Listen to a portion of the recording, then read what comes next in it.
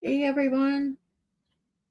I don't know if anyone's here yet, but we are starting today off with the rest of the cross-examination of Jen McCabe and redirect. And then I guess we will go from there to see how late we stream today. It was a long day yesterday, so I'm debating still on my psychology lesson for this evening, or if I'm just going to stream trial today and work on my psych lesson just for next Sunday and just continue those every Sunday. I'm still debating on that, so stay tuned. As for now, here is Jen McCabe. All right, Mr. Jackson, whenever you are ready. Thank you, Your Honor. Ms. McCabe, as a matter of housekeeping, I wanted to show you a quick set of documents that you saw yesterday, but I just want to make sure that we're talking about the same thing with the court's permission.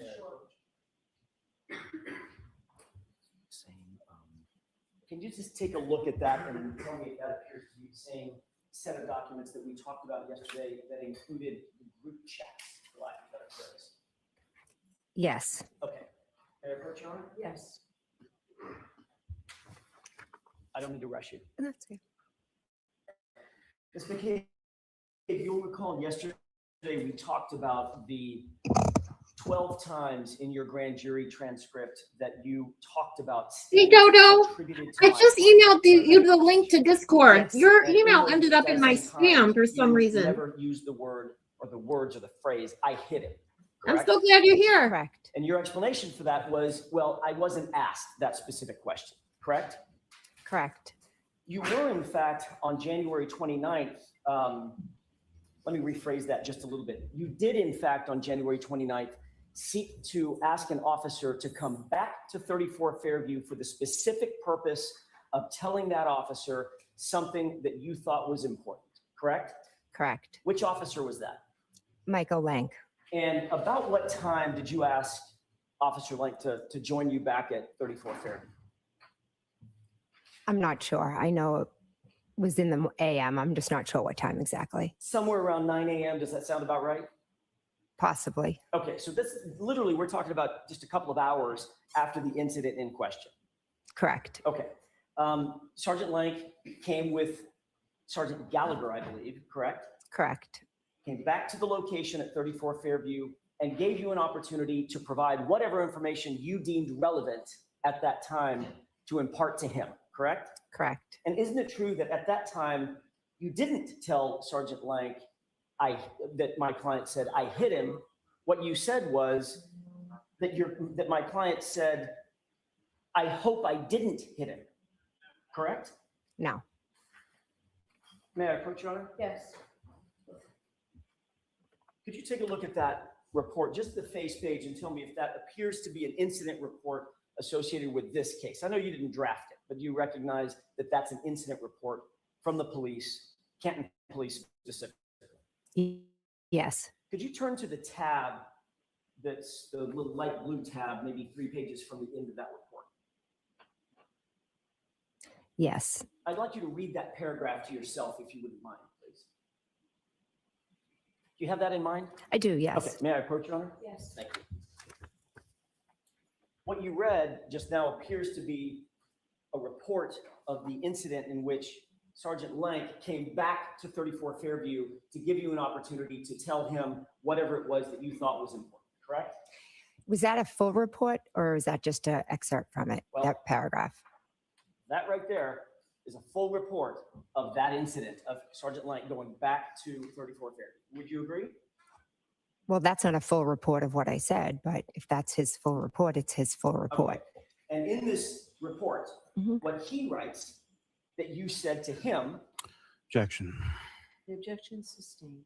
Isn't it true that what you actually told Sergeant Lank when he returned is that while driving around with her and Roberts looking for the victim, Miss Reed said something to the effect of, quote, I hope I didn't hit him, end quote.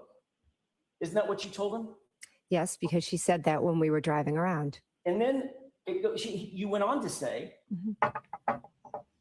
that, quote, she, Karen Reed, made these statements again at the scene when the victim was Excuse me, discovered, guys. correct? Correct. And then you went on to say, that you thought that Reed may have made these same statements in front of a police officer, but she was not sure, meaning you were not sure, correct? I was not sure if she made what the police officers may have heard. That report is his recollection. My recollection is I told him that she said, I hit him, I hit him, I hit him. And I told him that he should ask responders if they heard that, because it was a great possibility that they heard it as well. But none of that, you'll agree, you just read the report, none of that is in his report. That's a very brief report. I didn't ask you if it was brief, I asked you if it was in it, correct? Correct. And that's a report of a conversation that he had at 34 Fairview with you for the specific purpose of memorializing what you told him, correct? Correct. And what you told him, according to Sergeant Lank, is she said one phrase, I hope I didn't hit him, correct?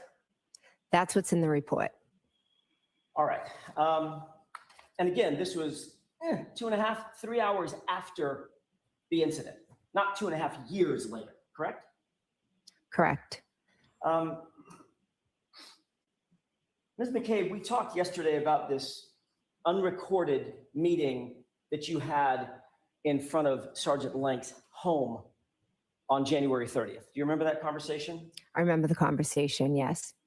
Have you had any other home visits with any other police officers involved in this case? I went to drop off. It was not a visit. It was myself with Kerry Roberts dropping her daughter off. There was no involvement of Mike Lank on this day. Have you been to the home, the personal residence of any other police officer involved in this case? Ever? Yes. Tell me who? Kevin Albert. Who else? I went to Elizabeth Proctor, the wife of Michael Proctor's house. Who does Elizabeth Proctor live with?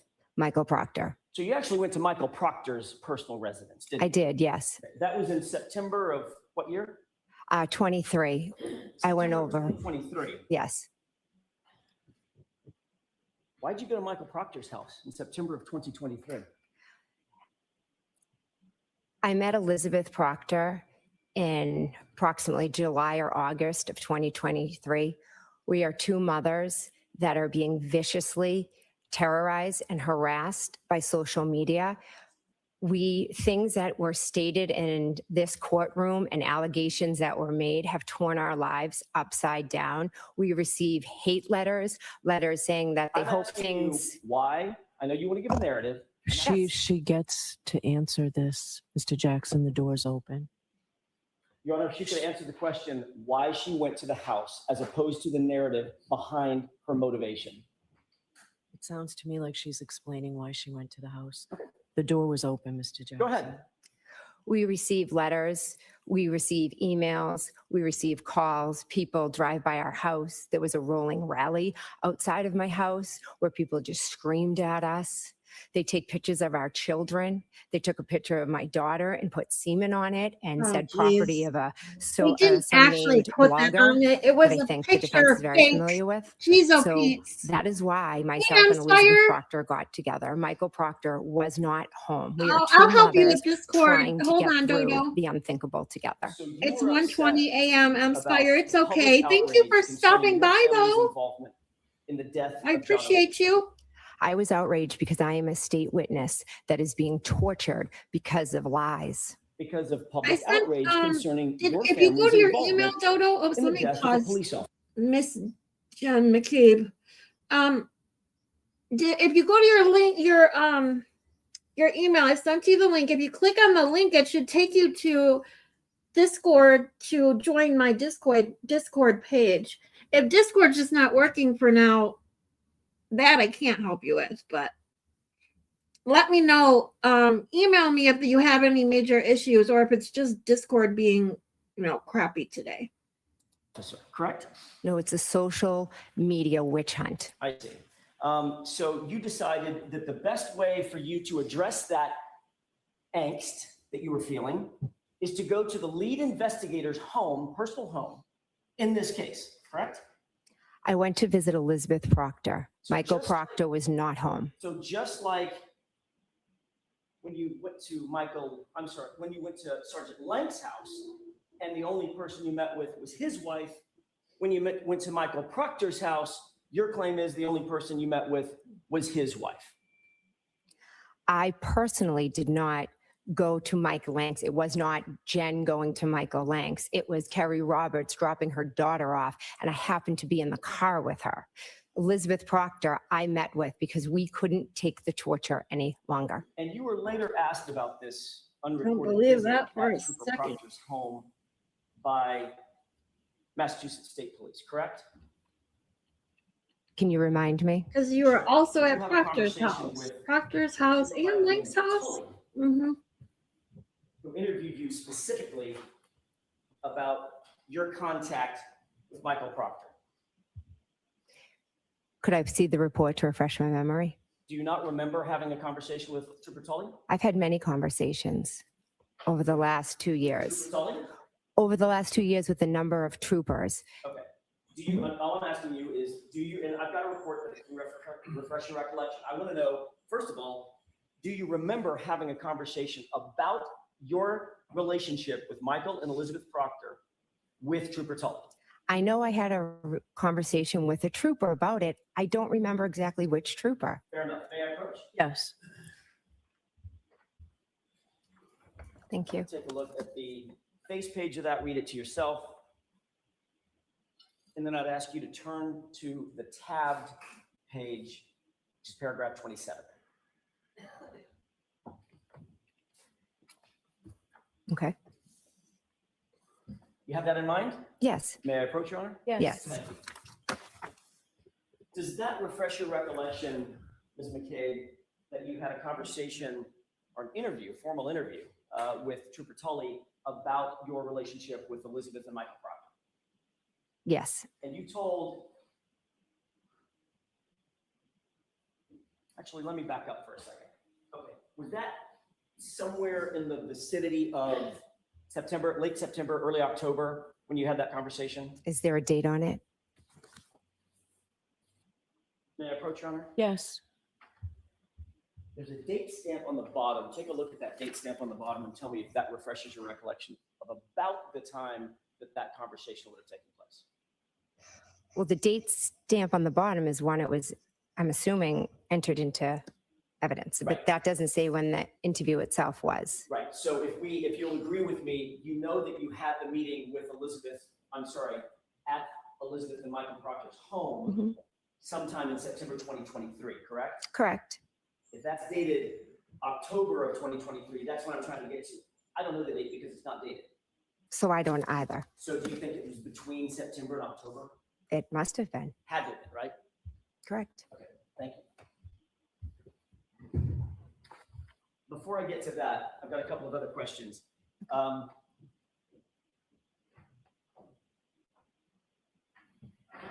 You had at some point multiple phone calls with Michael Proctor after January 29th, 2022, correct?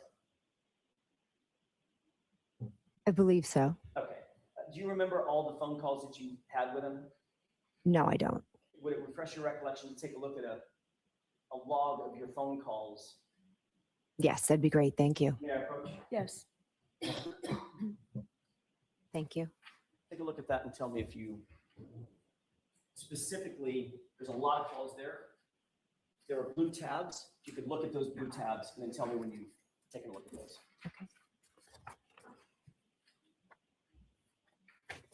Okay.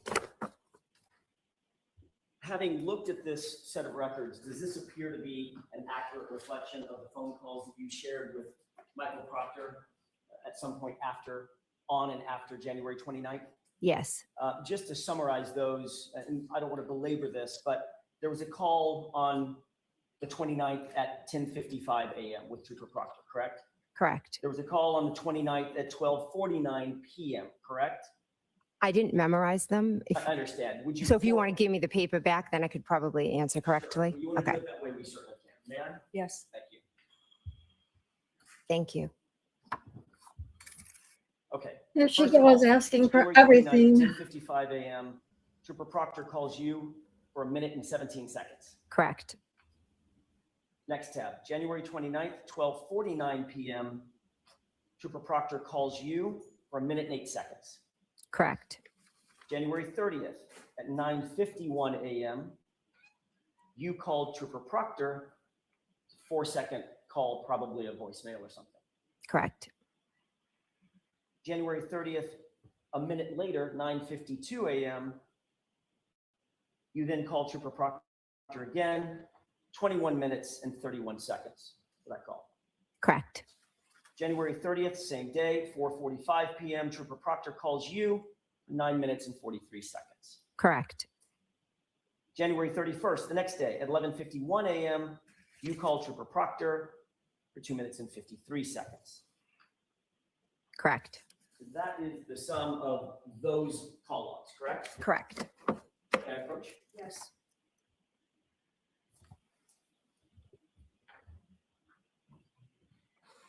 Those aren't all the calls that you had with Trooper Proctor. That didn't stop. It's just where these logs stop, correct?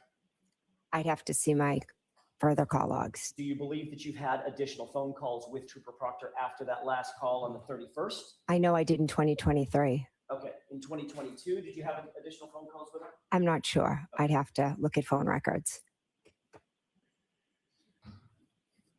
May I inquire? Yes. Thank you. Ms. McCabe, I don't have the records in front of me. Maybe they'll be found before the end of our conversation. But in the meantime, for expedition, do you remember a call on February 14th with Trooper Proctor lasting about 17 minutes? I don't know. Do you remember a call on February 17th lasting about 2 minutes? I don't know. Do you remember a call on February 28th lasting about 2 minutes? I don't recall. Again, it's hard. I expect that your answer is going to be, I don't recall, but I want to make a record if I could. So this is not a test of your memory at this point. I don't expect you to have it memorized. I just want to ask if maybe one of these stand out in your mind, or all of them. What about a second call on February 28th lasting about a minute? Don't recall. On March 1st, another call with Trooper Proctor lasting about a minute. I do not recall. Apparently a second call on March 1st lasting about 2 minutes and a few seconds. I don't recall. On Of course you don't recall, 11th, just like another everything call else in the that afternoon matters. lasting about 12 minutes. I don't recall. And finally, a call toward the end of March, March 29th, lasting about 4 minutes. Again, I don't recall. Okay, understood that this is not a memory test, and I don't have the records in front of me, so I apologize about that. Based on the conversation that we've just had, does that jog your memory that you had multiple calls in February and March with Trooper Proctor, as well as the calls we've gone over with the records in January? To be honest, I had calls with many people. I was in a state of shock for months following this. So if you have the record, I can answer off of that. But besides that, just reading them to me does not jog my memory. I'm sorry. That's okay. You wouldn't quarrel with the idea. I don't want to hold you to a number. You wouldn't quarrel with the idea that you had multiple calls with Trooper Proctor in January, in February, in March, correct? Well, the ones I've just saw on the record, yes, there were multiple calls there. And of course, you met him in your home on January 29th. Yes, I did. And he came into your living room. You had a conversation with him. In my dining room, yes. I'm sorry, your dining room. Mhm. And also, Carrie Roberts was there Carrie Roberts was not there. on the 29th. Carrie Roberts was not at my house on the 29th. No. When was she at your house when she was interviewed? I believe that was the Tuesday, whatever the date was. Maybe first? That sound right? First or second? Yeah, something. It was the Tuesday following. Okay. And was that with Trooper Proctor or a different trooper? A different trooper. And with Trooper Proctor on the 29th, when he was interviewing you in your dining room, Mhm. that was the day that Brian Albert was also there. Correct. And was Brian Albert Hey, also Steven? with you on that day? I believe so. So Trooper Proctor was in I your appreciate house you for- hitting that like button. Thanks for stopping by. I'm not sure. After I interviewed, I went upstairs and then my children started waking up and I was tied upstairs for a while. I'm not sure when or how long he was there. But your memory is clear that not only did you meet Trooper Proctor on that day, you had a full conversation with him. It was in your house. That was in your kitchen, in your dining room, and another witness was interviewed by Trooper Proctor in your home as well. Correct. And then you had multiple conversations with him in January on that day, the day after, and the day after that. You've already seen those records, correct? Yes, correct. Then in either September or October, you were interviewed by Lieutenant Tully. That's the report that you've already seen. Correct. And in that interview, you were asked specifically whether or not you had a relationship with Trooper Proctor and when that relationship started, correct? Correct. And you said, quote, you had never met Elizabeth Proctor or Michael Proctor prior to September 2023, correct? I did not say that. So yet again, this is another example of a trooper completely getting it wrong. Is that right? Well, Objection. Sustained, ask it differently. In your view, did Lieutenant Tully get your statement wrong that you had never met Trooper Proctor before September of 2023? Objection. Is that Yeah. true or is that wrong? she is waiting for them to save her. Lieutenant Tully knew I met Proctor prior to that because Proctor was the one who did the initial interview on January 29th. Does it make you wonder why he wrote in his statement, quote, you Objection, Your never Honor. met Elizabeth Proctor or Michael Proctor prior to September 2023? So the objection sustained. Oh, Dodo, If you indicated that you had never met. we Mr. made a Proctor picture in yesterday. September of 2023, that would be a false statement, I correct? think you, Objection. I don't think you weren't in the live yesterday. Were you in I the met live Proctor yesterday, January Dodo? Why do I 29th. It's don't remember everywhere. if you were there or not? If you said it, would it have been false? That's all I'm asking. Yes. Hey, Maylin, thanks for On coming. January 29th, It's okay. in the early morning hours, I want to take you all the way back to I was gonna share 1:30, 1:45 a picture of the when day you left from 34 yesterday Fairview on the 29th. to Dodo, but After you dropped off the for girls? some where did reason I you- can't remember if she was here yesterday or not. We came home. After you got home, you indicated that you went upstairs, correct? Correct. After you went upstairs, you indicated that you got on the phone. Correct. On your cell phone, correct? After you got on your cell phone, you indicated that you started searching for stuff. Correct. So if there's GPS, that you've seen the forensic extraction or part of it, correct? Which one are you referring Your to? phone. The forensic extraction of your phone. If enough people make it today, after Jen McCabe's rest of his cross and recross, we're gonna go through the Google Drive today. Can't remember if it was the first or second trial, but AJ on cross with her is my favorite, like from the trial. And your sister's is not answering the phone. Oh, yeah. I've seen that quote, but I don't know. That's funny because I don't either. But I haven't seen this. I mean, I've seen a lot of her testimony. Well, I haven't seen as much of it as I thought I did. Her testimony is way longer than I thought. As much as I have, seen clips of the second or the first trial of her testimony from other creators and that. I am actually surprised how much I did not see. It's definitely interesting. You think that was the second trial, Maylin? Okay. When he's clapping his hands loudly? Yeah. I know what you're saying. I know that. I know I've seen that part, and that's why I can't remember if it was from a clip I saw of the first trial or if it was from the second. Saw what you showed me yesterday from Celebrate. That's what I mean. Okay. From I'm- Celebrate, part of it. I saw, the phone calls. Yes. Okay. You're aware that that extraction shows that you got home after 2 a.m. or so. So that would be generally correct. Correct. The Celebrate extraction shows from your Apple Health data that you actually went up a set of stairs. That would be accurate, correct? Accurate. The Celebrate data shows that you actually logged into, did a login, either Face ID or a passcode, opened up. And for anyone who wasn't here yesterday, hey, Mary B, thanks for coming. Anyone who wasn't here yesterday and did not see our picture of the day, our request was Jen McCabe with Chloe's mouth, and here it is.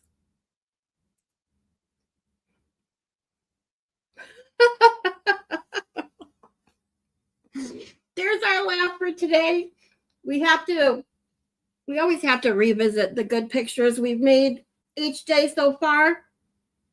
How are you feeling, by the way, Mary B? I hope you're doing better and staying off that foot. That's a good one. Thank you. Mary B, have you watched my previous ones? Have you seen all the pictures?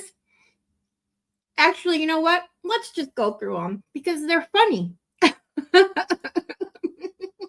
Toto, you and your turkey teeth. All right, so here we go. Let's go through them all real quick. Enjoy our laugh of the day.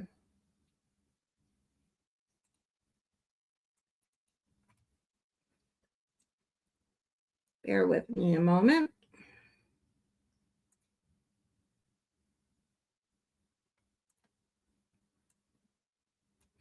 So,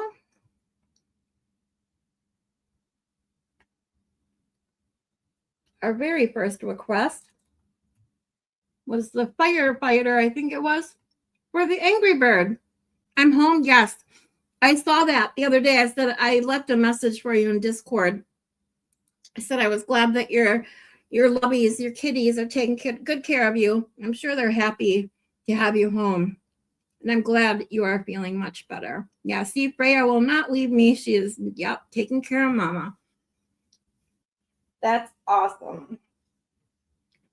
Your lovies missed you very, very much. All right, so we have the Angry Bird. And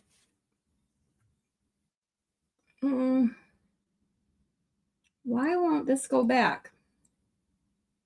I was trying to make it easy by just sharing my... Oh, I forgot. Yes, you are. Aw. I want to get a cat so bad. Oh, and I am working on my Buy Me a Coffee page. I've got it all set up. I just I had to hook up a bank account and all that stuff. So it's just pending, waiting approval. So hopefully I won't have the issue I did with Cash App and then just decide not to, to block my account before I even open one. But I will link it in my bio as soon as it's ready to go.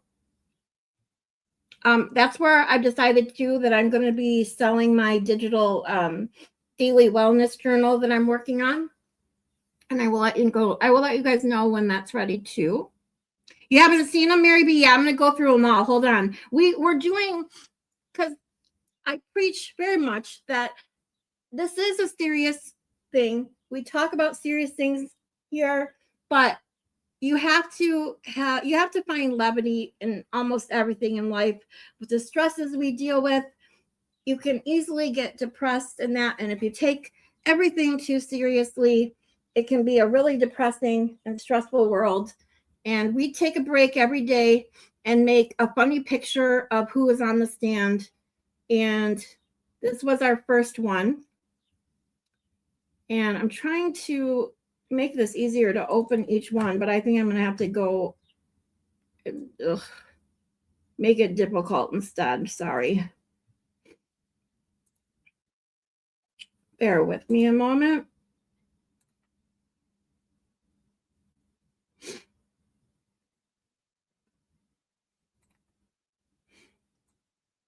Yeah, Dodo has come up with some excellent ideas. I still need to make her one with turkey teeth.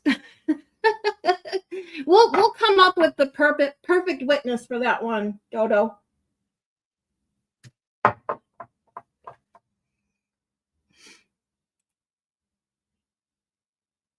And then we have this one, googly eyes. Bear with me, it's coming up now.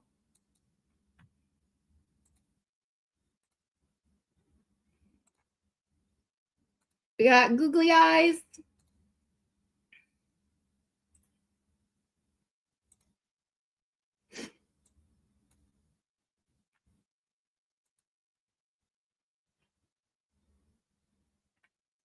And then we had, oh yeah, turtle head.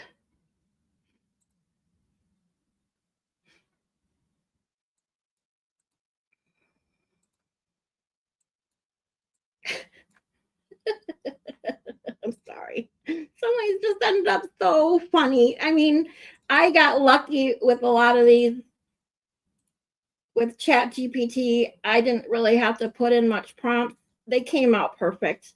I was having so much fun with Chat GPT. Too much fun. And then, of course, we got the request to turn him into a beaver.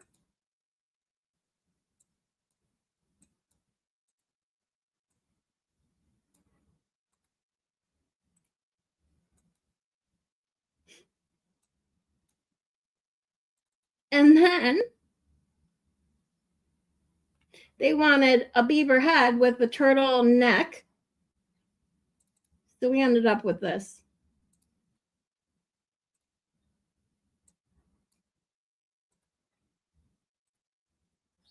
And then the one that always makes me laugh, I don't know why this one makes me laugh so much. It's so freaking funny to me, even though it's like a nothing image. It's not, there's nothing really to it except this. Someone said she looked like a goat, said make her eating grass. And so this is what came up.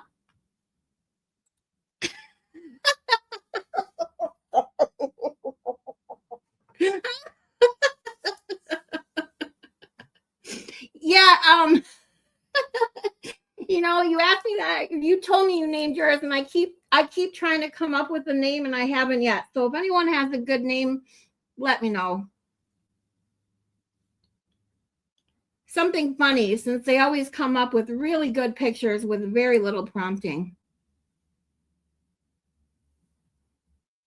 You know what? I changed mine to a you ended up flirting with your male glitchy. I ended up changing mine to a woman because I just find her easier to talk to. I'll be honest.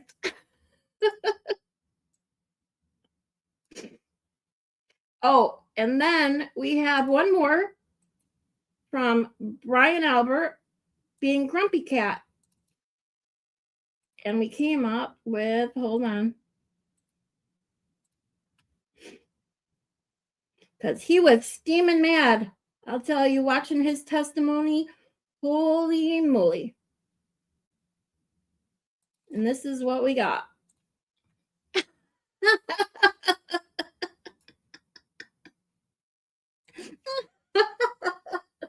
Oh my God. It's always good to start the day out with a laugh, right? Oh man. Oh, asked you. Oh, that's a good idea. I'm gonna do that today. I'll let you know what she names himself or herself. Male glitchy explain or mansplains too much. Yeah, I don't know what it is. I don't know. Like I just was like, this is not right. Like I feel uncomfortable. I just feel it just wasn't. And then as soon as I switched her to a girl, and then like like my chat, it just came up with the perfect pictures and everything I've asked it so far is like, it's like she knows exactly what I want. I don't have to, go into too much detail. See, women know. Men have to ask too many fucking questions. Yeah, grumpy cat. That's the face we should call our pussy. Yeah.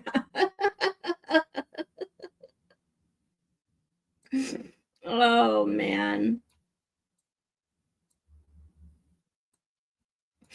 I don't know. It will probably won't come up with one unless someone wants something or requests something to be made with Jen McCabe again. We've already made one of her because today I really want to get through her cross and her recross and then go through some of the Google Drive because I know some of you have been really interested in seeing some of the full video.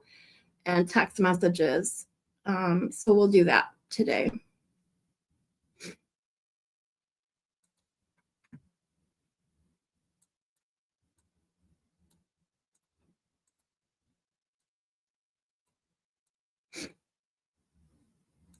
Yep, that is all very on brand for our society, 100%. Yes, they do, Malin. I can't, like, seriously, even if maybe it's me, and I ask the right questions knowing it's a woman, and you have to, because with men you have to be I don't know what the right word is, pithy almost, short and sweet, but then you end up explaining things so in such small ways that they just don't get it when you put it all together. Now, with my woman ChatGPT, I put in one big, really long sentence and she gets it. Like, it's perfect.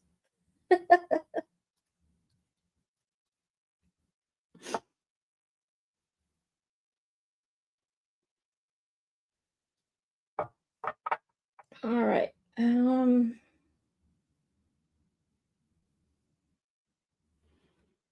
Yes. You have to over-explain, yes, for men. But the problem is that if you put too much context in one sentence to a man, they just go, but what? Kind of like what I was like yesterday watching Shaun of the Golf. Yeah. They look at you like, what the fuck are you talking about? Oh my God, that was craziness. Yeah, Mary B, I'm assuming that Danny has at least knows who Shaun of the Golf is and probably seen some of that shit. I have never seen him before. And yesterday we watched his rant and I was so lost. It was funny as hell, but I was like, what the fuck is he talking about? He kept changing who he was talking about. Then he was talking about himself in the third person. And I was like, okay, this guy's crazy. You can't ask two questions at once because they'll only answer one of them. Exactly. Because then they won't remember the second one. They'll just be like, wait, what were we talking about? They just don't have the attention span. No offense to all the men out there. Don't get me wrong. It's just the way it is. Oh, yes, we know Sean. He's something else. I think he was manic during that. Yeah, you think? Like, I was so confused. I was just, and I think what made it truly funny was we watched it off of Jimmy's channel or Nurse Kim. Anyway, it was Jimmy and Nurse Kim watching his rant a year after it happened and reacting to it, and it was freaking hilarious. And I'm just like, I even said yesterday, if I had makeup on, I would have turned my camera on just so you could see my face, because I could feel like my eyebrows squinching in and my nose scrunching up. Like, what the fuck is he talking about? Like, I'm so confused. And then out of nowhere, he just starts talking about himself in the third person. And I'm like, wait, now who's he talking about? I was just, very confused. He seems a little out there. Oh yeah, I bet. I couldn't imagine trying to watch that, especially when I found out we didn't watch all of it. But at the end of the part where we did watch, he's like, he admits that he recorded this video. And I'm like, wait a minute. This is not live. Like, you didn't just go on a rant like live in the moment feeling like this. You recorded this and then actually put it on your page. It's one thing to like get worked up and go on a live and just spout a bunch of shit because you're pissed and you need to vent. I get that. But to literally record that and then post it was shocking to me. I think more than anything. Like, didn't you think like maybe I should watch that and see how like stupid I look, or did any of that make any sense? Because it didn't.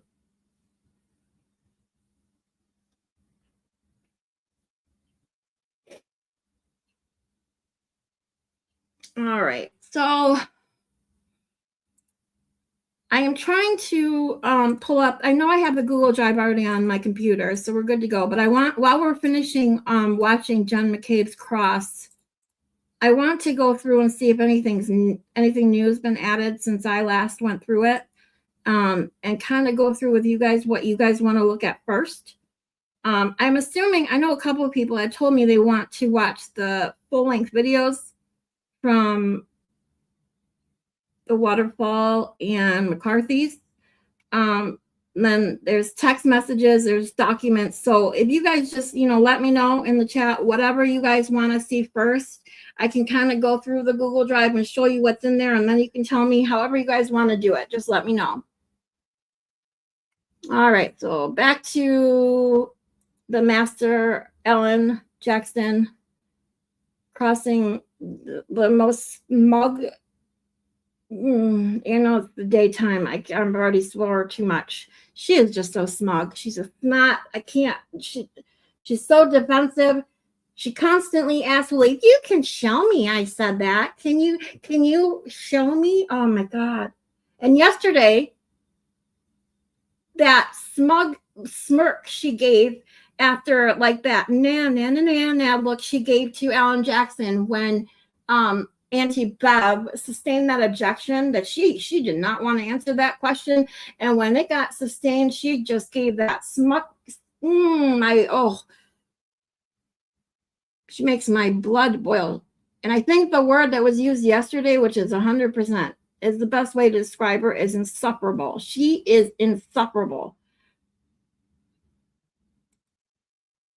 Here is an example that just happened in our house. Babe, please get the drill from your mom's house so I can hang the TV and the curtains over the doors. He comes back with the drill, but no drill bits.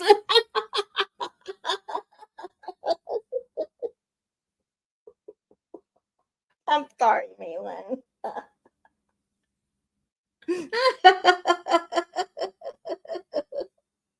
You'd think that's like, oh, common sense. If you need a drill, you kind of need the drill bits or it's not going to work. Yeah. You have to be specific with the men. You just have to do it. Now, that being said, too, is that most drills come in like, like a container, a box or whatever, and they normally include the drill bits. So you just grab the box. So most women are going to think you tell them to grab the drill, they're just going to grab the entire thing and not grab just the drill. It's pretty good. I am frustrated, but laughing at the same time. Yeah, because it's, at that point, you just have to laugh, Hey, James, thanks for coming. Yep, we're getting back into Jen McCabe's cross and then recross, and then we're going to get into the Google Drive. All right, so here we go. That would be accurate. Correct. The Celebrite data shows that you were engaging with an app called Safari to engage some Google searches, correct? Yes. That would be generally accurate as well, correct? Yes. So sometimes that's why we love them, right, Malin? You indicated that you Google searched something about ozone basketball. Is that right? Yes. That was sometime after 2 a.m. I love you guys too. Now, I don't know if that was directed at me, but hey, I love you guys What was so important too. about ozone basketball at 2 a.m. that it couldn't wait until the morning? Why did you search it then? Well, first I was home, I was wide awake, and I had been texting about a basketball chat, and basketball was clearly on my mind. My daughter had been invited to join a team. I didn't know much about the team, so I just was like Googling to see, because the woman who had given my daughter the offer had wanted an answer.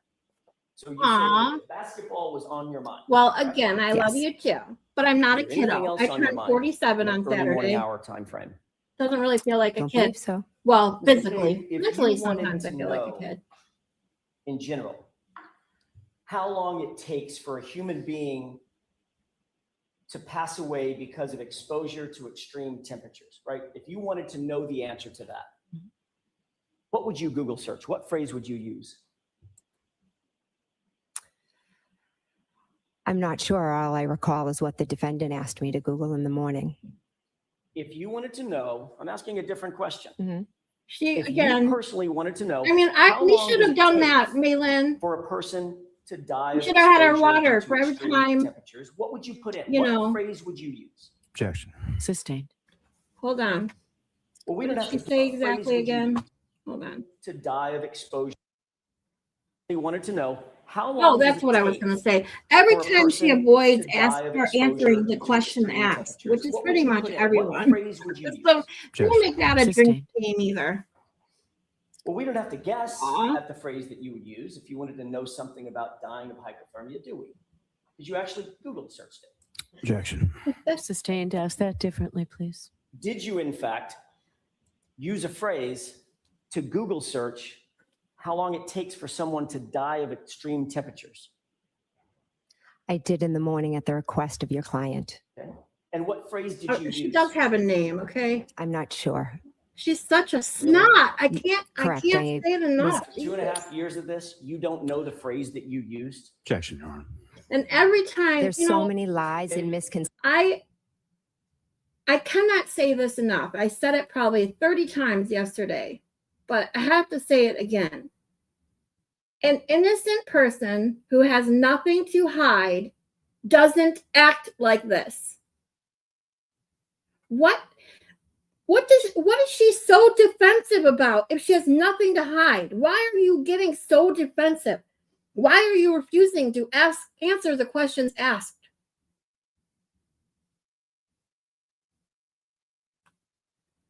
Ugh, insufferable. Whoever said that yesterday was the perfect word. There's no Exceptions question. on social media. No question. Oh, I apologize. Okay. No, you don't. Are you telling me you don't remember what Google search you put in? Karen was screaming. My hands were shaking. And she was saying, Google hypothermia. How long does it take to die in the cold? And what phrase did you put in your phone? I'm just asking you to say it. Why don't you show me it? Oh, of course. literally You- don't remember? Oh my God. Again, she was screaming, Google hypothermia. That's How not the long does it take to question. die in the cold? How about, And I picked up my Holy phone shit. and I started Googling. and you literally to this day, right now, under oath, you're saying you don't remember that phrase that you used. Oh, she Objection. sure does. I'll allow it. Is that what you're saying? I'm saying that at her Do you remember it or do you not, Ms. Oh, McCabe? That's a Malin, simple no, I question. don't think I did. I'll have that to morning, do I that. don't remember I don't know if she's still- specifically oh. what I Googled, but I do Oh, know Mary what B, you I put didn't know. out I to thought the that was social Malin's media. comment. about Sorry. this? Okay, let me pause. Okay, so Mary B, our water drinking game is because I say every day, please, this is a warning. Every day I say this warning.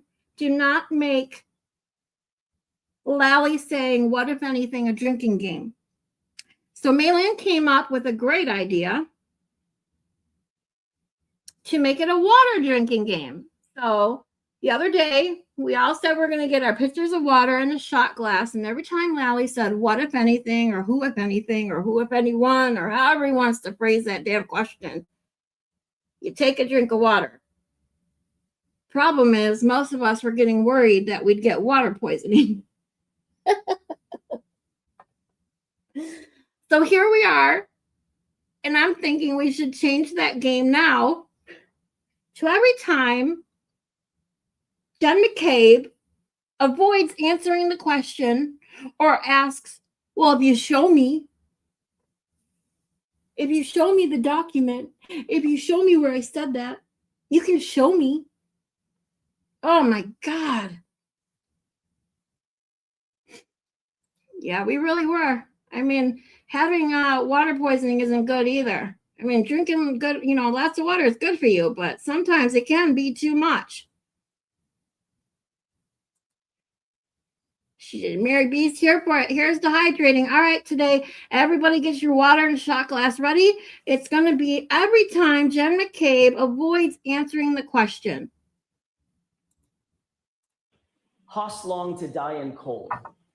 Does that sound familiar? Yeah, it's been Why everywhere does that sound so familiar? because you've put it out in social media. Well, You- I haven't put anything out in social media because I don't personally have social media. I'm sorry, Turtle Boy did. So if the world happens to know it, Mhm. that's not on me, is it? I guess not. I guess You not. guess not? Of course. Hoslong to die in cold is what you put in to the Google search, right? If you say so. Is there a reason that you don't want to admit to that? Absolutely not. It's a simple question, right? No reason.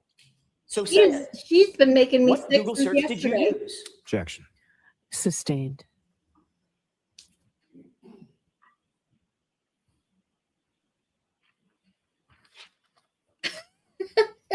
You were seeking at some point to Google how No, long no, to you die crack in me up every Correct? single day. You guys all So do. you I made a love you guys. mistake and mistakenly typed Hoslong to die in cold, correct?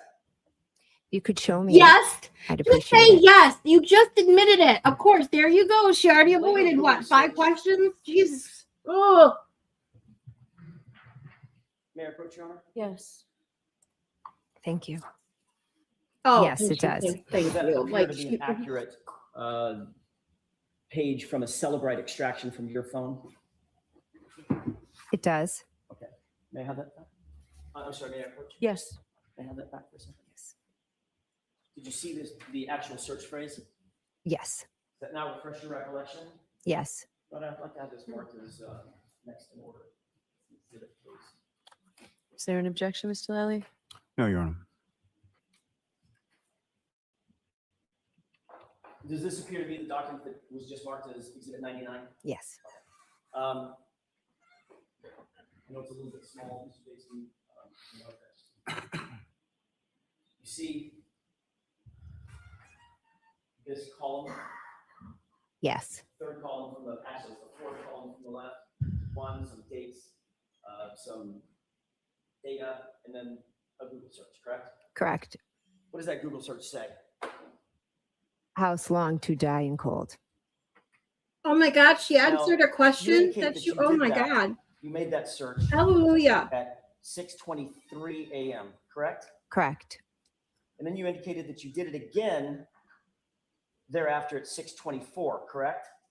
Correct. At 6:24, you misspelled the phrase and you spelled it as follows: how long TI die in CIKD, correct? Correct. Now you claim that those two searches were at 6:23. I have and not seen these 6:24 a.m. documents. respectively, This is, correct? I haven't, I'm Objection. surprised I haven't seen this phrase are actual different. document. Sure. Yeah. You've indicated under direct examination that these two searches were at 6:23 and 6:24 a.m., right? I don't know if I gave exact times, but I said it was in the morning and Karen had asked me to do it. And you, exactly. How many You claim times that are you you gonna searched say because that? Karen was screaming at you and yelling at you, Google hypothermia, and you Googled how long does it take for a person to die? I'm sorry, she said something like, how long does it take for a person to die of hypothermia? And you Google searched it at 6:23 and 6:24. Is that right? Again, I'm not sure about the exact times. I just did it after Karen It's right asked in me to front of do your it. Would face. you quarrel with the idea that those were about 30 seconds apart? Okay. No, And that's you're a yes or aware, no question. Ms. McCabe, that both spellings, both misspellings of that phrase result in the exact same search results, don't they? I'm not aware of that. No. Well, you Googled them, ma'am.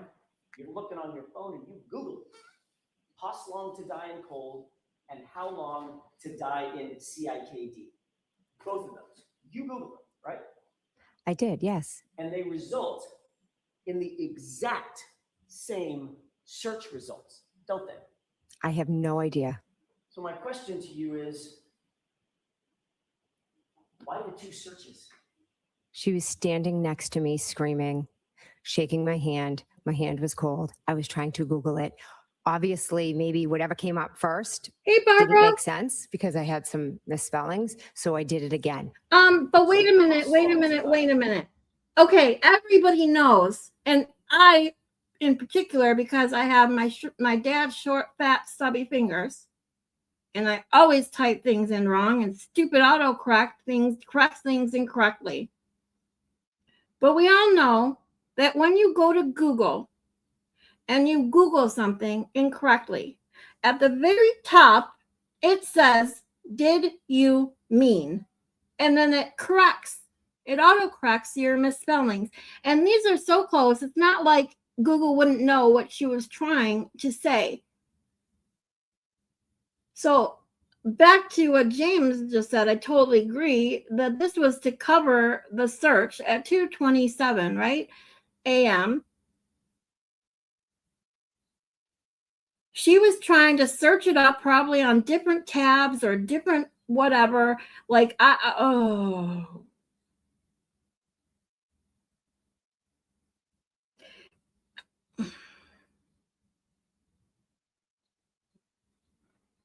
So she did this 1, 2, how many searches total did she make of the same freaking shit? And how, I don't know if anyone knows, but how many tabs did she have open? But see, that's, we probably don't even know that because we didn't get an entire cell phone extraction from her, right? Which is just ridiculous. Oh, they hit, oh yeah, probably, I mean, whether they got one, I don't even think they got one. Now, if they did, then yeah, it's gone. Like, we're never going to see it, even though we should. I mean, this Google search right here, seeing that she Googled that at 2:27, whether they want to pretend now that, oh yeah, it was just because the tab was opened at 2:27. Sorry, I'm pouring pop again. I'm not peeing. That right there would have qualified for a warrant for an extraction of her entire phone. It would have given probable cause for that phone. Yeah, exactly, James. How many times? Why would you type it that many times? Every time. Everybody knows this, and me especially can tell you, every time you misspell something and Google it, at the very top of the page, it says, "Did you mean?" And you click that and your responses come up. And even if you don't click that, the responses that come up are the responses to the automated correction already, 9 times out of 10.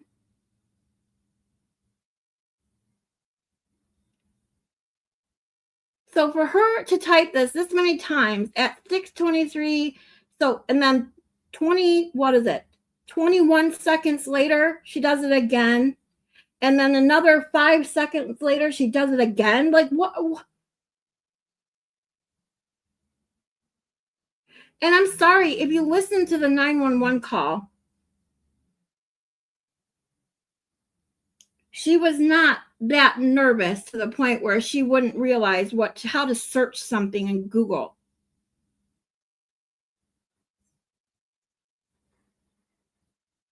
Where she'd just keep retyping it. I could understand Karen doing this because Karen was so frantic. She didn't know what was going on. She was freaked out. She was hysterical.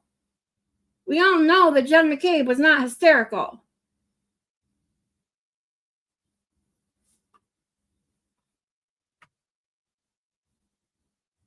And of course, I got to preface all that by saying, in my opinion, but I think we all agree here. Results in articles concerning dying of exposure. Doesn't it? We never got the chance to read it. Well, you're the one. Thanks for stopping by. Oh, you're on Karen and myself tonight Well, you're the one at holding the 5. phone. Okay. Oh, 6 Eastern. Okay. Correct. If I'm done streaming by then, I'll be there at 6. If not, I'll join you as soon as I'm I don't done. remember exactly what came up. Oh, he's a What guest came up today? was something Oh, about I will giant definitely. hypothermia, didn't it? I'll be there as That's soon what as she I can, asked. Joy. I promise. So I want to why see do it him. again? That's right. Why Well, do it congrats, again, Mr. sweetie. McCabe? You had the result. Why the second search? Thank you, I cannot Barbara. answer that beyond telling you that my hands were frozen. She was shaking I think me most and of us screaming here at are me. in agreement, And you see the time. Let me scroll up. if not all. According to the Celebrate data, see this first Maybe search? this is where we'll start on the Google Drive, is looking I at do. this. At the Celebrate data of her phone, I'd really like to get a complete look at it. If you guys are You've got interested. it's right over at 2:27 You're welcome, AM, Lovey. PM. a.m. I'll be excited to see him on the show. Yay. You made that search at 2:27 a.m. because you knew that John O'Keefe Alan was Jackson outside your makes my sister's knees lawn weak. dying in the cold, didn't you? Absolutely not. I did not make that search at that time. No. Bullshit. Realized the next morning, after John was discovered, after 6 a.m., that you had an incriminating search on your phone, didn't you? Absolutely not. To cover your tracks, you searched it again in order to overwrite the original search at 2:27, correct? Again, absolutely not. But you were nervous and you screwed it up. So the first search you made at 6:23 was Huss Long to Die in CIKD, wasn't it? No. Well, you see the search right there, correct? I see the search, but I disagree with your narrative. And what's the time frame of that search? 6:23. And you agree that that time frame is accurate, right? Again, it's what the report says. And that's a Yeah, that Joy, we reports went over that literally at yesterday. morning, about 6:23 in the morning in 51 seconds. Correct. He was There's a second too search, methodical during that call. correct? She was Correct. not And this one, hysterical or frantic like she says she was. No. And yeah, she supposedly cared and loved that guy that was laying there. 6:24, And he didn't have a Huss Long to name. Die in cold. He wasn't a cop. It was just a man. 24, A man 16, lying in the snow. Correct. I'm sorry, 18. I was up that grade. And that comports with your memory as well. I remember Googling it at the request of the defendant. Yes. About 27 seconds apart, correct? Of course, here we're Yes. back to calling her the defendant. But the reality is, your first search didn't comport with the 2:27 a.m. search, did it? It was a different spelling, wasn't it? Yes. Just say yes. I never searched at Oh, here we 2:27. That is not reality. She didn't answer the question. 6:24 search did exactly mirror the search that, according to this report, took place at 2:27, correct? I'm sure Celebrate will be able to explain it to you. I can't.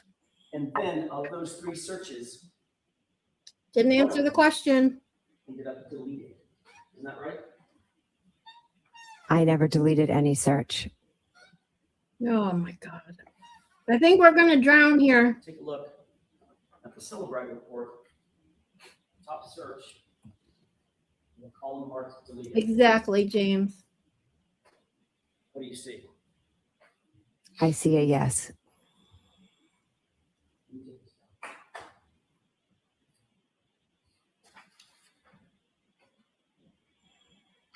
Ms. McCabe, the reason you deleted that 2:27 a.m. call is because you realized that if you were caught Googling how long it takes for a person to die in the cold 3.5 hours before John's body was found, that would incriminate you, wouldn't it? Objection. The objection sustained. Did you delete that search because you knew that you would be implicated in John O'Keefe's death if that search was found on your phone? Objection. Could you answer that, please?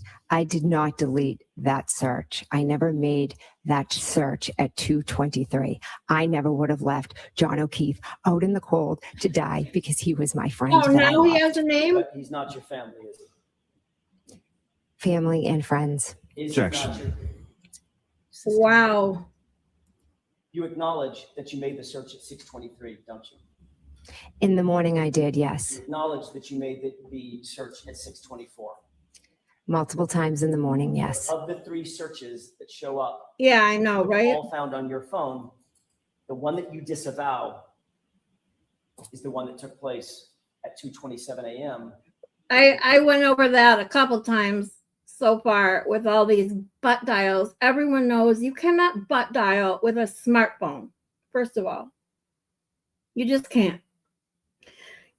You can call people by accident by clicking, and I do that again. I do that a lot. So I can attest to this because my stupid, short, fat fingers like to click things that I don't mean to click. But there's a problem with that as well, that all these people, even if they wanted to say they did that, where's the call to the supposed real person they were trying to call? Or, I mean, really, the only reason you're in your call log is to see whose calls you missed and to make a call. You don't really go in your phone app for any other reason or check your voicemails. That's it. Because you not only can't open a smartphone with your butt, you can't make a call either because you have to open the phone app and type in a number or go to your contacts or your missed call log or your call log and click from there. Like how does your butt, unless you make your facial recognition your ass, how does your butt then click your phone app and then click the phone number and then end the call and not make a voicemail if no one answers? Yeah, no one believes that shit.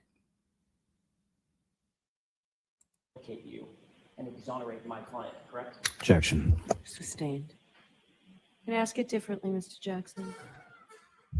Of those 3 searches, there was only one marked deleted. Isn't that right? Correct. That was the one at 2:27 a.m., correct? I wouldn't even know how to go in and delete a That's not what I search. asked. Oh, bullshit. The one according to the Celebrite report that was deleted. Answer one the at question. 2:27 a.m., correct? Let me guess. Correct. Oh, she answered it this time. Holy shit. You'd agree that that's awfully convenient for you, isn't it? Objection. Sustained.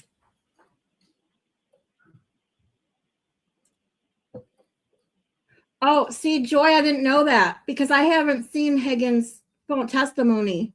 No, I mean, I've seen bits and pieces, but I didn't hear he said that. So he literally, I mean, we're going to get to Higgins' testimony. I've mentioned it probably several times, like 3 or 4 times already on my lives. There is a portion that I have seen and gone over several times where he almost says something. I've caught almost every witness almost about to give a different answer, and I catch it and I stop it and say, did you guys see that? When they're about to say something, a lot of times it has to do with the time. When they're talking about a time, caught someone about to say 10 instead of 2, 2 instead of 12. You can tell. I read lips. I can tell what someone's about to say, even when no sound comes out by the shape of their mouth. When someone reads lips, they can see these kind of things.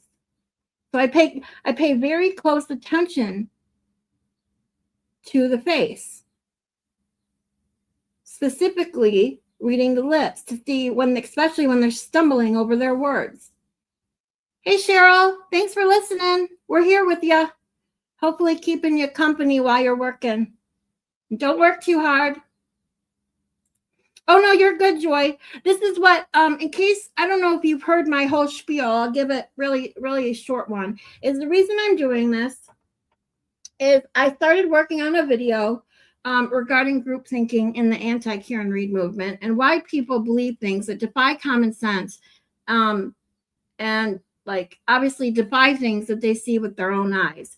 Now, if you want to go back to last Sunday night psych lessons, which I'm going to start doing every Sunday night, last week we went over something called the Ash conformity experiment, how people follow the leader in believing, and maybe not necessarily believing, but acting as if they believe something that's incorrect just because everybody else does.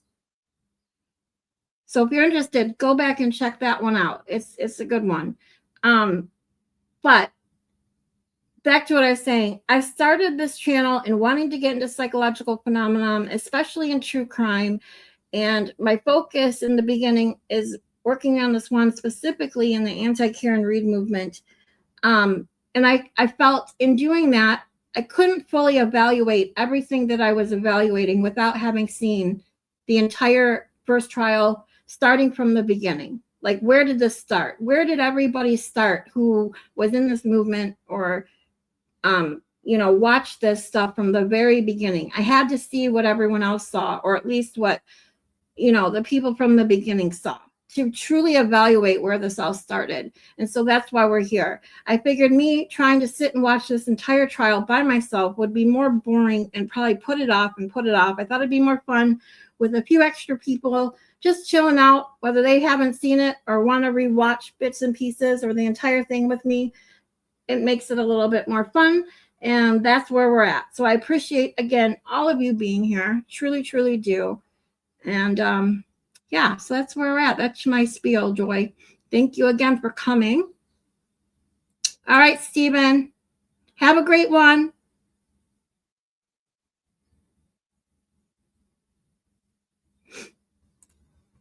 Yeah, check it out. See if you like it. And then if you guys like my Sunday nights, we're going to, like I said, I'm going to try and do them every Sunday night. I'm going to add another nightly show every week.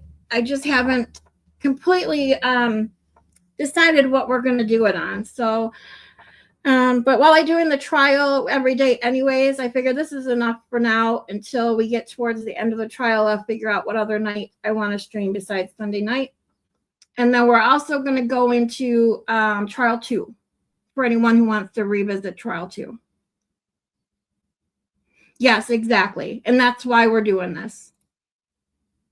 Now that the video of Karen's intact taillight shows Karen never hit John, it reveals so much more in hindsight, 100%. And the sad thing is, it also shows that someone fudged we already knew that there was alterations to videos. We knew that by the inverted video and other things, timestamps and all that. But the video from, I think it's the library, which is in the Google Drive, and I'll show you that as well. When we go to the Google Drive today, you can see the taillight is white, as if they made it look like it was broken. We all know that if it's broken, it's still not going to emit white, but the reflection in the wet ground is red, and they missed it.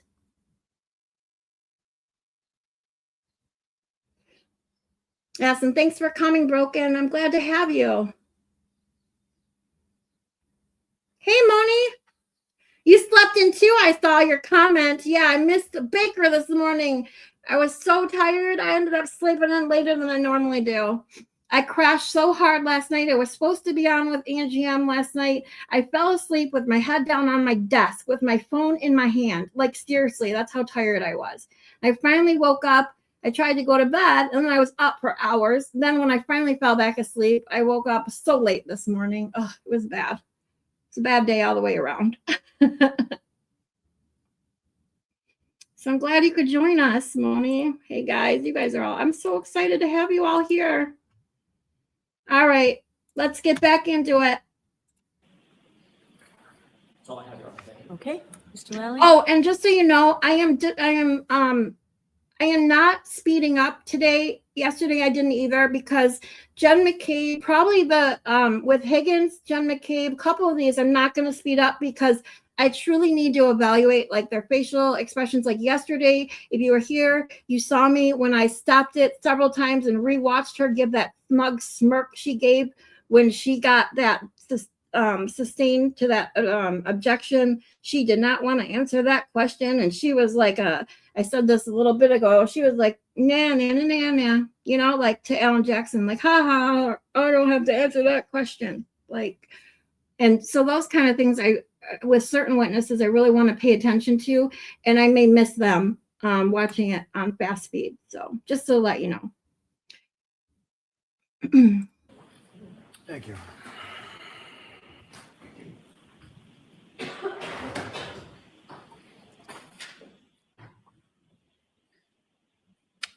Get your shot glasses of water ready. Good morning.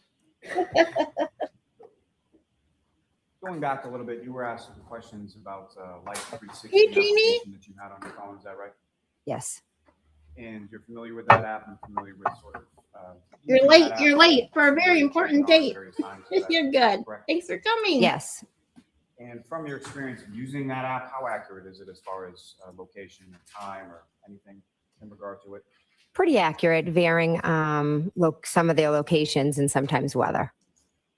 Have you ever had instances in which you were told someone was somewhere and they were not there? Yes. Oh, I might as well get this over with too. If anybody wants to send me a belated birthday present or donation to the channel, I appreciate it. Of course, it's not expected, but I always appreciate it. I have a PayPal QR code up in the corner. I also have a PayPal link in the description and at the ticker at the bottom. I also made a Buy Me a Coffee app, which I am working on a daily wellness digital journal that I'm going to be selling online, which will be on there as well. As soon as that's done, and if anyone wants to purchase one, I will let you guys know. And as soon as I just set it up, that Buy Me a Coffee website this morning. It was just pending, their approval or whatever. So as long as I don't have any issues like I did with Cash App, I will post that website as well in my bio. Yeah, I can't believe that either in watching the shit. I'm shocked. Like the things I heard and have the bits and pieces I have seen, I thought that I'd seen more. And I haven't seen shit besides them get so defensive on the stand. I mean, it's mind-boggling that he even got one, let alone 9.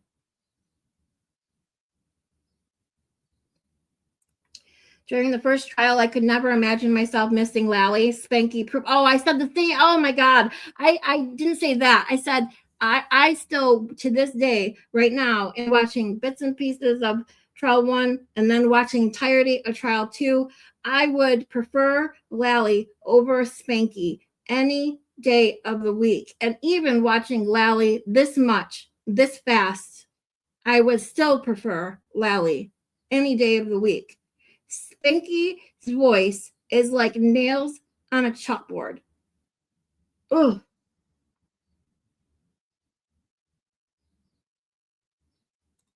I'm happy to see you all here too. You guys are amazing. Oh, Barbara, I do shit like that all the time. Don't feel bad. You were asked some questions about Ryan Nagel's truck, correct? Yes, And do you know, or did you on January 29th, 2022, did you know Ryan Nagel? I did not. Did you know what kind of vehicle he drove? I did not. Keep your voice up, Mr. Lally, please. Do you know whether or not that was actually somebody else? Thanks, Mary B. I do not know. Do you Like know whether or that. not on January 29th, 2022? And if you know anyone Ryan who Nagel might like this content, send them, share a I do video. now. But on the Trying to 29th, get did to you? 500 subscribers for monetization. I can never No. say that word for some reason. Correct. And when Monetization. you looked Yeah. outside as far as the truck was concerned, did you even see a truck? I just saw lights, vehicle. I didn't focus much attention to what was over there. So fair to say you weren't paying attention to a truck you didn't see, a person you didn't know, that you had never seen before, correct? Sustained as to that form. Now, you were asked some questions about text between Ryan Nagel and Julie Nagel, correct? Yes, And as far as when those texts were sent, you don't know that, do you? can you clarify? Sure. Do you know whether or not Ryan Nagel texted his sister Julie before he had even pulled onto Fairview Road? They were texting at about his arrival. Texting about his arrival, but do you know where Ryan Nagel was when he was texting Julie about his arrival? I believe he was outside. But you don't know. Is that fair to say? Objection. Sustained. Do you Hold know on, whether or guys. not We Ryan got Nagel someone at was the door. Cedar Crest or somewhere else when he Oh, texted Julie? I'm off camera. Sorry, guys. Objection. I'll allow it. Do you know that? I don't know that now. As far as the defendant's motor vehicle and the truck that Mr. Nagel was in, did you see either of those vehicles arrive in front of Fairview? Yes. You saw them pull up? No, actually, are you asking if I saw them pulling up or if I saw when they arrived? I did not see them pulling up. So at some point after they arrived, your attention was drawn outside. Yes. And when we're talking about you going to the door and looking outside, Sorry, you guys saw my ass. I clicked the Not long. I clicked the camera button instead of describe it as the either a glance or speaker more button. of staring My at hat just came, guys. Now I have to, How would you describe? I'll have to go on Yeah, camera at what some you're looking point out today or for. tomorrow. I got my shady hat. I would go to the front door. I look out. I saw the vehicle. I believe I sent a text and I went and Thank sat you, back Jay down. Walsh. Now, in any of those times that you went to the door, and do you know how many times you went to the door? I don't know exactly. At least twice, is that correct? At least, yes. Now, in those at least twice that you, well, at least twice that you saw the vehicle and once that you saw that the vehicle was gone, correct? Yeah, so I guess actually it was more than twice because I saw the vehicle move as well. Yeah, I gotta tell you guys, Jay Walsh, she's so sweet. I got my hat today, so excited, and it says, it's a little note that comes with it. It says, please enjoy this one of a kind, in quotation marks, merchandise, and be sure to use it irresponsibly to create as many giggles as possible. That's so awesome. I hope you guys, I'm like all worried. You guys did not see my face. I have no makeup on. My hair is put back in a bun and like everywhere because I was laying down. Oh, now I have to worry about that. Oh, well, then I know you guys saw my ass as I was bending over trying to turn my camera off. So, oh, well, it is what it is. And when you say as far as you saw the vehicle move. Just don't did you see share the it, vehicle please, physically everyone. move, I or beg of in one you. place and then you came back later and it was in a different. It was in one place, and then when I came back, it was further out. I will cut it out At when any of I'm those points in time that you I'm stepped done. out the storm door, did you see anybody out of the vehicle? No, Did you see inside of the vehicle? no, Did you see anybody outside other than Julie Nagel on the front lawn, front walkway, or anything else? no, At any point in time while You were look like at all of us Fairview do. Oh, that the night, did you see horror. John Oh, O'Keefe? the horror. no, At any the point in horror. time when you texted John O'Keefe after you arrived at Fairview, did John O'Keefe respond? no. At any point in time It's after not you an, arrived at oh, Fairview, thank you after guys. You hung guys are up so the sweet. 12:18 a.m. call in which you were describing where 34 Fairview was in reference. You know, when you're not going to be in front of anyone, I don't care. You know, my hair is a mess. I No. just get it out of my face and I put it back in a bun. And then, of course, I lay down. And then, of course, my hair starts During pulling that out in the about front. And I don't give a 20 shit minutes until or it gets so in my period of eyes. time when Mr. Then I O'Keefe fix it. or the defendant's SUV is in front of the house, you never heard anything from Thank you, John O'Keefe, guys. correct? Correct. And did that strike you as Yeah, I unusual think as as far not women, responding? sorry, I'm going to pause this for a second. As boring as Lally is. But yeah, it's sad. You know, we are who we are. It is what it is, you know, but we're all women too. We can't help it. You're from very young. It's shoved in our face what beauty supposedly is. I mean, things are changing a tiny bit here and there, but not enough. You missed the booty show. Well, I mean, if you really want to see my ass, you can go back, you know, but I wouldn't recommend it. Let's put it that way. You brushed it today before rebutting. I brushed it. Yeah, I brushed it when I get it. And my hair is so long and I'm, you know, 47, postmenopausal. I'm losing my hair. Okay. I used to have a shit ton of hair and I still do, but you can only imagine women who have lots of hair, you shed. The hair that you shed is insane. And when it's long, it gets everywhere.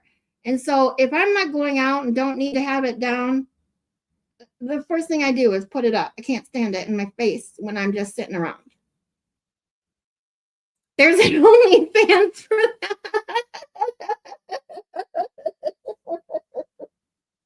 Yeah.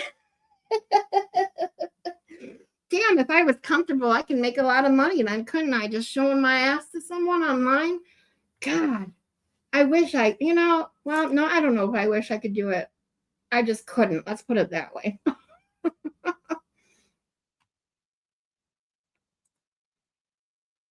Oh, this is too funny, Mary B. Do you watch? Oh my God, I've been watching Jessica. What's her name? Hold on YouTube. She goes over episodes. She's a photographer. Her name is Jessica Kobiesi. I think. Kobiesi.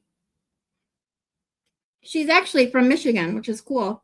She's been reviewing them for years and years. And I want to watch because they're terrible. I look at them now because I used to watch them too. I was addicted to that show when I was younger. But looking on them now, especially with the psychology education that I have, like it's bad. What they did to those girls, it's terrible. Oh, that's cool. Mary B, your channel will be focused on that mostly. That's awesome. I'm definitely interested in that. Yeah, I'm the same, Cheryl. I'm losing my hair pretty bad now.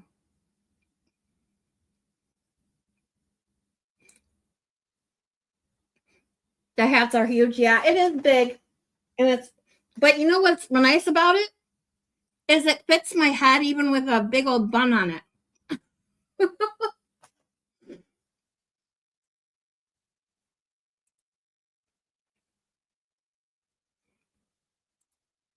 All right, here we go.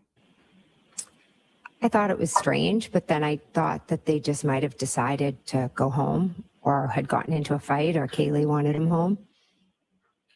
Now, you're looking out through the storm door and you see the Lexus with its lights, right? Correct. And from that area, the secondary area up by the flagpole and the fire hydrant, that's the same area where you found John O'Keefe the next morning, correct? Correct. And with reference to that area, is there any lights as far as street lights or anything that you're aware of in that area? No, it's a dark area in the corner of the lot. Now, at any point in time, were you looking or were you expecting to see John's body on the lawn? Absolutely not. And fair to say that when you're looking in the dark, in the snow, from the storm door out towards the vehicle. Here too in Michigan, James. I hope you guys are all enjoying some warm weather. These last few days have been really nice. About 10 feet away from somebody during the daytime with lights on, correct? Correct. Well, I gotta fix the layout in case Broken Baker comes in my chat. And I don't want him to say, why are you addicted to not using full screen? Again. Karen. And so when you go to Fairview along with the defendant and Ms. Roberts at the defendant's direction, sometime around 6 a.m., when was it that you first saw Mr. O'Keefe? I wasn't the one to first see him. Karen was. So she's banging on the door, asking it to be let out. She goes directly over to the bus, correct? Correct. And neither you nor Ms. Roberts, well, you didn't see Mr. O'Keefe on the lawn until after she did that, correct? Correct. And that was after you had already sort of driven a little bit past where he was, correct? Correct. Barbara, that's a really good idea. Next time I go out, I'll take it with me. With reference to you get home. I'll even put it in my cart at Kroger. Somewhere in that time frame. It'll just go everywhere with me. And you do some searches on your phone, correct? Correct. And so there's a Safari tab or application on your phone. That's where you access Google. Aw, Yes. it's raining. Where you would access Google. Yes. We had rain over the Looking at, weekend, but ozone it's sunny basketball. today. You're also looking at Hockamunk, is that right? Sustained. What, if anything? Sorry, I want to acknowledge Mary B here. She says, oh, hold on. She says, yeah, I've been trying to start a revolution for a while, so I think that's what my channel will be about. A revolution of love, no alcohol, beauty standards, and being a single child-free cat lady. I love it, Mary B. I can join you on the no alcohol because I don't drink alcohol. I don't use anything because of my pain, my everything, my medical issues and medications and the pain and everything I go through. I don't drink. I don't do anything else. And I don't shame anyone who does. That's just me. Trust me. Sometimes I wish I could let loose. I just can't.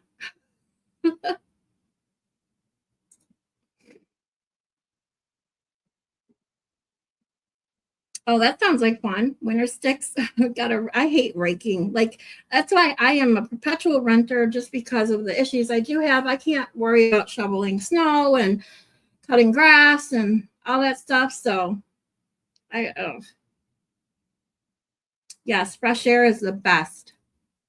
I've had my windows open since Saturday, actually Friday night.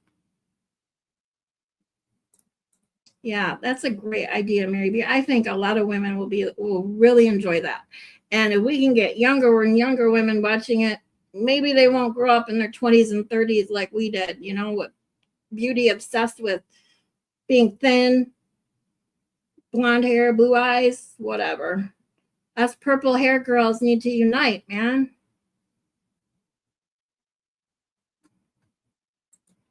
Yeah. I never got into it. Like, even when I was younger and all my friends in high school were drinking and doing all that stuff to be rebellious and have fun and whatever other reasons you do it when you're younger. I never got into it. And even after I was of age, like I'd have a glass of wine now and then or a margarita now and then. And then after my divorce, I'll be honest, I went back to bartending because it was the best money I could make for my son, me and my son. And with my schedule that I had with my ex and it was the best for me to work and make the amount of money I made. And I did go out. Probably that was the period of time I went out the most, to clubs and bars and hanging out and, drinking alcohol.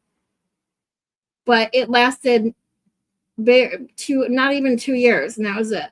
I went back and then of course in my 30s, I dealt with all these health issues, and now being in my 40s, just no big deal. Coffee's your go-to? Yeah, my go-to now is Coca-Cola.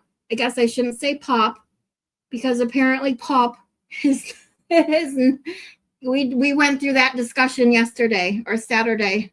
Yeah, yesterday. Saturday wasn't my birthday, I wasn't on. That's why we did it yesterday. God, my brain, I'm telling you, I still need sleep. As much as I finally slept last night, I didn't get enough. Let's put it that way. I'm still tired. Gonna break out your surfboard? I think the water is still gonna be too cold for that. At least for me, it would be.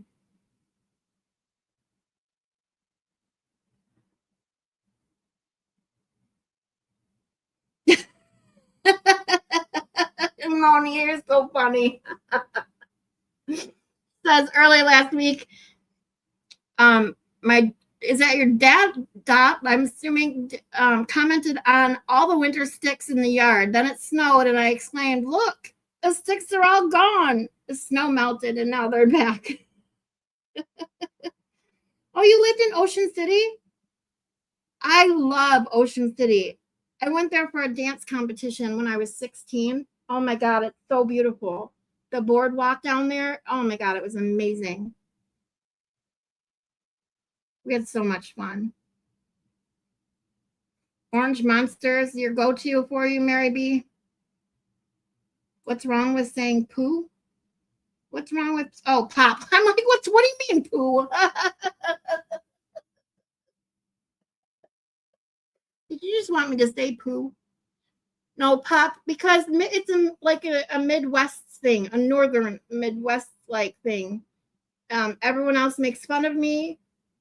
Will the Glare, when I gave him my very first comment ever, told him he made me spit my pop out of my nose and mouth. And he's like, "You must be from Michigan because you said pop." Yeah, I already, you know what? It's so funny you said that, Moni, because I've already talked about my stupid short fat fingers already several times today. Oh, Ocean City, New Jersey? Okay, I was talking Ocean City, Maryland. I didn't know there was another one. My dance competition was in Ocean City, Maryland. It was absolutely beautiful. You have to go, the only thing is you have to go on this bridge that's like 5 miles long or 7 miles long. It's insane. It's pretty cool, but crazy. Like if you get into an accident, you're screwed. Fizzy juice? Haven't heard that one before.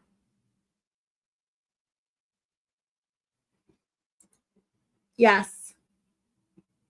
We all embrace the word pop here. I mean, having to tell someone that you want a Coke and them saying what kind. Like, what do you mean, what kind? We talked about this yesterday as well. People down south, like, I want a Diet Coke. What kind? Diet Coke. Like, what? If I wanted a Sprite or a Diet Sprite, I'd say that.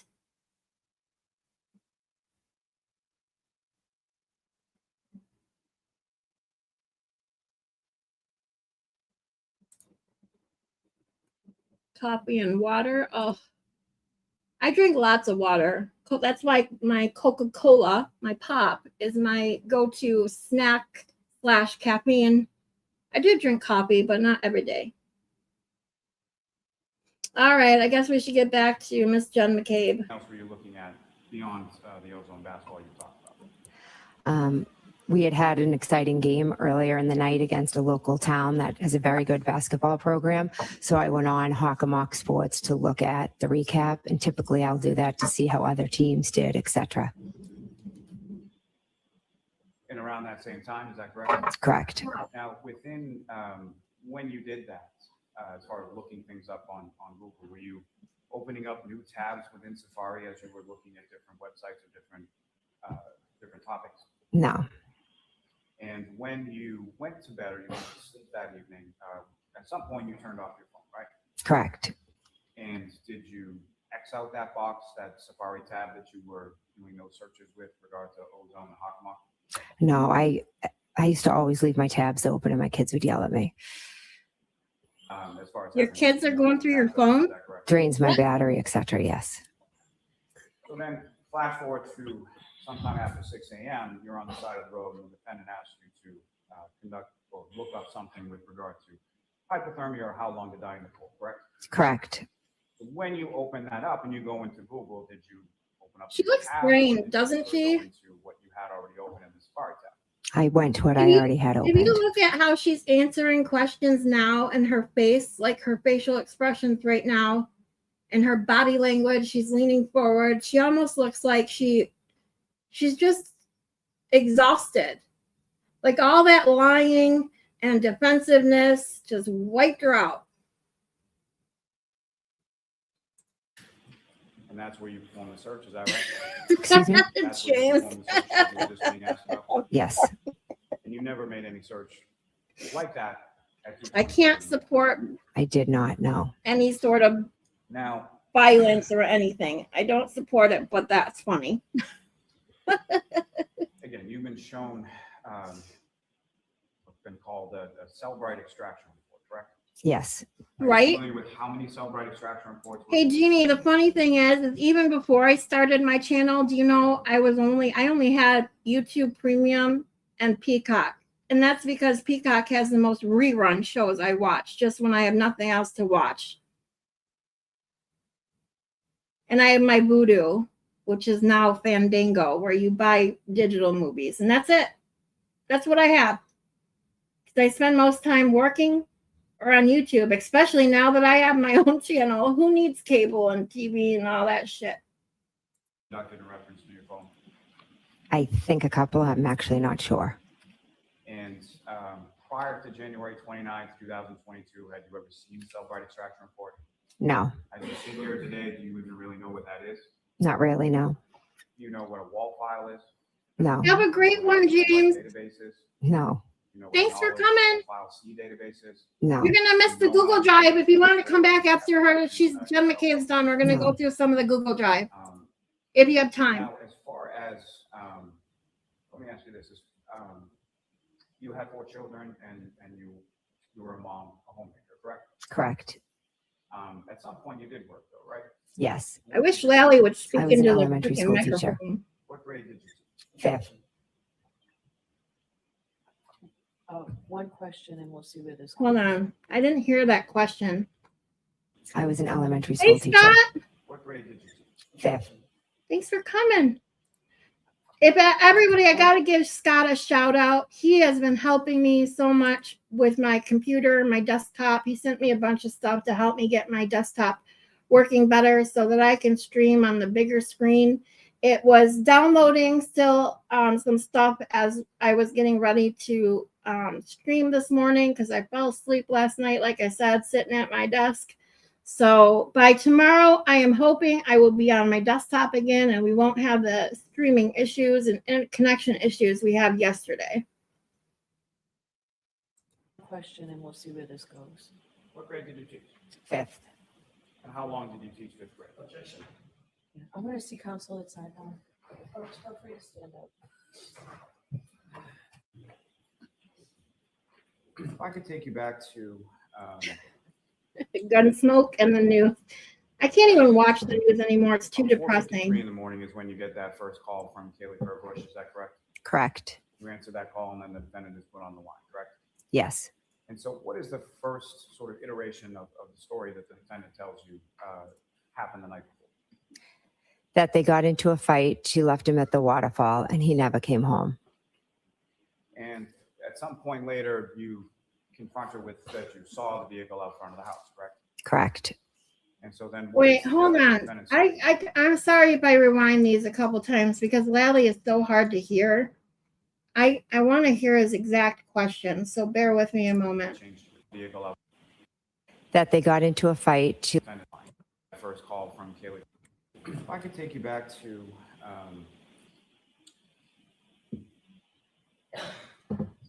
4:53 in the morning is when you get that first call from Kaylee Kerbush, is that correct?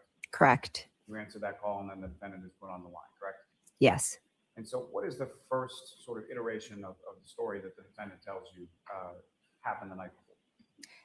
That they got into a fight. She left him at the waterfall and he never came home.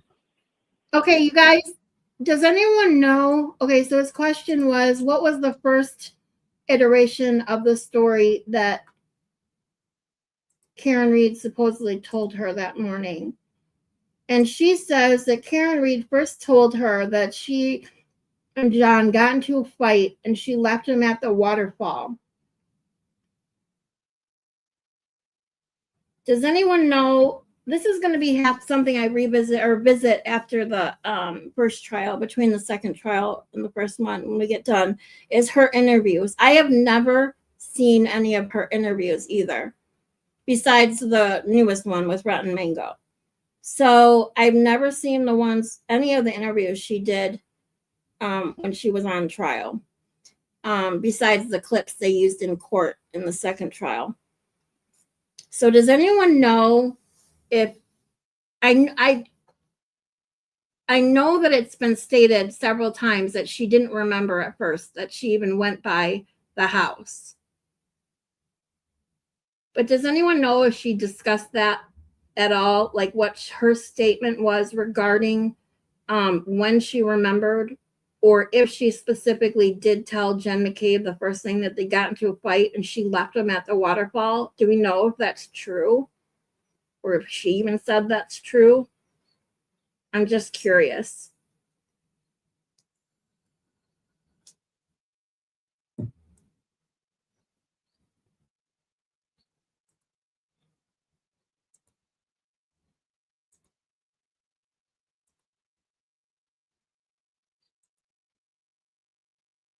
And at some point later, you confront her with that you saw the vehicle out front of the house, correct? Correct.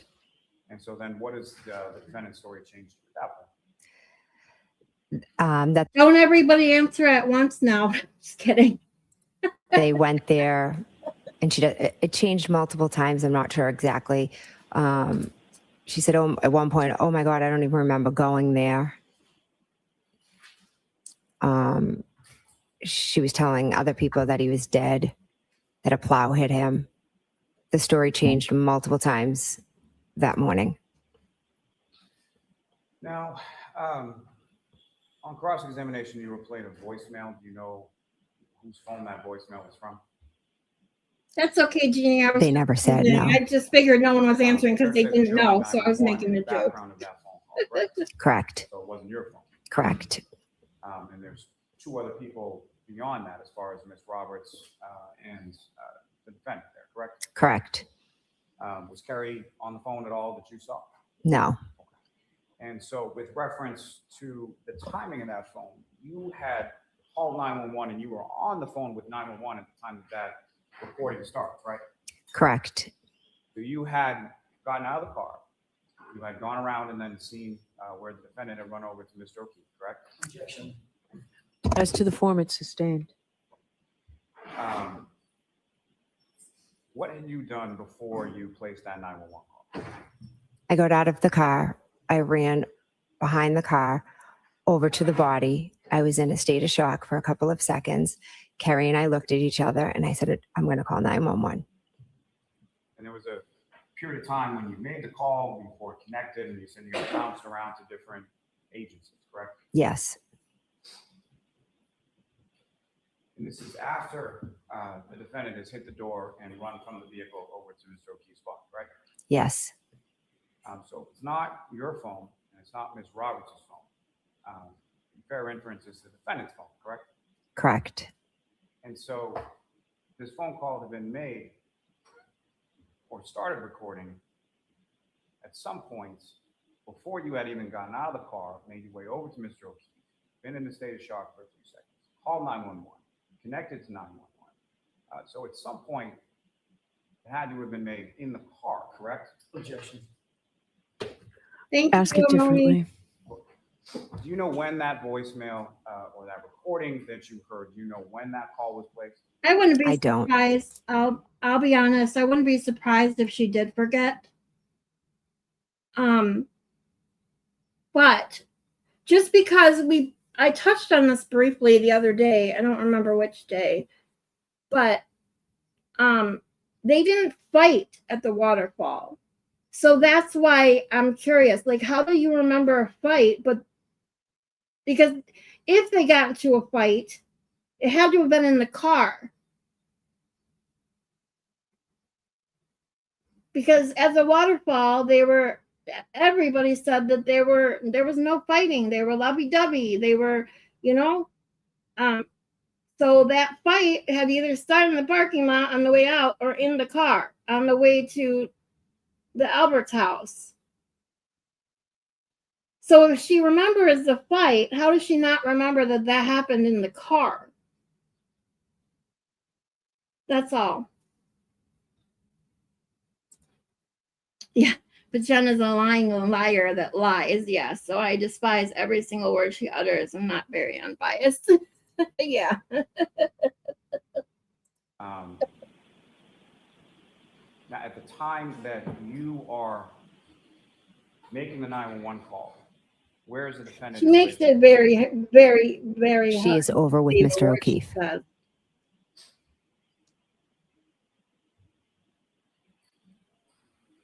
You mentioned that the part beyond the 911 call where you heard yourself talking, you're at the rear of Ms. Roberts' vehicle. Yes. And why are you at the rear of Ms. Roberts' vehicle? In the beginning, I'm at the rear gathering towels or blankets.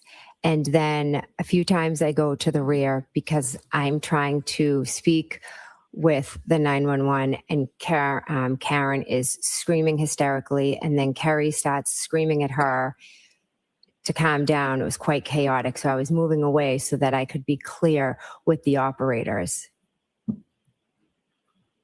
Now, at some point you went into your sister's house at 3450, right?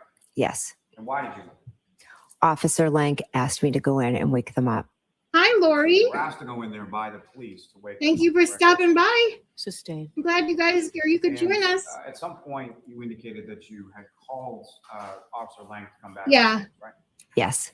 And We how did you talked get- about that too the other day. I have, I think most of us agree with you there, Moni Sunshine, that they all act like teenagers who just love going out to the bar and drinking lots of alcohol. And if they're into swinging, I don't know. I'll be honest. I see that rumor everywhere. I've seen Karen Reed's comment on it on the Rotten Mango interview. I have read things about it. I don't. My mind, every time I hear about that, my mind goes back to the video at the waterfall. And we're going to watch that in particular today, because if you guys haven't seen the waterfall video in its entirety, you will see how many times Brian Albert smacks Higgins' ass. And then not only that, when they hug each other, Brian Albert's hand is on Higgins' ass. And then Higgins is tickling Albert's throat, or neck, with his fingers like a feather. Like, do you want a feather? So I don't know. And then there's John O'Keefe and Higgins text messages. They're sending each other pictures of their drinks and stuff. It's just strange all the way around. So I don't know where I think I don't know what I think about that yet. But those things do stick in my mind.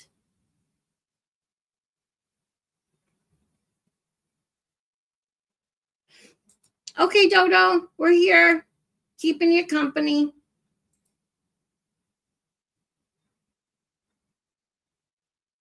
Yeah, Jeannie, I have the text messages it's in the Google Drive.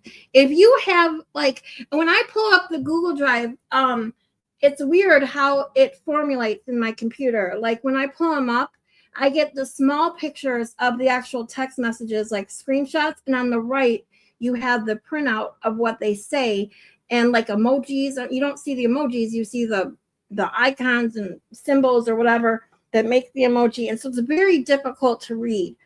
So if anyone has just or if I can maybe figure it out today, how to open just the text message portion of it or screenshot portion of it and make it easier to read, I will do that. Or if anyone else knows how to access only that portion, let me know or send me links. I would be totally appreciative, because it's very hard. I went through John Higgins texts.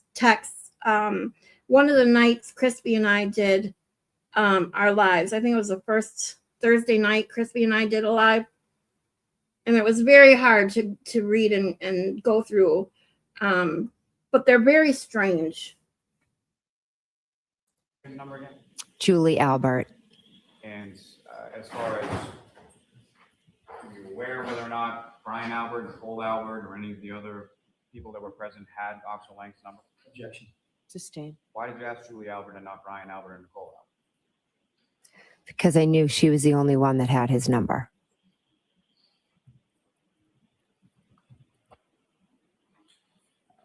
You were asked some questions about. Hold on a second. I need to hear that question again, because hold on. Because I knew. Sustain. Why did you ask Julie Albert? Are you aware whether or not Brian Albert, Nicole Albert, or any of the other people that were present had Officer Lang's number? Objection. Sustain. Why did you ask Julie Albert and not Brian Albert and Nicole Albert? Because I knew she was the only one that had his number.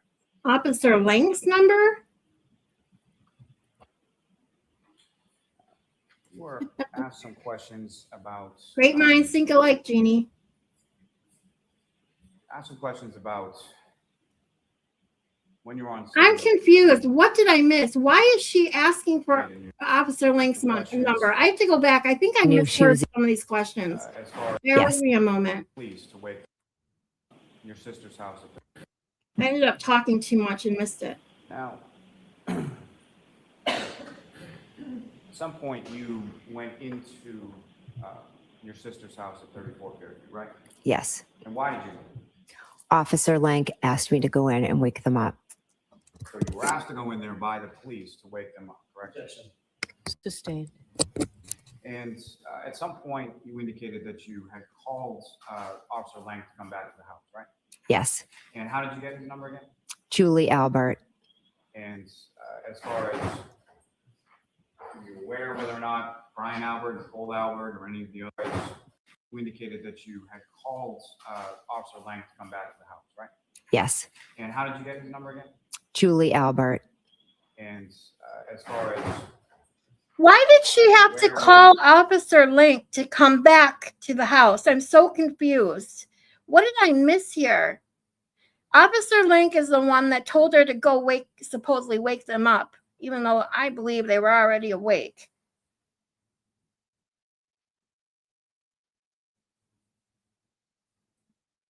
I thought Officer Link was the one that went inside. Why am I so confused? Hold on, you guys. I'm so sorry.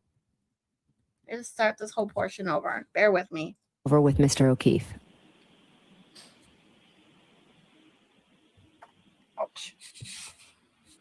You mentioned that the part beyond the 911 call where you heard yourself talking, you're at the rear of Ms. Roberts' vehicle. Yes. And why are you at the rear of Ms. Roberts' vehicle? In the beginning, I'm at the rear gathering towels or blankets. And then a few times I go to the rear because I'm trying to speak with the 911 and Karen is screaming hysterically. And then Kerry starts screaming at her to calm down. It was quite chaotic. So I was moving away so that I could be clear with the operators. Now, at some point you went into That's a bunch of bullshit. Your sister's house at 3450, right? Yes. And why did you go? Officer Lank asked me to go in and wake them up. So you were asked to go in there by the police to wake them up, correct? Objection. Sustained. And at some point you indicated that you had called Officer Lang to come back to the house, right? Yes. And how See did you right get- there. Why is she calling Officer Link to come back to the house? Unless he's just wording that question incorrectly, Officer Link never left the house, did he, that morning once he got there? Unless Lally means she was calling him to come in the house, that she had woke them up and wanted them to come in. But then why wouldn't she just go back outside? I'm so confused. I did not know she even called Officer Link. What the hell was she calling him for if he was right outside?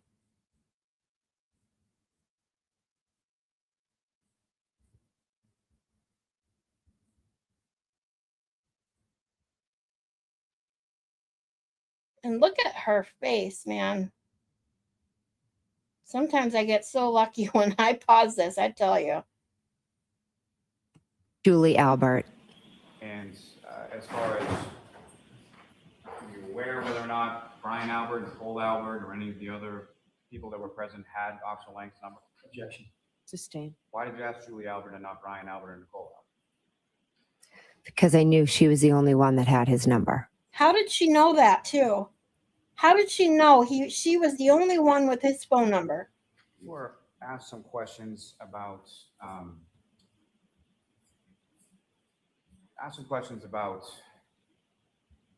when you were on scene, and you indicated in your testimony on direct that you heard the defendant say, "I hit him, I hit him, I hit him," correct? Yes. You also, early in your testimony, had indicated that earlier in the morning, the defendant had phrased that differently as far as could I have hit him or did I, correct? Objection. Sustained as to the form. You heard the defendant make a variety of statements over the course of the night, correct? Yes. And Do you notice too? I am surprised actually. How many times Lally's,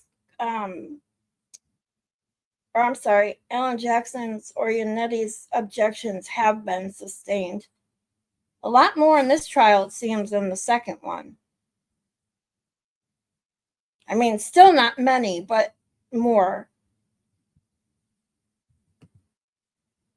Oops, sorry guys, I just hit my button. Dang it. more to my point, as far as you recall testifying at another hearing under oath in June of 2020, correct?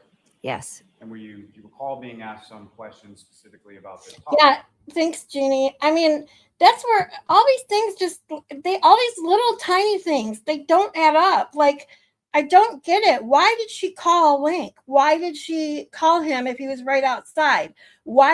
How did she know Julie Albert was the only one with Link's phone number? Which goes back to why was she at his house? I'm sorry, Carrie is a talker. And being inside, dropping her daughter off or whatever is not why they were there, especially after finding out she was at Proctor's house too. Like, I could go on and on about this shit. It's ridiculous. Allowed. Okay. Mr. John? Yes, go ahead. Yeah, Ms. McCabe, as I was asking before, in June of 2023, you testified in another proceeding, correct? Correct. And you were asked questions specifically about those statements that you heard the defendant say on the morning of January 20th, correct? Correct. And do you recall specifically what your testimony was in regard to that portion of in regard to those statements? I don't recall specifics. I know what I know what I know. I know what happened. Can I approach you? Yes. I'm giving you 2 pages. Direct your attention to the bottom of the first page and then into the next page. If you could just review that to yourself and look up. Can I approach you? Yes. Mr. Davis, remember your fresh Thank as you, to Bob what you is said in getting that prior proceeding in cranky. regard to those statements. Yes. What did you say? What did I say in that? I told them that Karen looked straight at me and said, I hit him, I hit him, I hit him. Liar. I have to And point I this said out that there was, I believe, because Moni Sunshine gets songs stuck in my head every single day in Baker's chat. And she just did it today in my chat. Although most of the time they're pretty good songs, and this one is a great song. But yeah, I agree. Exactly. I don't care what she says about that because it's all a bunch of lies. Yeah, she never said that, Barbara. You're absolutely right. Everybody that says it in this trial, everybody that has said that and testified to it in this trial, there is a proven fact, they have proved that none of them said this at the time. Everybody who's testified to that she said, I hit him. All this shit came up months and years after the fact. In police reports that were written the same day, hours later, it was not mentioned.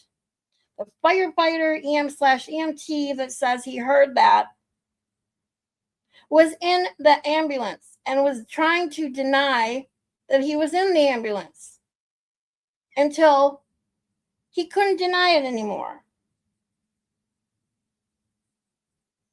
It's insane. MT that overheard as well. Now, do you recall in that same prior proceeding being asked any questions sort of at different times, the defendant saying different iterations of that same statement? Objection. Sustained as to form. No leading, Mr. Lally. With respect to that's testimony in that same prior proceeding, what, if anything else, were you asked about statements the defendant made to you that morning? I was asked what were some of the statements that Miss Reed had made, and it was like repeat. Did I hit him? Could I have hit him? Is he dead? Is he dead? Is he dead? Could I have hit him? Did I hit him? I have a cracked tail light. And then her. And that's exactly what you testified to back then. Was it could I? Did I? Not I did. I hit him. I hit him. I hit him. And so with respect to questions and as far as did I hit him or could I have hit him and the statement I hit him, those were at different times, correct? Correct.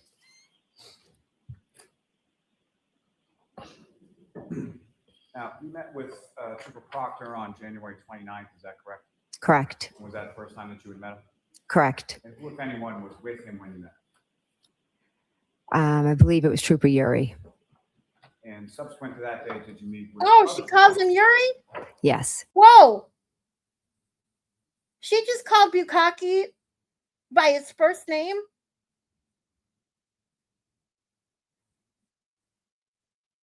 That doesn't show that you knew him or anything. Or are you just trying to avoid the embarrassment that Julie Albert did by calling him Bukaki? Oh my God. Oh, that's right.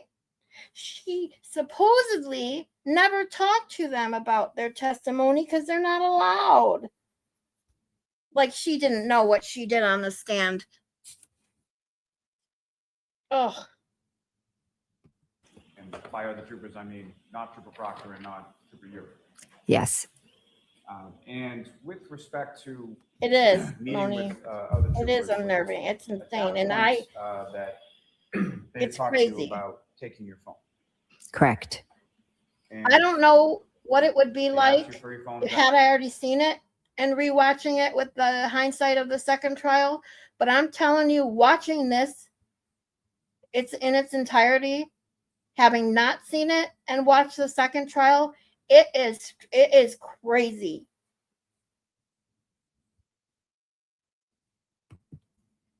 Bukaki. Yeah. If anyone doesn't know what that is, my advice, do not look it up. Do not Google it. You will regret you did. Correct? I had shared my Life 360 and my Life 360 and my texts, and they asked if they could take a copy of my phone. And did you agree to that? I agreed to it. Yes. Really? Were you Where is presented it? a form at all in regard to your agreeing to hand over your phone? Yes. And beyond what you had testified to earlier, as far as things to do, were there any limitations that you put on what they could look at or take from your phone? No limitations.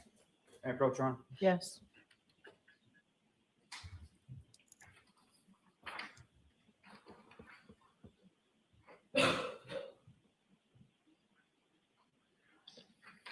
I'm showing you a document, again, just ask you to look at it. Look up. And just in general, ma'am, do you recognize that? Yes. What do you recognize that to? This was the consent form for my phone. So that's the form you filled out with the troopers in regards to giving over your phone. Correct. May I approach again, Your Honor? Yes. I'll multi-seek to submit as the next exhibit. Is there an objection, Mr. Jackson? No objection. Okay, thank you. Now, again, Ms. McCabe, initially following that the events of initially that morning around 6 a.m. or so, at some point you were seeking or you had actually asked the defendant for Kerry Roberts' phone number, correct? Yes. And why is it that you were looking for Kerry's number specifically? Well, the driving conditions were terrible. She was driving to Braintree to pick up Mr. and Mrs. O'Keefe. And then they were heading to the hospital. And I was just looking to see how John was doing. Now, you had mentioned at some point, did you speak to Ms. Roberts that morning in regard to updates as far as how John was doing? Yes.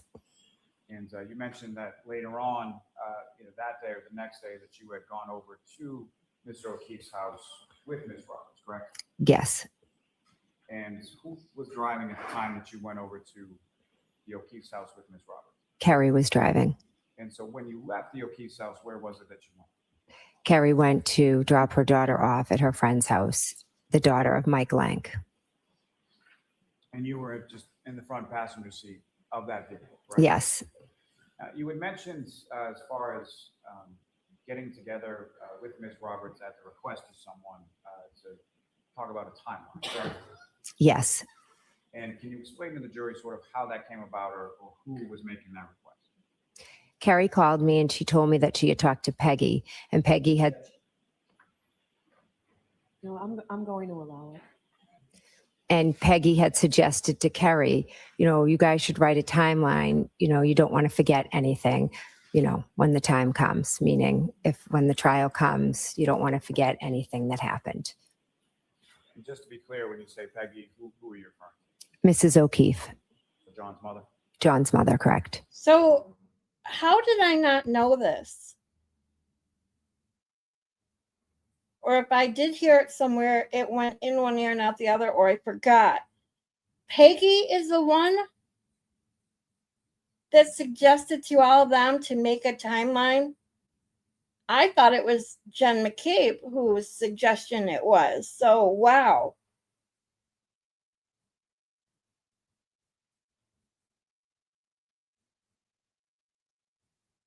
Which goes back to, I made some comments. I don't know what stream it was, but in talking about when Karen Reed was back at the house, at John's house, packing her things and left. I mean, no one should blame her for that because, as I said and I've said this many times, you can feel when people don't want you around. You can feel animosity just by the way people look at you or respond to you. And then, of course, you've got what happened that morning. You're already emotional. You're going through all this stuff. You were sectioned at the hospital. Your boyfriend's gone. His brother is throwing kisses at you at the hospital. You get to the house. You're embarrassed by maybe that. You're embarrassed by the, being at the hospital yourself. You're going through the trauma of what happened that morning. You get that comment by Peg O'Keefe saying, "Oh, it looked like he was hit by a car," even though he in no way looked like he was hit by a car. Karen probably knew exactly how they were feeling at that point, was not feeling welcome, and wanted to get out of it. She had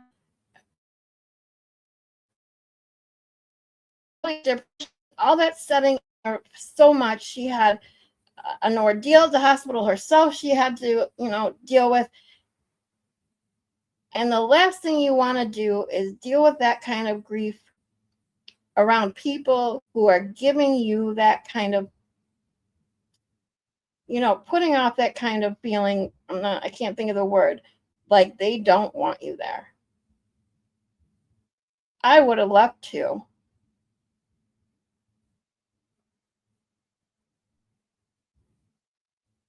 So her making this suggestion of them getting together for a timeline makes me wonder if she didn't already know that afternoon what had happened to her son. And maybe that's why, and if she's covering for these people and not just in denial, which is where I thought she was, just in flat out denial.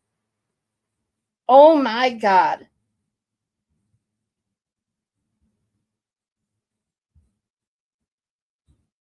Yeah, exactly, Dodo. Learn your lines and script. But that hearing that this was Peggy O'Keefe's suggestion makes me sick right now, because it almost makes me think she already knew what happened and she helped these people cover it up.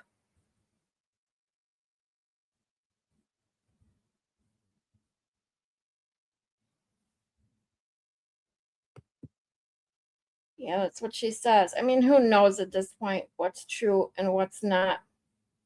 They gave her the stink eye and she knew. Yeah, exactly. That's what I'm saying. You can feel it. When people, when you don't want someone around, you give it off with the way you look at someone, the way you behave around them. It is not hard. It's not easy to hide when you don't want to be around someone. That other person can feel it.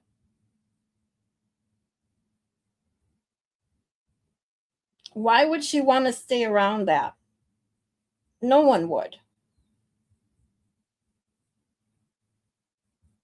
That's what I've heard, Jeannie. Which just, it's still I mean, I've been going over this. That whole Paul O'Keefe blowing her a kiss in the hospital has me my head spinning. It's crazy.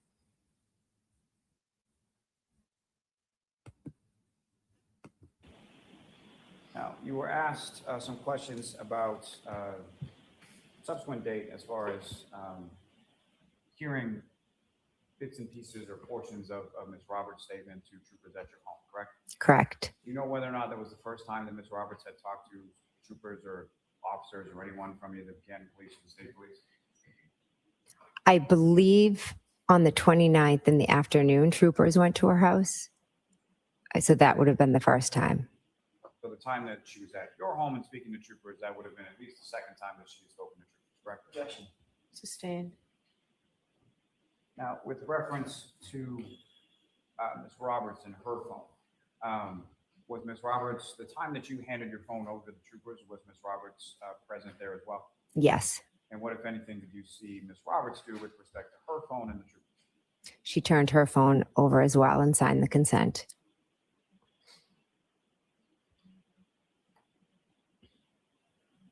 Where are the phone extractions then?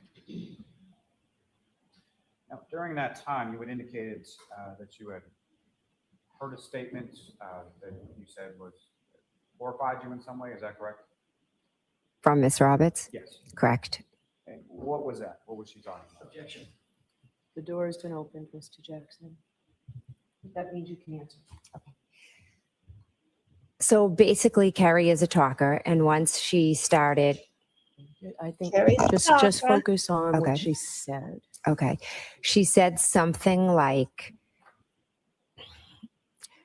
John really loved Amy, and in my eyes, Karen was just a babysitter with benefits. And is that what made it memorable to you as far as what had transpired at that time? What? Eyes, Karen. What Okay. she said. From Miss Roberts? Yes. I'm sorry. I got to Time hear you this all over indicated again. Give me a moment.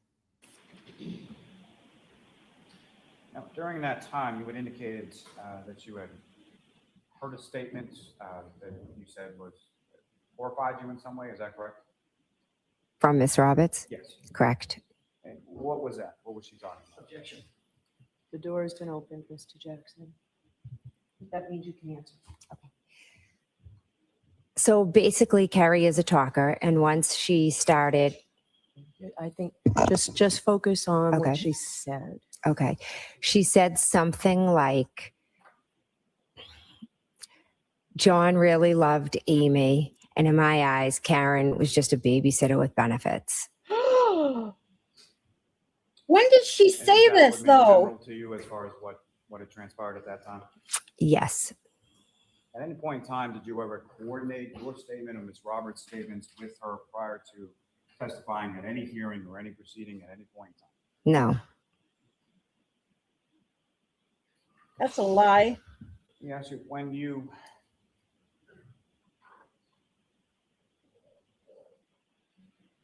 came to I gotta stop because I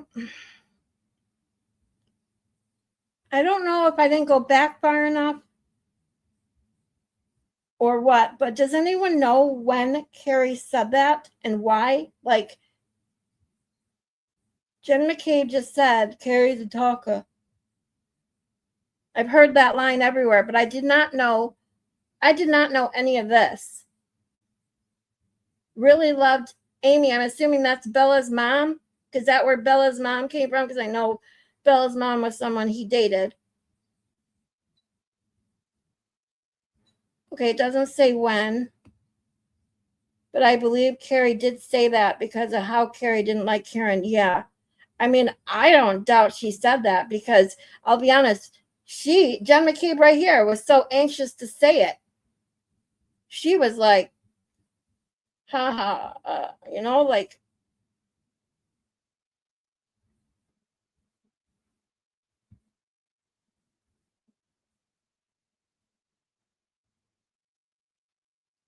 and I also think that that's why Carrie hooked on to Jen so easily.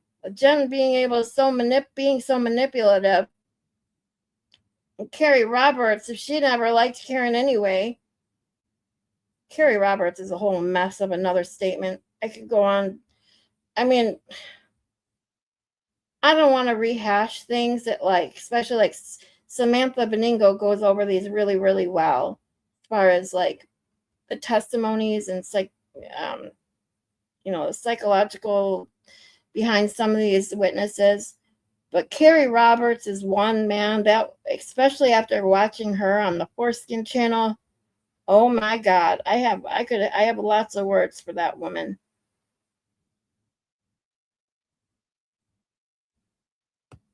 Jen threw Carrie right under the front tires of the bus. Yes, she did.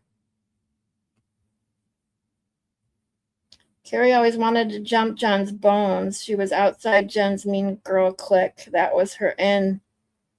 Ah, that makes sense.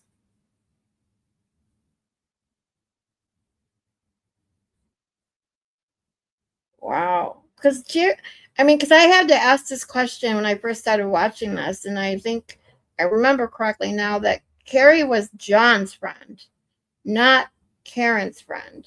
And Carrie didn't know Jen until this happened. I have that right?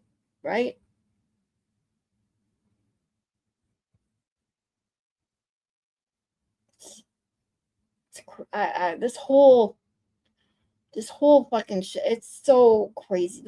You couldn't, and then that's why I totally understand now that the bits and pieces I'm truly learning from watching this first trial, I truly understand the line. You can't make this shit up. Who would come up with this? It's so unbelievable.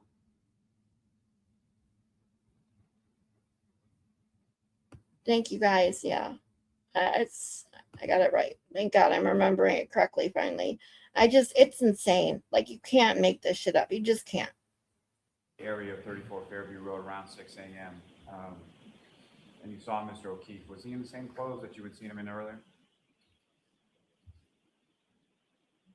He had jeans and I believe the same shirt on, yes. And nothing additional as far as a jacket or anything like that you saw? Not that I recall. Now, again, as you were driving down Fairview Road, if the defendant did not bang on the door and essentially jump out of the car and make a beeline over to Mr. O'Keefe, would you have stopped the car? No.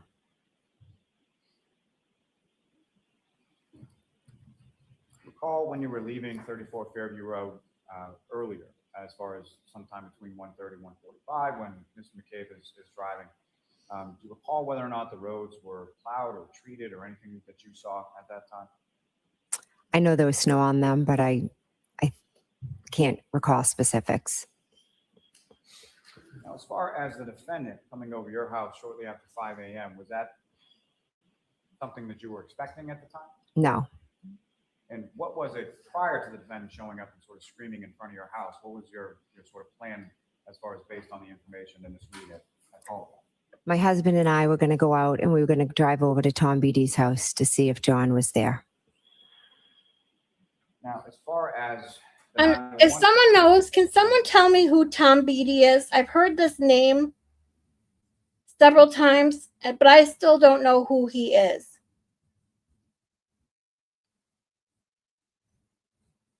If anyone knows.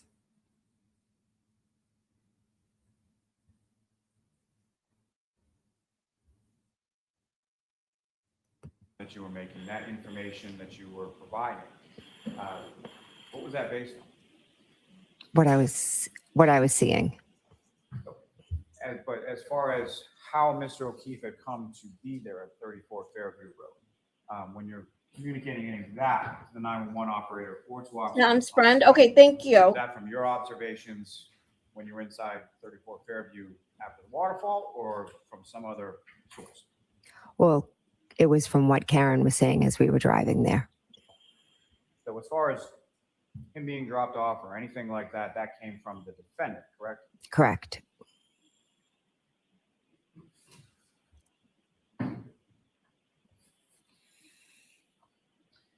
Now, as far as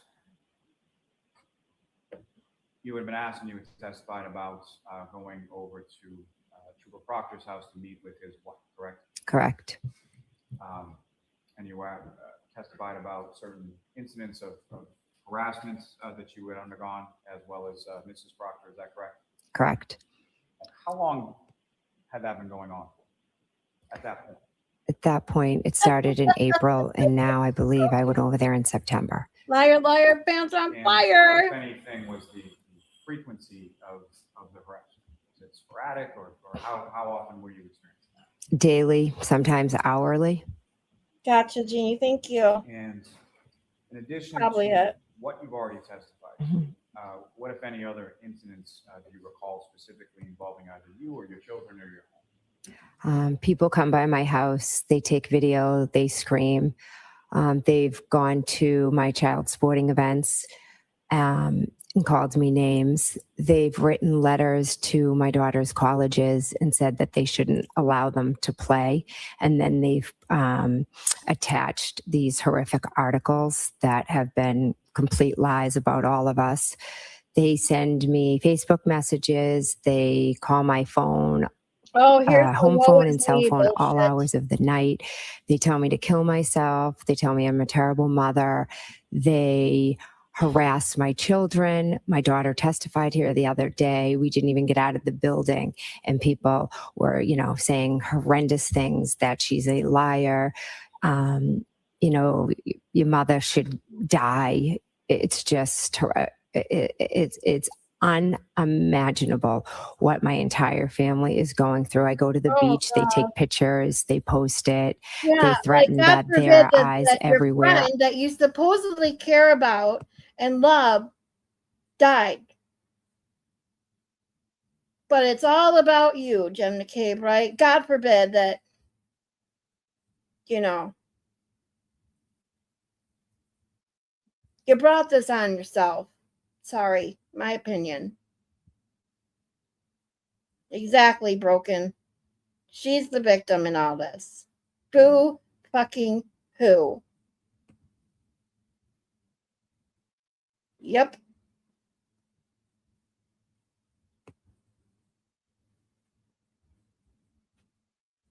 Right, Broken? I think they should all have to deal with the ramifications of their actions, what they did, and every day of their life. They should suffer.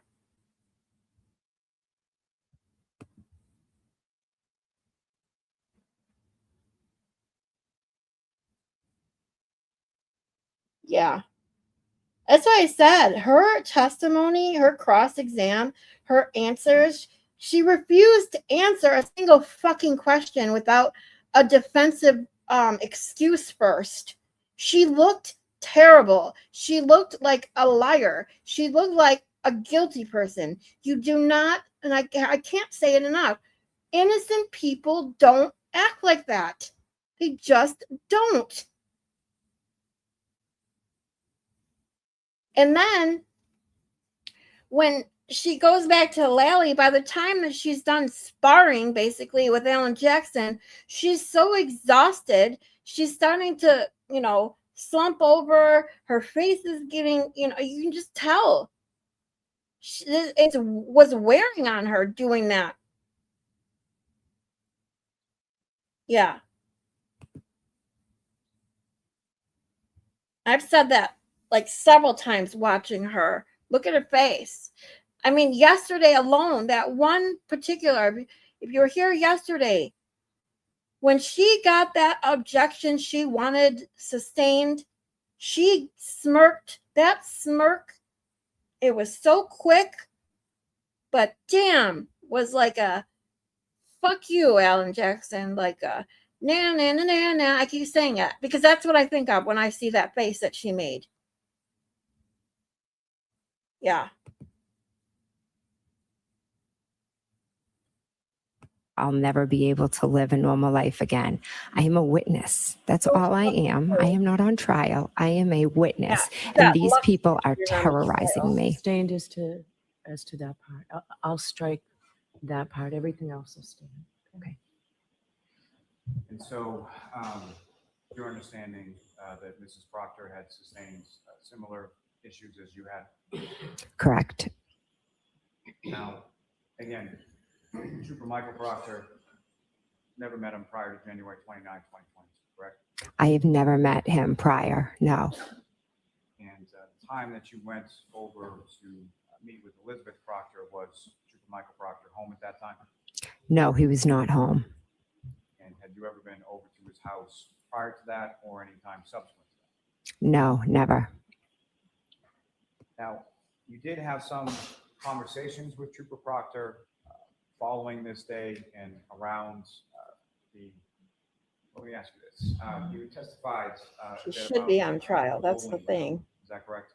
Correct. Can you describe to the jury They all should. what that was or what occurred on that day? So that day in July, a group got together under one blogger, and they all met and they decided to go to different houses. So Michael Proctor Oh, the rolling had rally. been made aware of what was happening. So he had reached out to tell They me didn't do anything what was wrong. going to be happening and how they had set up some cameras. It was a Saturday. They were peacefully protesting. Kids made lemonade stands, for heaven's sakes. And as Aiden says, those kids were brilliant. Little entrepreneurs in the making.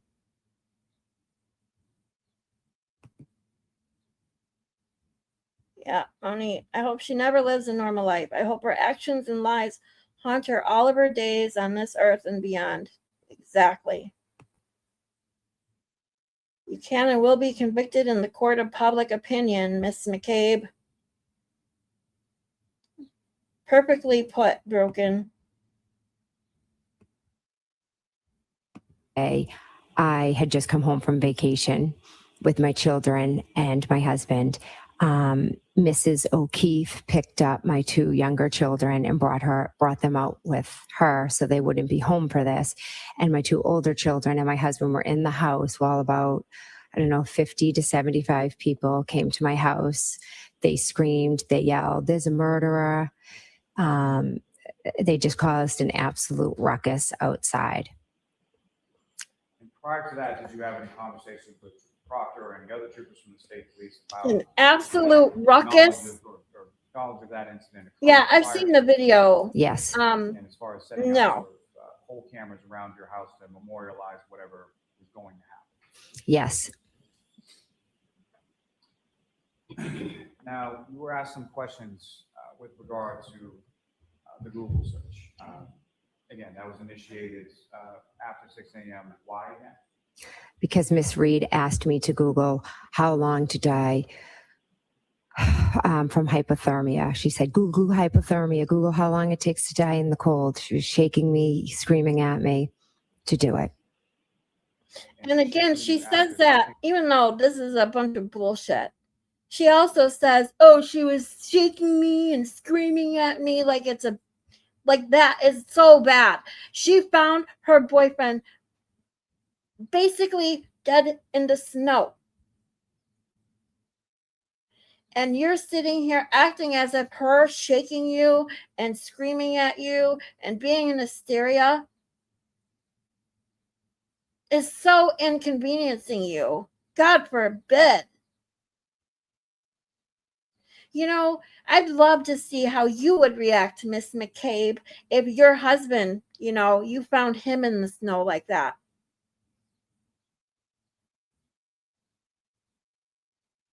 Would you act like this? Do you have a soul? Or would you just not care? Or would you be a normal person, a normal mom who has feelings and emotions and be upset and hysterical if something like that happened to you?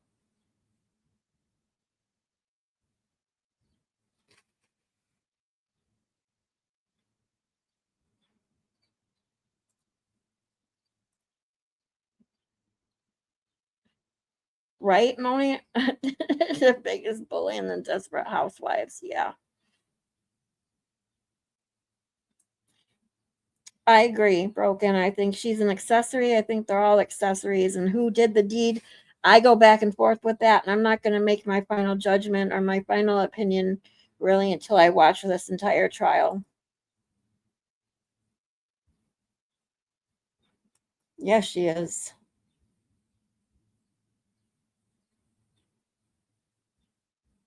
Right. Because Jen takes orders. Yeah, okay. Yeah. Like she's just going to do whatever Karen asks her to, right? Or tells her to. Yeah, right. Yes.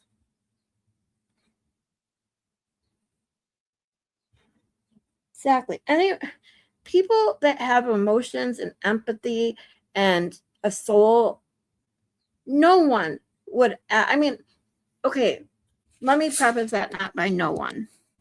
Because certain people do not express, and I just talked about this too. Certain people, I'm a crier, so I'd probably act exactly the way Karen Reed would reacted. I would be hysterical, wouldn't know what to do with myself. Emotions going everywhere. Now, there are some people that internalize their feelings. Maybe wouldn't cry. I get that. But they'd still if they have emotions and empathy and a soul and all those good things that would make you really upset, whether you show it on the inside or outside, if you found your significant other in the way she did hers, in the way you talk, even if you don't cry or outwardly get hysterical, the way you talk, the way you project, the way you handle yourself, you can normally tell, even on the people that hold in their emotions when they're upset and sad. And you, Miss McCabe, have never seemed sad or upset. You look mad. You're angry. Why is that? Because you're not getting away with it? Because she didn't take the deal? What was the quote? This is going to be a scene? Is that what it is? What is it? Because this was a scene? This caused a scene for you?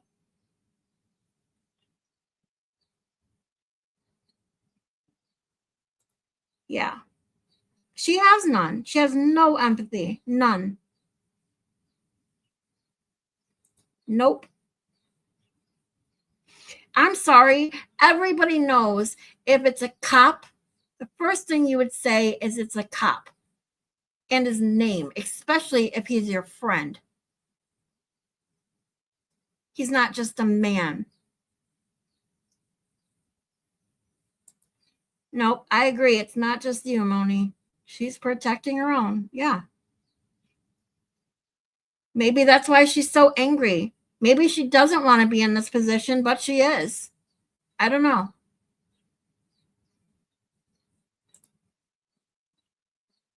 I do too. I don't think anybody had intent ever. I never thought that. No, I agree.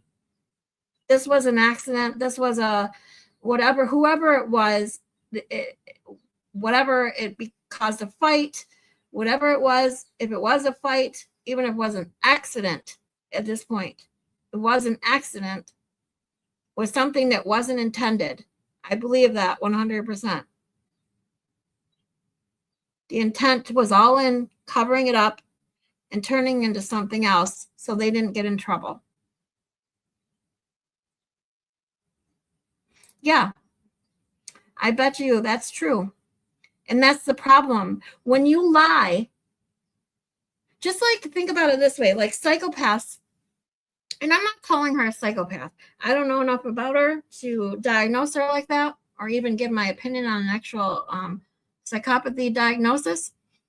But psychopaths, as you know, don't feel, they don't have emotions the way that, I hate using the word normal, but you know what I mean. Normal people do.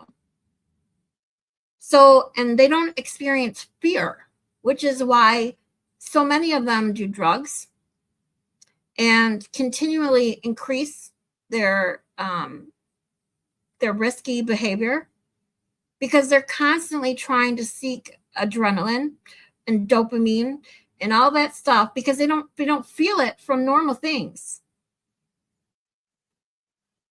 Which goes to the only way they know how to respond to certain situations or emotions is by watching and observing other people. So in the back of her mind, for some reason, she must be thinking that this is how a person who really went through the scenario she made for herself would act. Problem is, she's wrong. Nobody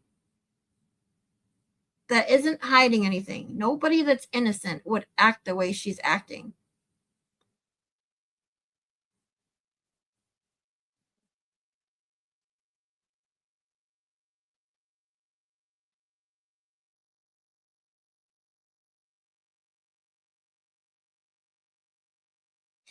Yep, I agree. I that's what I think. They all got pissed. They thought they could just manipulate the system Get Karen Reed to plead out and be done with it.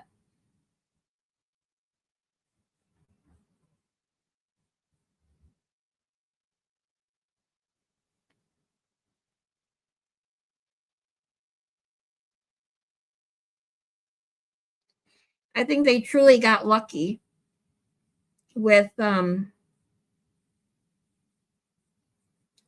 Reed backing into John's car that morning. I constantly think about what would have happened if she hadn't broken her taillight. Would they have broken it completely? Like, I don't know.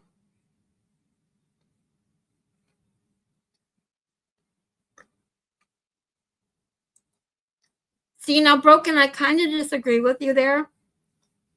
I think they knew exactly what happened because you're talking about first responders and Higgins and Brian Albert. They knew how hard he hit his head. And this is the biggest thing. He had to have thrown up, right? Because there was puke on his underwear, right? I think that's where they found it. Which is a whole nother story about how he couldn't have that, besides the obvious and no bruising and all that stuff. He couldn't have gotten hit by a car and not been able to get up or move and somehow got throw up on his underwear or pants. He would have had to have been moved or stood up. And we all know once he hit his head, he couldn't have stood up. So those first responders, knowing how hard he hit his head, knowing they would know the signs or something like that. Any medical, even if they're not an EMT, anybody that has medical, training as far as like, I'm sure they're CPR certified, things like that, would have recognized the signs of a traumatic brain injury. They would have known that he needed like immediate help or that was it. So they panicked. They're like, they probably even thought he's gonna, you know what, anyway. Why should we get in trouble for it? Hey, Prince Lover. Thanks for coming. Evil is as evil does. Yep. Yeah, that's definitely a possibility. A lot of people say that, and I don't disagree with it. I'm not 100% on board with that either. I don't know at this point. It's still in my pile of, it could be, definitely.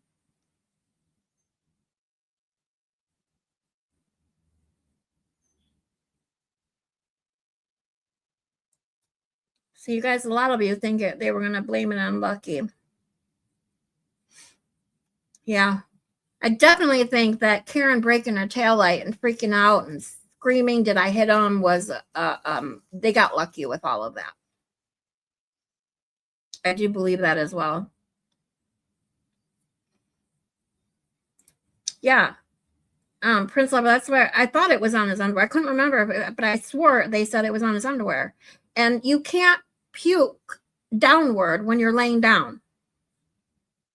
And that makes you wonder, why were his pants off? Or how did it get in his underwear? Was it on his pants too? Because I don't remember them saying it was on his pants. And that's where, this is one of the big, huge question marks I had in some of my assessments that I was just, doing in my research and trying to understand why people believe certain things. And one of the biggest ones is this one.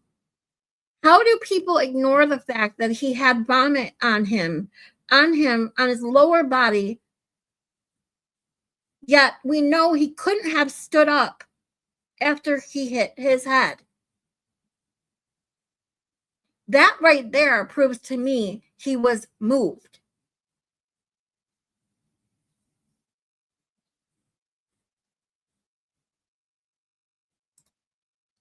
Yeah, and where's all the blood? That's a whole nother story too. Like, I mean, and this is where all of these little things, they add up. Not little, there are a lot of them are big things, but big things and little adding up. This is where my one video I wanted to make and start this channel with, I was going down all of these rabbit holes with these each and everything that is crazy. How do people believe this shit? And the vomit's one, and the blood's one. And that's when I realized I can't do this until I see exactly what was presented in court. For 9 jurors to say they thought she was guilty. And especially considering how different the trials were. I didn't know how different until I started watching it. It's insane.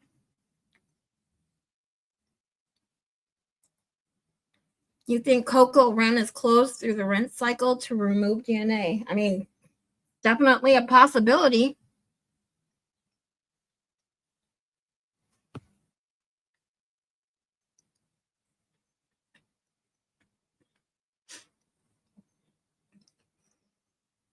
And we all know that, like, blood and vomit, bodily fluids, fortunately, don't always come out in the wash. And she probably, if she did do that, she wouldn't want to use soap because she wouldn't want them to smell like they had just been washed. So she got off what she could. Definitely, that's a really good point. Thank you for that. I wrote it down because I never even thought of that. Okay, Moni, don't work too hard on those sticks.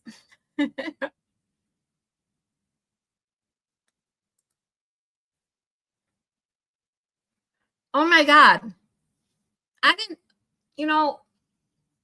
I'm really getting into this now that you just said that. And now you're saying his clothes were soaking wet. See, my mind didn't even go there. And this is what thank you guys for keeping me company through this, having some fun and giving me ideas. I truly, truly appreciate it because like, this is something I would have never thought of. Like, I know his clothes were wet, but my mind goes, yeah, they were wet because he was outside in the snow. But were the entire clothes soaking wet? Because we know he wasn't covered in a snow pile. There wasn't that much snow on the ground yet.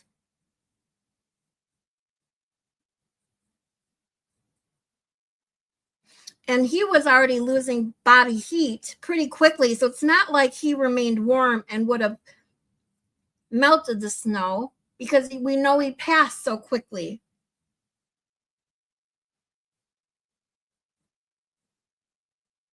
Wow. I did not know that. I gotta look. I'm definitely gonna look more into that. I don't know. I'm assuming they'll get into his clothes in this trial. I can't wait for that testimony now. Yeah, where did all the blood go? Exactly. And if somebody doesn't know, the head injuries bleed like crazy.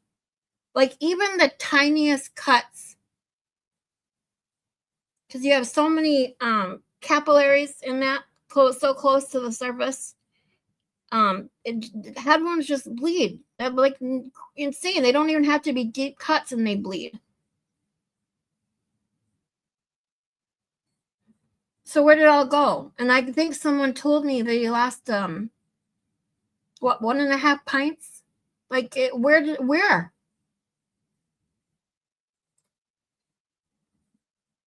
Yeah, I'm definitely leaning towards that now. It's great. Like I never even thought of that.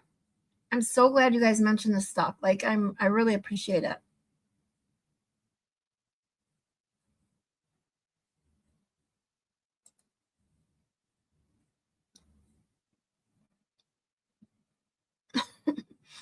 Yeah, the jury was not listening to Lally after all the what if any weather. Yeah. Asking how many people is he going to ask? Did it snow? How much snow was on the ground? What if any snow? What if any weather?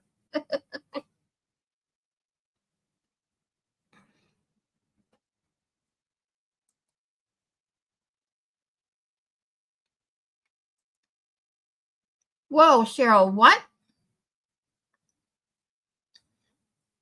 See all the shit I'm learning after not watching? He had his clothes for 6 weeks where? At his home?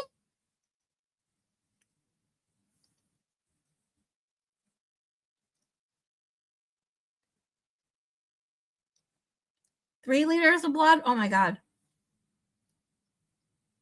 Yeah, definitely wasn't in those Solo cups. Yeah, I went on and on about that new floor and them selling their house. Like, it's insane. In his service vehicle? What the fuck?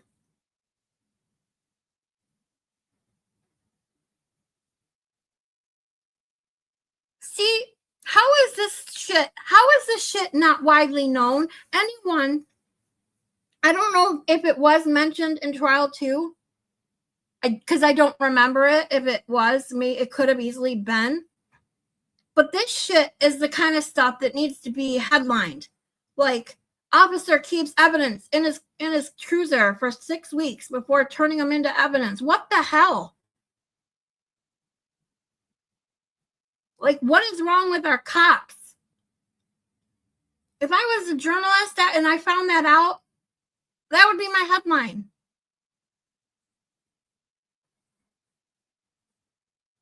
Why are cops keeping evidence in their cruiser for 6 weeks?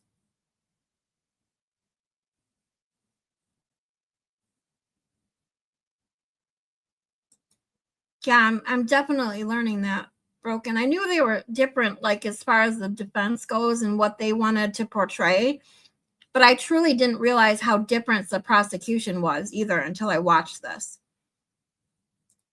Dereliction of duty. Yep.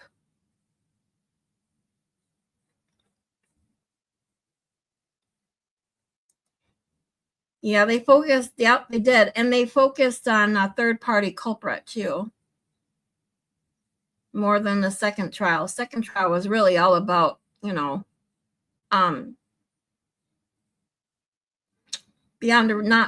not proving it beyond a reasonable doubt, and the scientific and medical evidence. Yeah, I did know that. And it's ridiculous how much stuff wasn't allowed in. Like, just bad.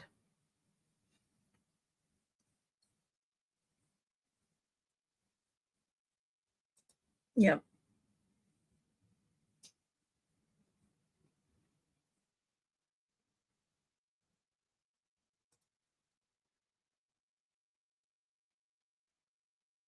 Got it, Jeannie. So the negligence on the police, part played a role in why she didn't get convicted. But it makes you wonder, man, like, oh, what would have happened if they, I don't know. I'm just saying we don't have to. But the problem is, even though Karen Reed got acquitted, and she made it through this ordeal, who knows if there's anybody else that we didn't hear about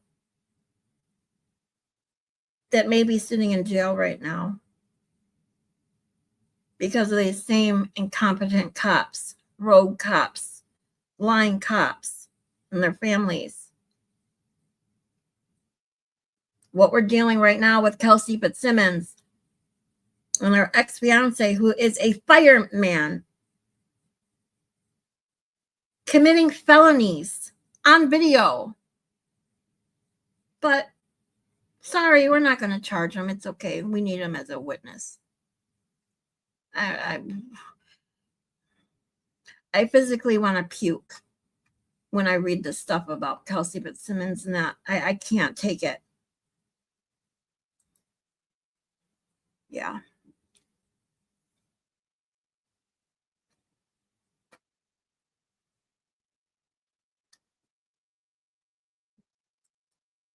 Yeah. When you compare them all, yeah. All the channels that like to do, like Fervent does, and of course Microdots, loophole when they do these edits, whether they're just for information, they're serious or funny, they're so good when you compare this stuff. Like it shows how much they lie. I know. It's disgusting when you have a judge that's so blatantly biased. And the problem is that the judges are the ones that get to decide if they're biased. That's like the most messed up thing ever.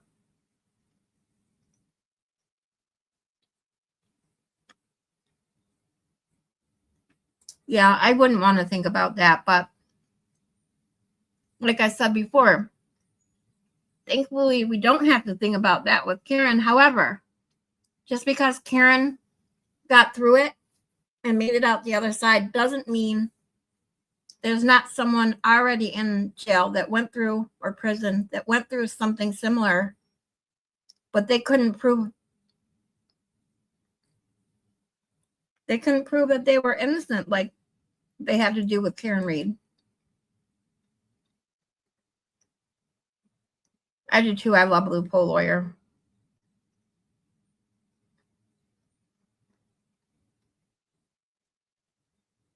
Yeah, Barbara, me too. That's why I was going to work on some Kelsey Fitzsimmons stuff. I had done I think I did 1 or 2 shorts on Kelsey Fitzsimmons. And Angie and I were going to get on and talk about postpartum depression, which I am still going to do because that's the psychological aspect of it. But the case itself, I'm so disgusted and so angry that I can't. Right now, I can't. I don't know how they are getting away with this. How is it they are getting away? All I want to do is scream at anyone that has the power to stop all of these people in law enforcement getting away with this shit. Yeah. That's the sad part. How many are there? Exactly.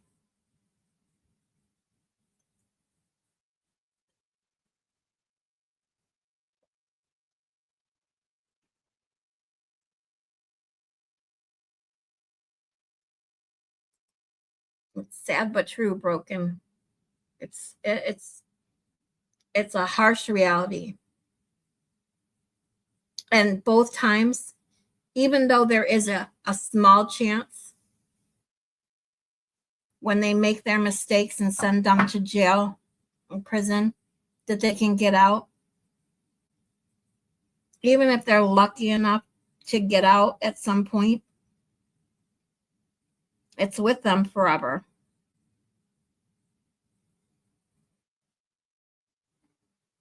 I mean, look at these people who are wrongfully committed and spend 25, 30, 40 years in jail. Could you imagine your whole life? You don't get another one. This is it, people. And this is why, another reason why I want to do this channel is just because, psychologically speaking, and true crime, that's why I get into. I don't understand how people can be so flippant sometimes with their lives. We don't get to come back. This is it. You have to make it what you want it, or this. I mean, now this isn't the show for that, but you get one. Do your best with it. Hey, Katie.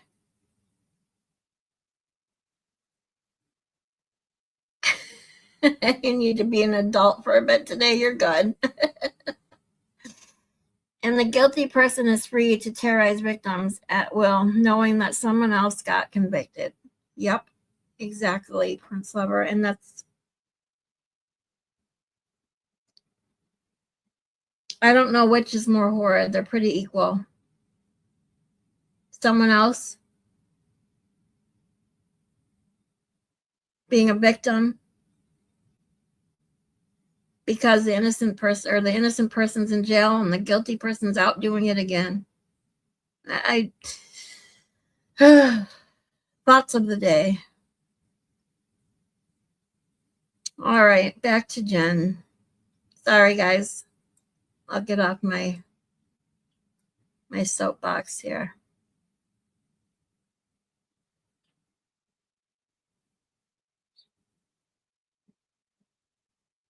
Wait, really quick. What Guy Hines Jr.'s case is crazy. It's an old one, but I don't think he done it. Okay, I'll have to look into it, Dodo.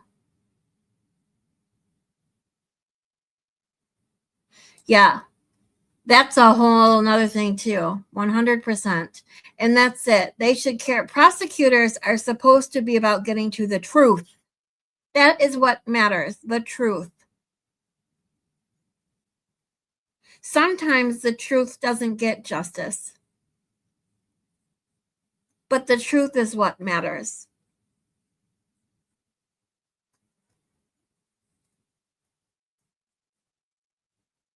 Oh, hey, Mary B. Oh, you're still here. Yay. Oh, you've been listening, just also trying to do simple tasks and take a super long time. Yeah, no worries, honey. And I'm sure you're still on a some pain medication for that. And I know those can make you sleepy. So I know my voice isn't soothing like Danny's, but enjoy, take a rest when you need to. Have fun with your knee scooter. Those things are fun but dangerous, so be careful.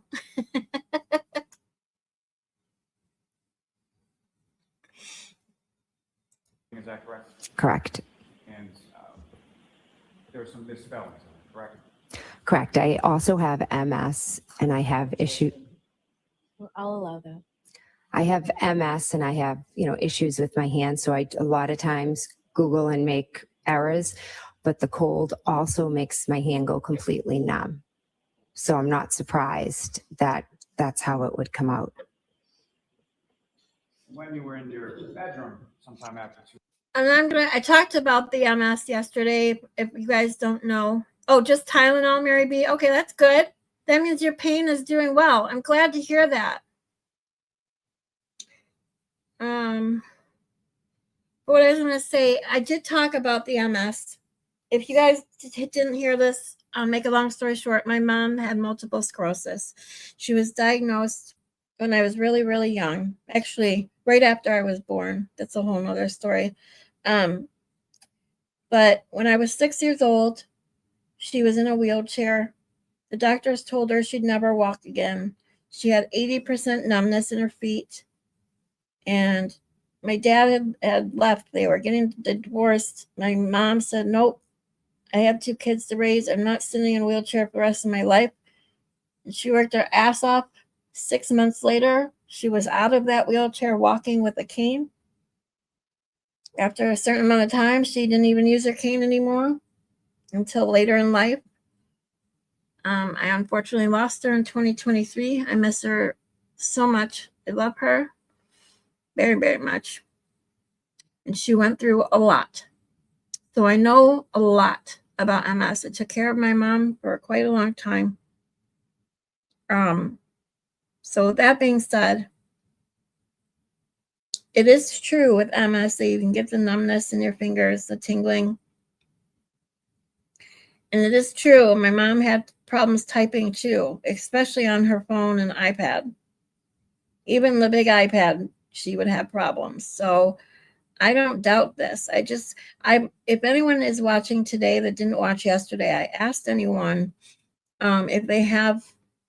if there's any documentation or recordings out there that specifically talk, besides someone did tell me that Karen Reed had mentioned in one of her interviews that she did go over or talk to Jen about, but see, now I'm confused. Now even repeating what I thought I was told. Jen McCabe and Karen Reed talked about having MS, but when? Because didn't Karen Reed and Jen McCabe just meet that night at the bar? I just thought about that. Wait, I'm so confused. I just confused myself. Sorry.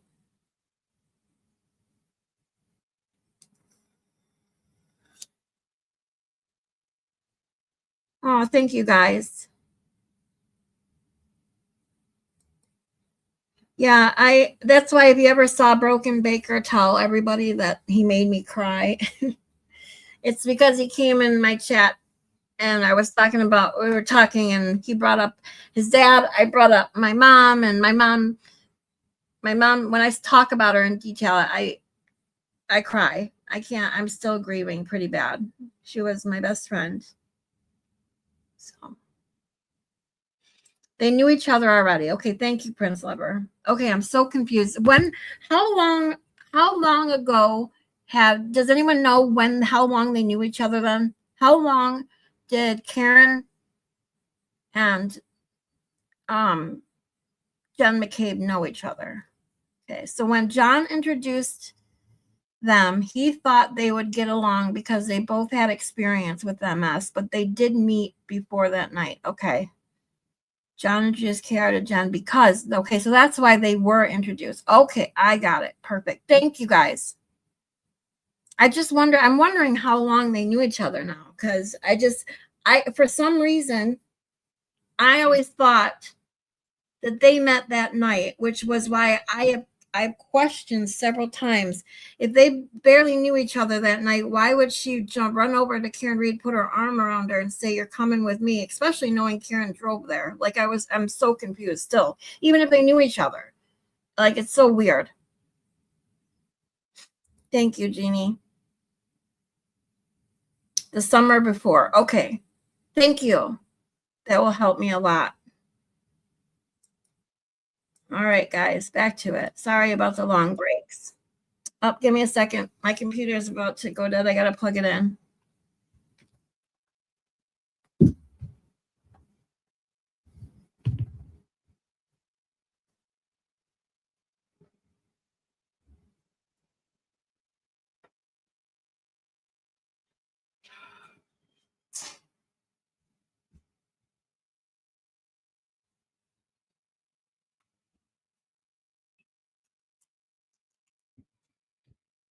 Guys, hold on 1 second. We'll go back to her testimony here. Okay. Way unfair to say the defendant wasn't there shaking you when you were Well, stop beeping at me. I know. playing basketball or hockey. Objection. Sustained.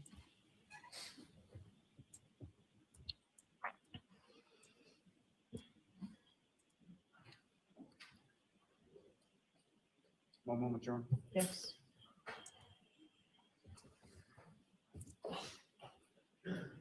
Nothing further on. Okay, Mr. Jackson? Concerning statement, I hit it. Thank you for being louder, Alan Jackson. You gave a statement on January 29th to Sergeant Light. Called him over to specifically give him a statement, correct? Correct. Gave a statement the next day, later that day, Trooper Proctor, correct? Correct. You were also met with, on that following Tuesday, with a trooper named Prince, correct? Correct. And then you testified in April of 2022, no fewer than 12 times about statements that you attributed to Ms. Reed, correct? Correct. And in not one of those instances, not one, is there a report that says you said, she said, I hit him, Exactly. correct? Correct. Although I told Mike Lank. Oh, we already know that the officers all got it wrong. Objection, Your Honor. Sustained is to that. Next question, please, Mr. Jackson, I love you. So you indicate that you were, the harassment that you just described, this terrible harassment that you just described, started in about April 2023, correct? Correct. That was around the time that there were public hearings concerning this Google search. Is that right? Objection. I'll allow that. Is that right? I'm not sure exactly Have a when the good one, Google search Broken. came out. But you do know that you started. Might be suffering here this for a while, harassment so that if you we make claim it back, we'll see you was then. Awful and terrible, etc. around April of 2023. Is that right? I didn't claim it's awful. It is awful. Okay, I'm sure it is awful, Ms. McCabe. I'm sure it's terrible. It I'm is. sure it sucks to be harassed. It really sucks. does. Yeah. It I'm sure sucks it to, does. pass Objection, Your away Honor. on, All right, your so friend's lawn that's too. sustained, and I'll strike it.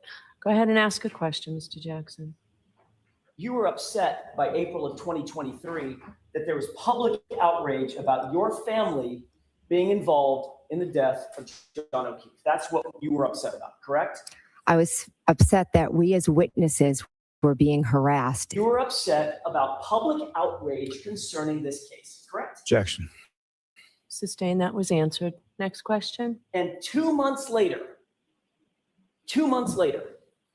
in June of 2023, for the first time, you testified at another proceeding, and lo and behold, you attributed the words, "I hit him," to my client, right? Objection. So ask that without the objectionable phrase. 2 months later, at another proceeding in June of 2023, you attributed the statement, "I hit him," to my client for the first time under oath, correct? Under oath, correct. Oh, she had to stipulate under oath, correct? Yeah, well, that was the Indicated when you question. You turned don't your have to phone in, constantly repeat the and police show. were- And oh my God, insufferable. Perfectly okay with you deleting communications with your children, correct? Correct. Including Allie, who's a material witness in this trial. Objection. correct? So part of that is objectionable, and I'll sustain that. So You're aware that your daughter Allie was a witness in this case. At the time, I was not aware of that, no. No, but you did know that ultimately she was going to indicate that she drove Colin home, correct? You knew that at the time. Objection. that's sustained. Did you know at the time that Allie had driven Colin home, or she said she drove him home? I had no idea she drove him home. But you deleted all those communications with Allie, didn't you? Objection. Sustained. Oh my Did you God, delete all the Lally. communications that you had off your phone with Allie, your daughter? Objection. So this has already been answered, but go ahead, finish. Let's finish this loop. Did you delete them? I deleted the conversations with my 4 daughters. At that time, Allie was not a witness. All I asked you, you heard my question. Did you or did you not delete the communications with Allie McCabe? Objection. That's been answered. You said that there was this statement. I like them both. I like them both. I do. That's 100%. But I actually prefer the beard. But that's me. I like goatees, as long as they're not really long beards or anything. Carrie Roberts made during her interview. Eyes like a shark. Yeah, she does. Plays with I'm me. not sure if she made it during that interview. I'd have to look back to see when I said she told them everything in bold, because I know she had said it to me multiple times. So I'm not sure if it's when she said it in the interview or just in general. When she said, I told them everything, I told them, etc. So when you said in that group chat, she's telling them everything, that might not even be what you're Best talking word about. to No, it explain was. her. And you said that horrified you, correct? I didn't know Carrie Roberts. So yes, her statement horrified me. Horrified you. Yes, that was horrifying. And in that group chat, your response to that horrifying statement was 3 words. I love it. Was there a response prior to that? You tell me, ma'am. I'm not the one under oath. You are. Well, if you want to show me it again, I'd love to get I that. knew she was going So- to say that. Do you want to show Do me you have it what handy, she does Mr. to Jackson? every fucking thing? I'll grab it. This one. Okay. She's not going to commit to anything that they don't have proof of. You guys, I'm assuming you guys get this, and I'm probably late to the party. But the reason she's asking to be shown is so she doesn't commit to anything that they don't have proof of, 100% proof of. That's why she's like, well, if you show me, I'll say it. Only if you prove I said it, I'll say it. Otherwise, I'm going to say, I don't know. Packet this morning that I did. Freaking ridiculous. Sure. Yeah, she's got the smuggest little smirk. Oh.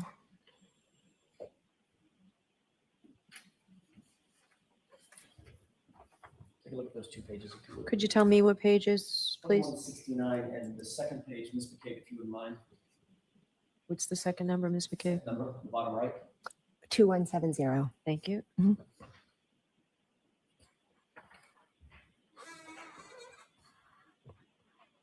have that, Emily?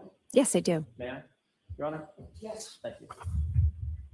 During that conversation, when you said she's telling them everything, that came right on the heels of your husband saying, this girl could write a book, or this woman could write a book or something like that, correct? Correct. She talks nonstop. Right. And then you said 2 texts down, Kara's a talker. she's telling them everything. Correct. The text just before that was, I love it. That was in response to my husband saying this girl could write a book. What's the next thing that you wrote to that group within a second of that? She is telling them everything. Right. Yeah, exactly. Sure.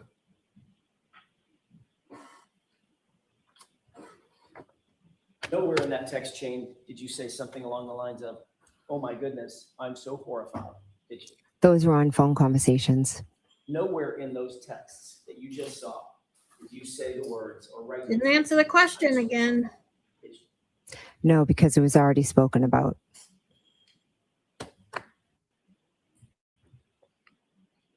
You were asked on that morning, January 29th, 2022, as you drove to the location and ultimately to 34 Fairview.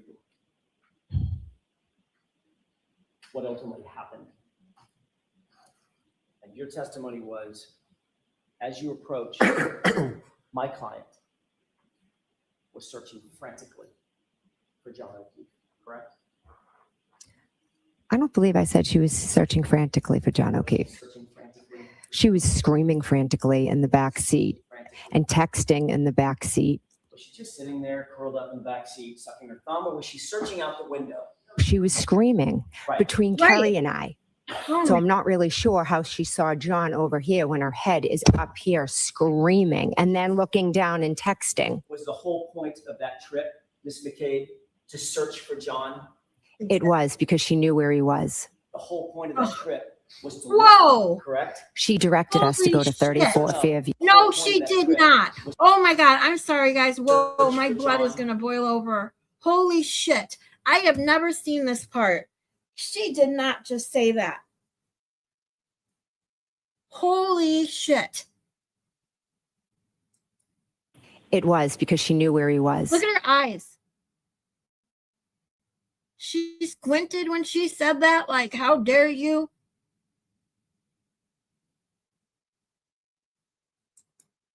The whole point of that trip was to look for him, correct? Yeah. She To look for him, which means she was looking in between, probably texting, calling, and looking out the window. That's what you do when you're looking for someone. directed us to go to 34 No. Fairview. No, The whole she point did of the- not.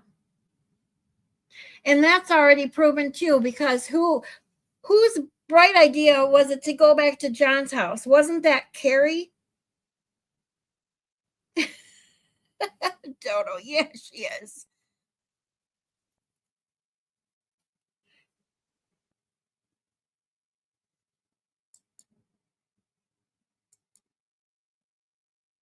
Carrie made her go back to John's house to look for him.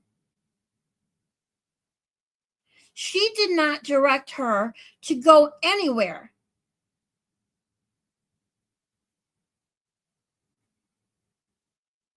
She just made that sentence up. Bullshit. She just made that up because she's pissed off.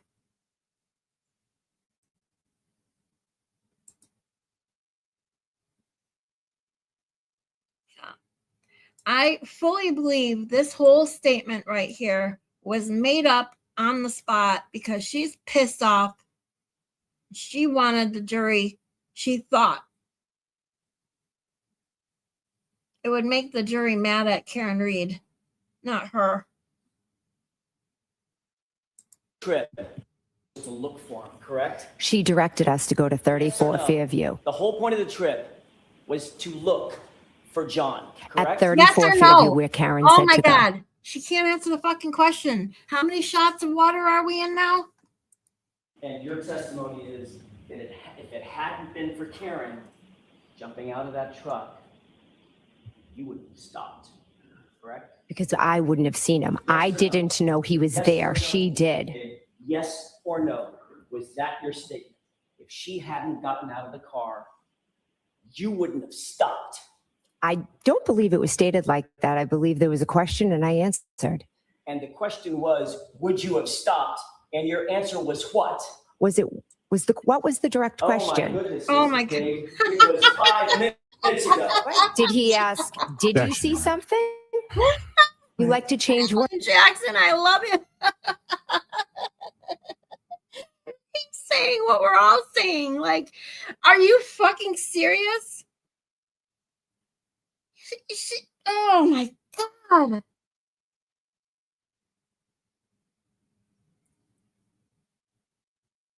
I think this has got to be, no, and not think, this is the most,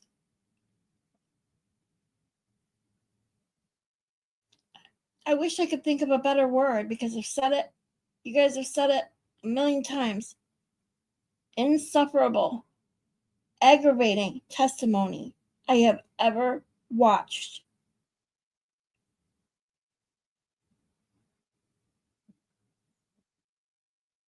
Yeah. It was 5 minutes ago. Oh my God. Words. I just want to be certain. So, Mr. Right. Jackson, just Mhm. keep it to You questions, just want to be not certain comments. You were asked just a because second I'm ago a snotty by bitch. Mr. Lally. If Karen Reed hadn't jumped out of the car, you wouldn't have stopped, correct? Yes or no? Correct. Thank you. Okay. Look at her. Did you see the way she looked at Karen Reed just then? Did you guys see that? Watch. Watch after she says correct. Watch her eyes. Watch this. Correct. Okay. Oh, I couldn't even Right, stop Mrs. it McCabe. fast enough. Did you guys see that? Oh my Yeah. God. Gotta watch it one more time. Watch her face after she says correct. Correct? Holy shit. Correct. Thank you.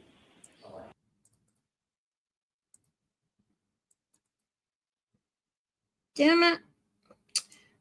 I pushed my mouse button too many times and screwed up the screen. Hold on. Okay. Look at it. Oh, All right. I almost had it. Damn it. Oh, well. You guys can pause it. I can't with my stupid mouse. But, dude, Mrs. you McCabe, guys, we are finished. like, she is like, I got you, bitch, with that look. Oh, my God. Yeah, I don't know how anyone finds her credible. You guys saw it? Oh, good. Good. Yeah. Oh, my God. Her and her, like, oh, my God. Her facial expressions give her away. Now I totally understand the whole she must have taken a Xanax during the second trial because she was a lot more calm than this shit.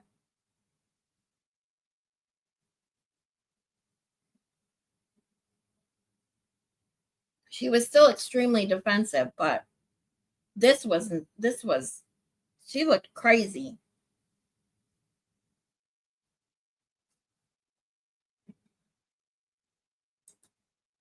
Right, Mary B?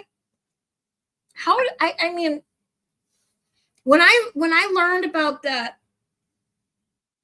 I think it was you, Mary B, that you and someone else helped me realize that it wasn't just the person in charge of the jury like I thought. Like I thought it was a Murdoch kind of situation where the person in charge of the jury was the issue, not that someone on the jury, the foreman, wasn't. Like I didn't know any of that.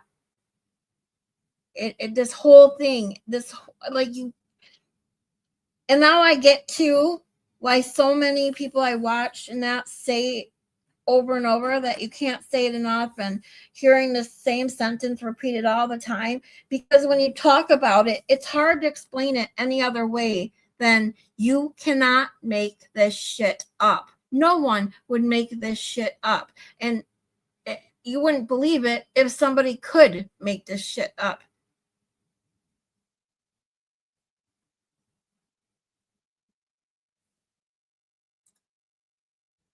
Nope. You'll start to see it as we go through this and watch the interview with Bowtie Ronnie. Yeah, I'll be definitely looking forward to that after we're done with the trial. That's right, because he's the Ronnie's the foreman, right? He was the foreman.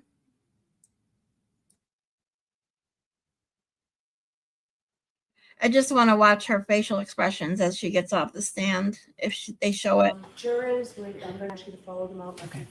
All right, Ms. McCabe, we are finished. Jurors, I'm going to ask you to follow them out. Okay. Done. We'll take a recess, and this one might be a little longer. I may need to. No, they showed Karen. I don't know how she was able to keep her cool. I give her so much credit for that. Oh, look who's next. Come on.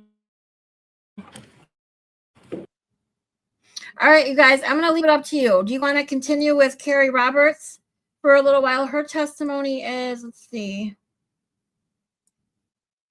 Her testimony is an hour and a half. And her, I'd probably put on 1.25 speed, so more like an hour and 10 minutes or so. Or we can go straight to stuff on the Google Drive. No, he was just a regular juror. Thanks, Mary B. I knew he was a jury, at least. But I'm definitely looking forward to that, because what those guys talked about, whatever information to give some insight into that jury room, oh my God. It's definitely going to be intriguing.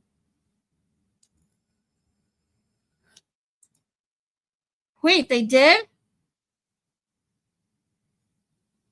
The foreman was a former law enforcement officer who didn't do interviews. Ronnie said that the group thought he was in charge. Oh, gotcha. Whatever you guys want to watch. Okay. But wait, Prince Lover, back to this. The jury did their own investigation of what did they do? How did they do what they do? Go on social media or something? But that wouldn't they have to like be questioned about that though? And possibly kicked off?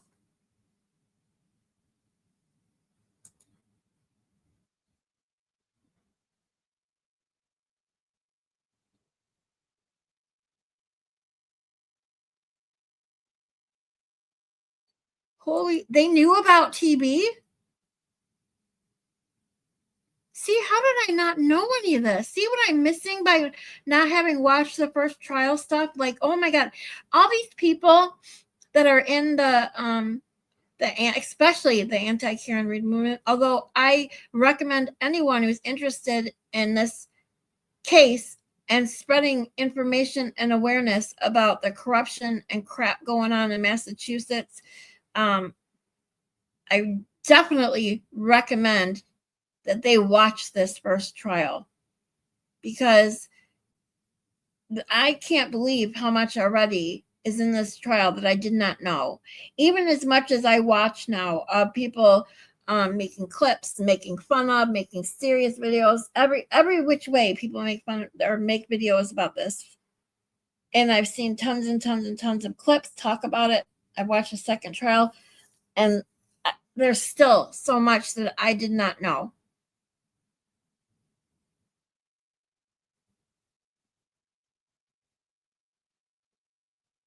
When did they find out that they knew TB, who TB was, and when did they find out they talked to family members? During the juror interview?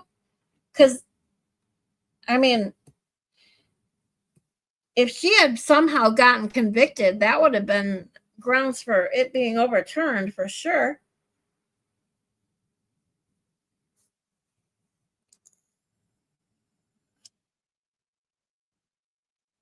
What makes it also crazy is if they knew about Turtle Boy, how did 9 of them? I still don't understand with just the trial how 9 of them voted guilty. But if they knew outside stuff, unless the family somehow convinced them,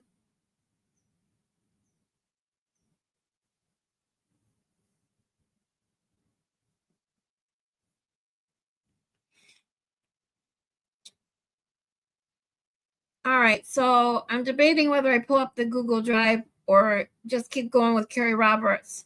Dodo says whatever we go, she goes with the flow. What do anybody else want to weigh in here? Because I know people have wanted to go over the Google Drive, but two of the people specifically aren't in the chat, so maybe we should wait anyways. So I think I'm just going to start with Carrie Roberts, and then if you guys want me to stop and go to something in the Google Drive or whatever, let's do that. Just let me know. Good morning, ma'am. Good morning. Because I'm interested now, just because, Carrie Roberts. right, because this is right on the heels of Jen McCabe testifying, I'm definitely more interested right now in watching Carrie Roberts testify, if you guys don't mind. Roberts. And where do you live, ma'am? Canton, Mass. And how long have you lived in Canton, Mass? 10 years. And who, if anyone, do you live in Canton with? My husband, my 2 children. The foreman told the jury that they weren't allowed to ask Bev questions about the confusing jury form. What?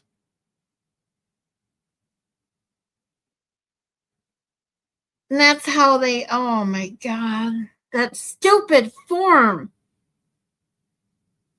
That form is ridiculous.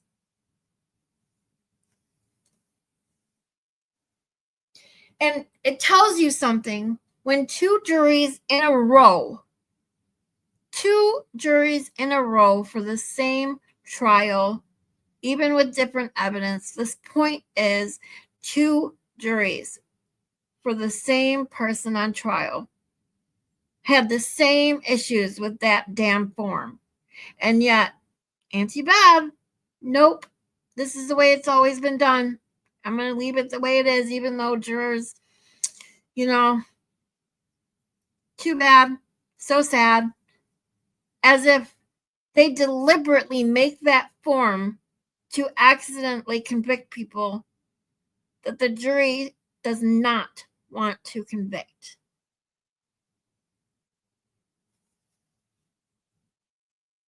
Insane. And your 2 children, how old are they? And boy, girl? My son is 12, my daughter's 14. And do you work, ma'am? I do. What do you do for work? I'm an executive assistant. How long have you been doing 17 years. that? And your husband, Kurt, does he work as well? Yes. What does he do for work? He's a heavy equipment operator. And how long has he been doing that? Maybe 20 plus years.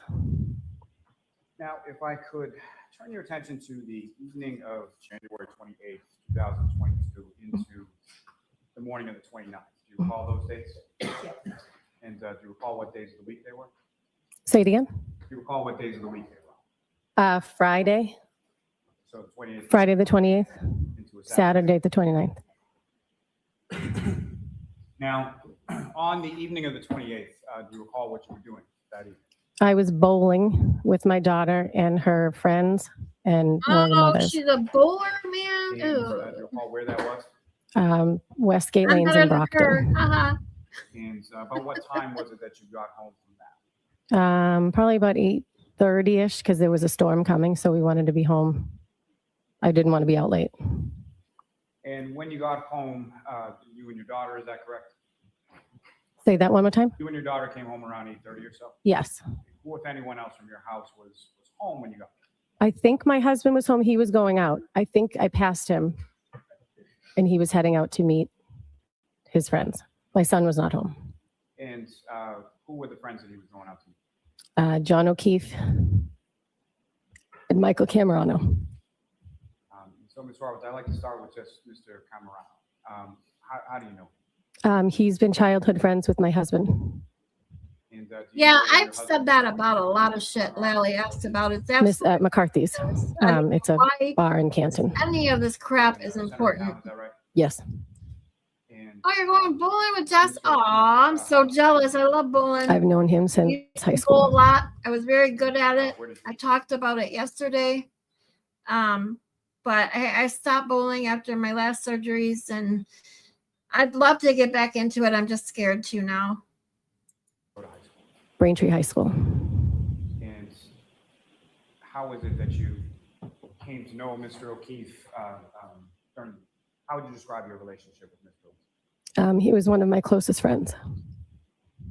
In addition to John O'Keefe, Yeah, he does. growing He's up so in West quiet. Country So High, I'm are like, you familiar with any other I'm members of leaving the him O'Keefe so family? close to my Yes, Kristen, his sister, was a senior when I was a freshman. John was a year older than me, and Paul was 2 years younger than me. So at some point, I was in school with all of them. And after high school, at some point, did you come to know any of the members of the O'Keefe family while you were living in camp? Yes, my son and John's nephew went to an in-home daycare together. So I went to go pick up my son at one point, and Kristen was there, and we kind of figured out that we lived in the same neighborhood that we were going to be moving into. And then Kristen got sick. And during that time, sort of when you first reconnected with Kristen, about how old was your son and her son? My son was 18 months. Patrick he's almost a year older. And your son and Patrick Furbush, did they end up going to the same school in Canton? Yes, they went to home daycare. They went to preschool, pre-K. And by the time they got to elementary school, they got separated because they were troublemakers. But did they go to the same school Yes. all throughout? Yes. And what, if any, other activities did your son do along with Kristen's son, Pat? Well, Patrick wanted to try hockey. So they did hockey together, and then he didn't like that. And they played baseball together since they were T-ball, like 4 or 5. Now, you mentioned that Kristen O'Keefe or Kristen Furbush at that point, at some point after you met her, she got sick. Is that right? Correct. Eventually, she passed away. Is that right? Correct. And, after she passed away, her husband also passed away. Correct. And at some point after that, what, if any, role did John O'Keefe have with reference to? candle pin. Well, when I'm Kristen, sorry, wait, I gotta stop.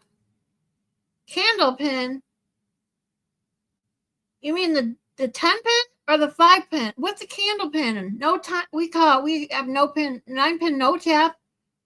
Whoa, I don't know. I've never heard of candle pin.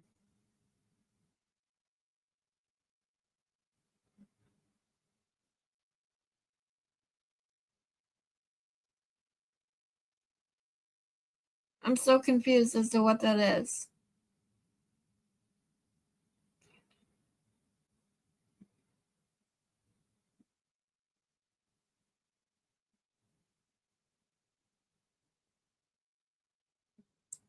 passed away, I was in touch with John, just seeing if they needed help with the kids, getting them to and from wherever, because I was down the street. Kristen passed away, and then he said, I might move in. Steve's got to figure out finances, but I might move into your neighborhood. And I said, oh, okay. And then when Steve died, John did move in, and he took over raising the kids. Oh, okay. Fair to say that you were, with reference to your son being friends with his I'm like, what did I miss? What's candle pin? you were Sorry. fairly often, and by him I mean John O'Keefe. Oh, yes, daily. Mhm. And what, if any, at some Oh, point, what if any? John Take a and shot of his son water. moved from down the street? No holes in the ball. Yes, they and they're moved across smaller. town. Oh, okay. So Oh, I live know on the what you're Milton talking- side. okay. He moved over I've sort of seen near that the before. Stoughton side. About how far a drive is that, sort of from your house to where you moved to? It was on Meadows, correct? Yes, and it depends because Canton's terrible for traffic. Maybe 7 minutes, maybe 8, depending. And if it's in the evening, it's longer. And after Mr. O'Keefe and his niece and his nephew moved sort of across town, where did his nephew Patrick, where did he go to school at? He remained at the same school that he was at with my son. So on Wednesdays, when John couldn't grab him in time because he'd be working in the city, Patrick would come home with me. You were familiar with what Mr. O'Keefe did for a living? He was a Boston police officer, but at the time he was working in an office registering sex offenders. And so you would help out as far as picking up his son. What, if any, assistance did you have with regard to his niece Kaylee as well? Say that one more time. What, if any, assistance did you have with regard to Mr. O'Keefe and his schedule with regard to his niece Kaylee as well? I didn't take care of Kaylee as much. That was sort of, there was other women, Jen McCabe, one of them, she sort of really took hold of caring for Kaylee because her daughter was friends with Kaylee, and I sort of got Patrick. So if Mr. John was Lally, you gonna- have to keep your voice up. I'm really sorry. I didn't mean to interrupt you. Sorry. And if you could keep your voice up too, okay? Thank you. Well, that's probably the only good thing she did this whole trial. Is he keep telling them.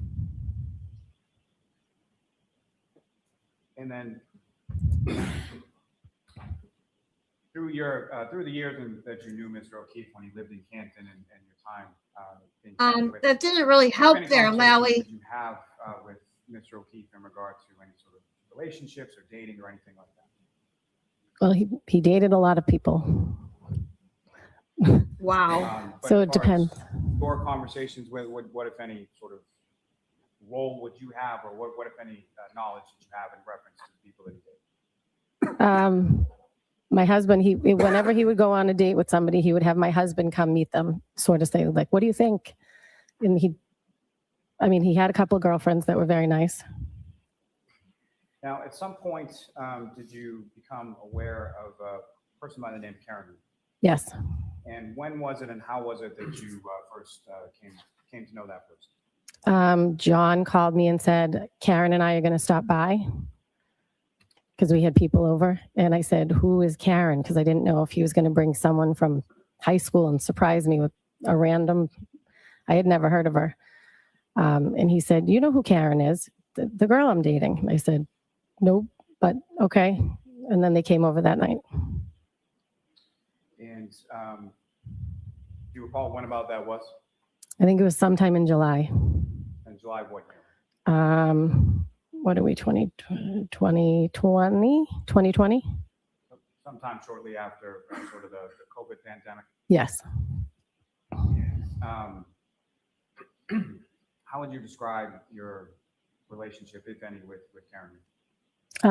She was like another person that took care of the kids. She took care of Kaylee and Patrick a lot. So I would coordinate with her if Ryan and Patrick were going to go to the golfing range, or if Ryan was going to go with them to the Red Sox game, that kind of thing. We weren't do lunch or hang out like girlfriends. Was there any occasions where you had sort of socialization or go out as couples or anything like that with Mr. O'Keefe? No, they came over our house one time, and then we'd do baseball tournaments down the Cape, and we'd all get together. But the four of us never went out. And just for clarity purposes, do you see Ms. Reed in the courtroom today? Yep. Identify her as to where she's seated or an article of clothing she's wearing. Say that again. Could you identify as to where she's seated or an article of clothing that she's wearing? She is seated at that front table, and she has a black and white suit jacket. Or just ask the record reflect identification by the witness. Yes. Okay. Now, coming back to that evening of the 28th, your husband went out to meet Mr. Camerano and Mr. O'Keefe, correct? Yes. And do you know about what time it was that your husband Kurt arrived home that night? Maybe around 10:30. And after he arrived home, what, if anything, specifically do you recall the two of you doing or anything before going off to bed? I remember sitting on the couch, and the front door is right there, and it was open, and it started to snow. It had just started to come down probably about midnight, but it was coming down fast. So you knew it was little snowflakes usually mean a big snowstorm. And I said, well, it's starting. So we went to bed because we knew we weren't going out anywhere. And as far as Going out. Well, it's starting. So probably about midnight there, and it was open, and it started to snow. It had just started to come down probably about midnight, but it was coming down fast. So you knew it was little snowflakes usually mean a big snowstorm. And I said, well, it's starting. So we went to bed because we knew we weren't going out anywhere. and as far as turning your attention to the next morning, at some point you awoke. Do you recall what it was that awoke you that morning on the 29th? Karen called me at 5 o'clock in the morning. And is that sort of a normal occurrence as far as Ms. Reed calling you and specifically calling you that early? No. And when you went to answer the phone, at some point, did you look at sort of like the screen to your phone? I don't know. I just answered Ask it. this in a different way. As far as, at some point, did you realize or did you know whether or not that call that at some point you answered, correct? Yes. Okay. And the call that you answered, do you know whether or not that was the first call Ms. Reed had placed you that morning or not? It was the second call, only from looking at my phone after, because I said, oh, shoot, she called me. She just called and I didn't. She called twice. And the phone call that you answered, about what time was that? 5 on the dot. And if you know from looking at your phone, the phone call that you didn't wake up or didn't answer, do you know how long before that phone call was? I think it was a minute or two before. So 5 o'clock on the dot, you get a phone call, you answer it, and it's Ms. Reed, is that right? Correct. And that phone number, you had her sort of programmed into your phone as a contact, is that correct? Yes. And on prior occasions, had you called that number or gotten a call from that number on prior occasions? Yes. And when you got that call or made that call, who was the other person on the end that you received? Say that again? Maybe a pretty simple question as far as it goes, but just with reference to any prior phone calls that you either got or received with that number that you programmed in as Karen Reed. When you spoke to someone by calling or receiving a call from that contact, who was on the other end of the call? Karen Reed. Okay. So you answered the phone sometime right around 5 a.m. and you described to the jury sort of what the content of that conversation was. I answered the phone and she said, John's dead. Carrie. And then she hung up. And as far as her end of the conversation, did you say anything or get a chance to say anything before she hung up? No. And when she's speaking to you and saying those words to you over the phone, how loudly is she saying those words? Very loud. She woke my husband, who was sleeping. So at the time that the phone rings and you pick it up, your husband's sleeping, correct? Yes. And then afterwards, he's awake. Correct. Now, what happened then? Then I got out of bed and Kurt said, what was that? I said, I don't know. Something's happening. And I think I started getting dressed at that point because I don't know if I started getting dressed at that point or after she called back again. I tried to call her, I think a couple times back to be like, what is going on? Finally, she called me back again and she said, I'm afraid John might be dead. He might have gotten hit by a plow. He did not come home last night. I was not supposed to stay in Canton last night and he would never leave Kaylee alone. I think something happened. And do you recall earlier in the day of the 28th having any communication with either Mr. O'Keefe or Ms. Reed? I did with John. He texted me. Do you recall generally what that was about? My son got into a scuffle with some boy at school, and Patrick wasn't in school at the time. I think he went to a doctor's appointment, but Patrick got wind of it. So John was calling to see if my son was okay. Now, turning back to, again, that morning on the 29th, you called Ms. Reed a couple times. She didn't answer. Is that correct? Correct. And at some point, she called you back? Correct. And about how long was it after that initial phone call that you had where she hung up? How much time it elapsed between that call and the next one? I don't know, maybe 5 minutes. And so when she calls back, she makes those statements to you that you just testified about. And upon her making those statements, what, if anything, was your response? I said, then she said she checked Kaylee's phone to see if John had called. And I said, okay, where are you now? And she said, I'm driving. Can I come to your house? Will you drive my car? I don't remember anything from last night. We drank so much, I don't remember anything. And I said, you need to go home and be with Kaylee if she's there by herself. I'll go look for him or something of that nature. Because I said, you're going to get a DUI. If you were drinking all night last night and you don't remember anything, you shouldn't be driving. All right, so next question, please. When you were talking to her on the phone, what, if any, observations did you make of sort of how she was speaking or She was very frantic and her voice was elevated. She was very frantic. And the loudness that you were describing during the course of that first phone call, what, if any, observations you made with respect to that in regard to the second? Same. Throughout the rest of the day, it was the same. So you indicate to her that she needs to go home, is that right? Correct. And what, if anything, did she say in response to that? She said, I'm going to come to your house. Will you drive my car? And I said, okay. And after that, what did you do from there? I started getting dressed. I think that's when I was starting getting dressed. And my husband said, where are you going? I said, I don't know. Something happened. John didn't come home. Karen's worried. So I'm going to go help her. And he said, you're not going anywhere. It's a blizzard. And I said, yeah, yes, I am. And I went downstairs. I started the car, cleared it off, and I sat there waiting, and she didn't come. So I called.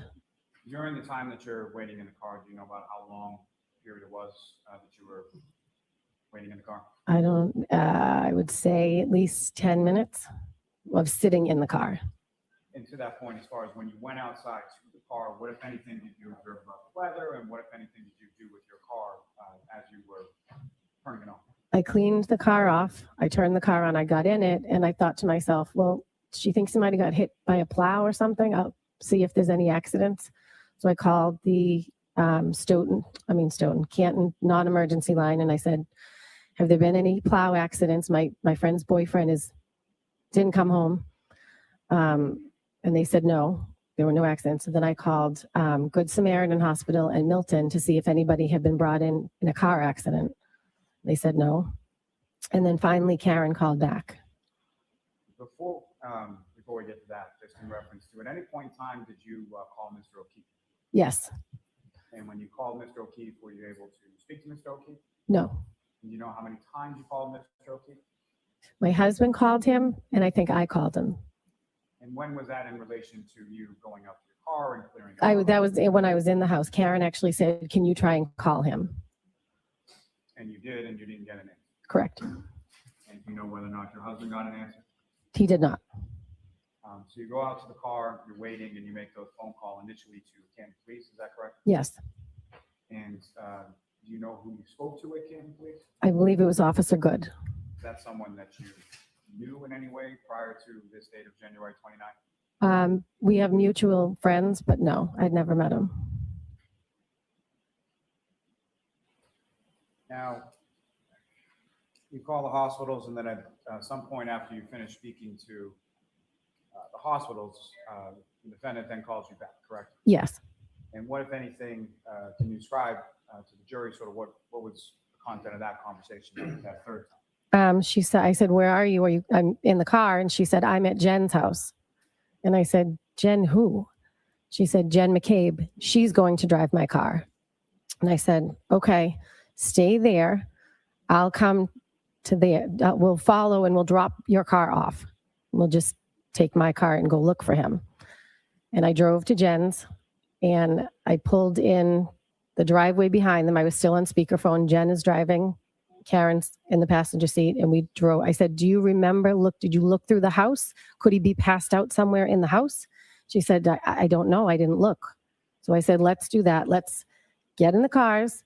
We're not taking two cars. It's a blizzard. We're going to go back to Meadows, and we're going to go look in the house first. He could be passed out behind the couch or on the floor, or who knows?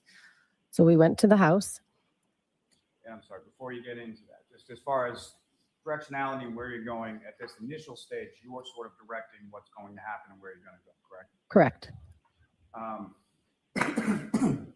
Now, you had mentioned that the defendant said she was at Jen's house. You asked Jen who, and she said Jennifer McCabe, correct? Object. I'll allow it. With regard to Ms. McCabe, did you know her, or how did you know her prior to this morning of January 29th? I had met her once when John took her and I to Reebok I can because he's finally got a hear it now. 50% discount. So we would go periodically and get the kids' shoes. So John and myself went to Reebok, got shoes, and then we went to the hillside for lunch. That was it. I wasn't friends with her. Is that someone that you had programmed in your phone as a contact? Did you have her information prior to January 29th? No. And when you went to Ms. McCabe's house that morning, how was it that you knew where Ms. McCabe's house was at that point? I've picked up Kaylee there a time or two for John and brought her home if I was heading that way, because Jen's house is on the way to John's. And so you go to Ms. McCabe's house, and can you describe for the jury sort of what you observe or what you see when you're first coming up to Ms. McCabe? I pulled in the driveway behind Karen's car, and Karen and Jen are in the car talking. I'm still on Bluetooth, so I can hear them. And Karen said that she remembered leaving him at Waterfall. And Jen said, no, I saw you pull up to my sister's house. And then at some point in the conversation, she said, what about my taillight? What about my taillight? And I looked, and there was a piece missing, but it was caked on with snow. You could tell there was a little black hole, but there was Whoa. snow. Even before I paused it, she said something she said like two things right in a row that caught me. So hold on. Like, but it was caked on with snow. You could tell there was a little black. I looked. At some point in the conversation, she said, what about my taillight? What about my taillight? And I looked, and there was a piece missing, but it was caked on with snow. You could tell there was a little black hole, but there was snow like caked on it, and it was. Oh my God. I gotta hold on. I'm sorry, guys. I just really want to analyze what her facial here. And facial then expression.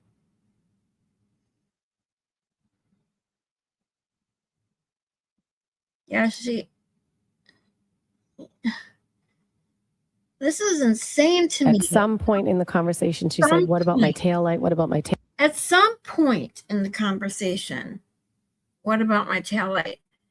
So is she also saying that Karen Reed forgot that she had hit John's car that very morning? Or did she not know she hit John's car that morning? Does anyone know?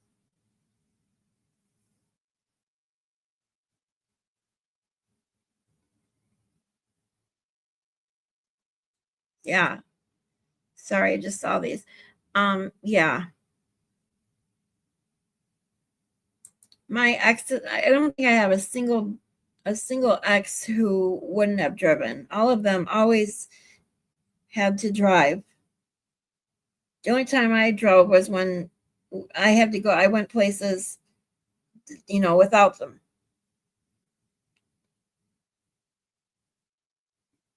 Ask again. Okay. So she says right here, at some point in the conversation, Karen says, what about my taillight? So my question is she implying that Karen Reed forgot that she hit John's car that morning, or did she not know? Or did they not even know in this trial that she hit John's car that morning? I guess I should have started with that.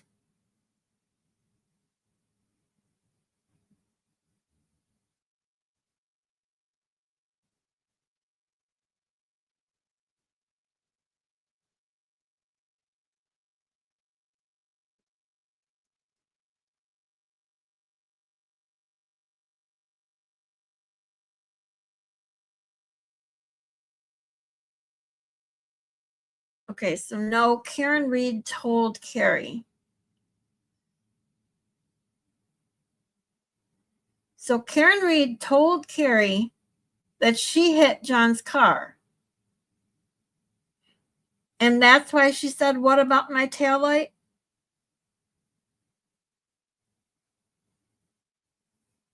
Okay, I was getting confused there. That's why, thank you. So let me listen to this. Taillight, and I looked. Hold on. And Jen said, no, Gotcha. Thank you. I saw you pull up to my sister's house. And then at some point in the conversation, she said, what about my taillight? What about my taillight? And I looked, and there was a piece missing, but it was caked on with snow. You could tell. Right there. She says there was a piece missing. Not there's a big gaping hole where shitloads of pieces must have flew everywhere. Oh my God. there was a little black hole, but there was snow like caked on it, and it was a blizzard at this point. And there, right there, is goes with when we were going over the surveillance of one of the cruisers when they pull into Karen Reed's driveway that day. You can see all the snow has accumulated on the surface of the back of her vehicle, just like the rest of her vehicle, and you can see there is plenty of surface area left on that taillight at that moment before it was towed, that there's snow. Just like she's saying here, snow had accumulated on the surface. So if that taillight was so busted,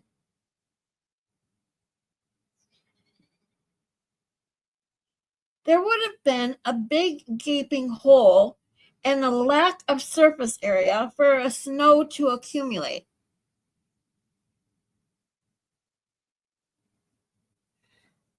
And I love how it is just a piece, right?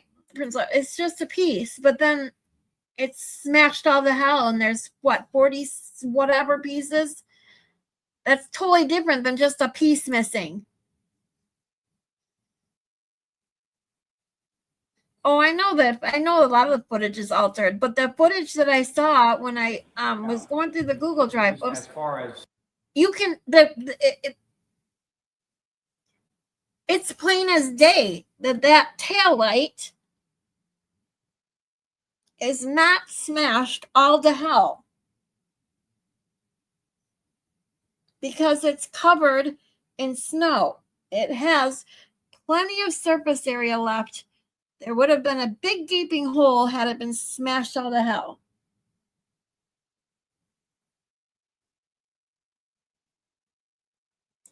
I heard it right, Miss.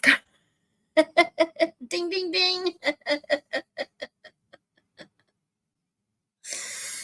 I gotcha. It was not altered enough. Yeah. Well, I mean, I know that a lot of the footage was altered. I already know that. I mean, with the inverted video with the timestamps, and like in the other video I saw in the Google Drive, I think it's the library camera. I'm not 100%. But the one that they tried to white out her taillight, not knowing that when her taillight diffuser and that's broken, it doesn't emit white light because there is no white light anywhere. That her taillight is reflecting in the wet ground red. So her taillight they made look white, but the reflection is red. They fucked that up.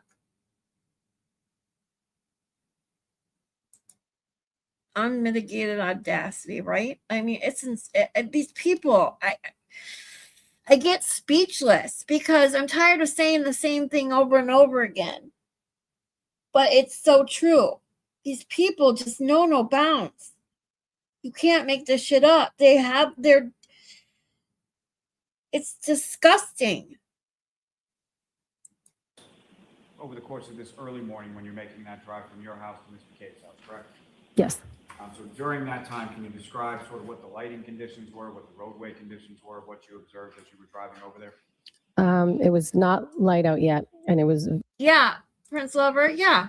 The one that they altered the taillight to look white, the reflection. I'll have to pull it up. Let me see if I can at least just pull up the still that I saw of that. There you can see it. They changed the reflect or the actual light to white, but when you look at the ground, the reflection is red. So they fucked that up big time. really bad driving. And bad driving in reference to snow, was that correct? Yes. So you get to Ms. McCabe's house, and during the drive from your house to Ms. McCabe's house, you're speaking to both Ms. McCabe and Ms. Reed. Yes. And with reference, I think you've said a couple times as far as a Bluetooth. So as far as what you're hearing on the other side of the conversation, is it just one person, or are you able to hear sort of everything that's going on in the call? I could hear everything. It was like a regular phone call in the car. From where you were, you're your impression was it was hooked up to the speaker of the car. Correct. And when you get to Ms. McCabe's house, or what you were just testifying about as far as the taillight, when is it that you're making those observations? In Jen's driveway. And so about how far away from the defendant's car are you the first time that you see or your attention is drawn to this taillight? I was parked right behind them in the driveway. And can you describe which part of the vehicle you were looking at as far as which taillight that you're observing this damage? The right passenger. And so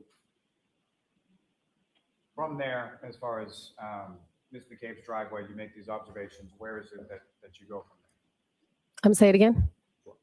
So after you're making those observations and you're overhearing that conversation or you're having that conversation over Bluetooth, where did the three of you go? We went to Meadows, to John's house. And how was it that each of you sort of got from Ms. McCabe's house to John's house on Meadows? Jen drove Karen's car, and I followed behind in my car. And when you arrived there, where did you go? Where did you park? Like, I pulled in, I think I pulled in right behind. She pulled her car sort of in front of the garage bays, and I pulled in the driveway behind her. and when you say she, do you know who was driving? Jen McCabe, sorry. She was driving and Miss Reed's in the front passenger seat. Correct. And you're driving your car behind. Correct. And what kind of car did you have? A Ford Explorer, Do you recall what color it was? dark gray. And as far as Miss Reed, do you recall what kind of vehicle she had at that point? A Lexus SUV, Do you recall what color that was? black. Now, with respect to Mr. O'Keefe, do you recall what kind of vehicle John O'Keefe had?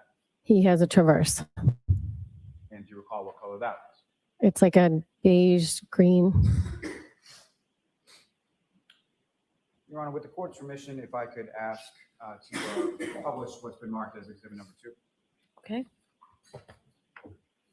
Ms. Roberts, directing your attention to the screen over here, do you recognize what is up on the screen? That's John's house. And does that seem like a fair and accurate portrayal of what John's house looked like at around the time of January 29th when you went over that morning?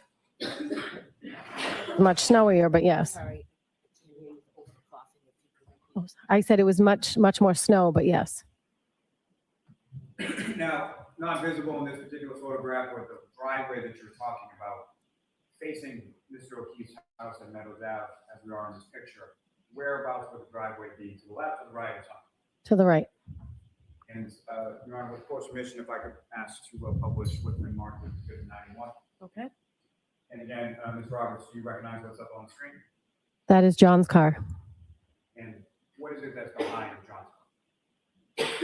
Behind a basketball hoop? No, I'm sorry. That's correct.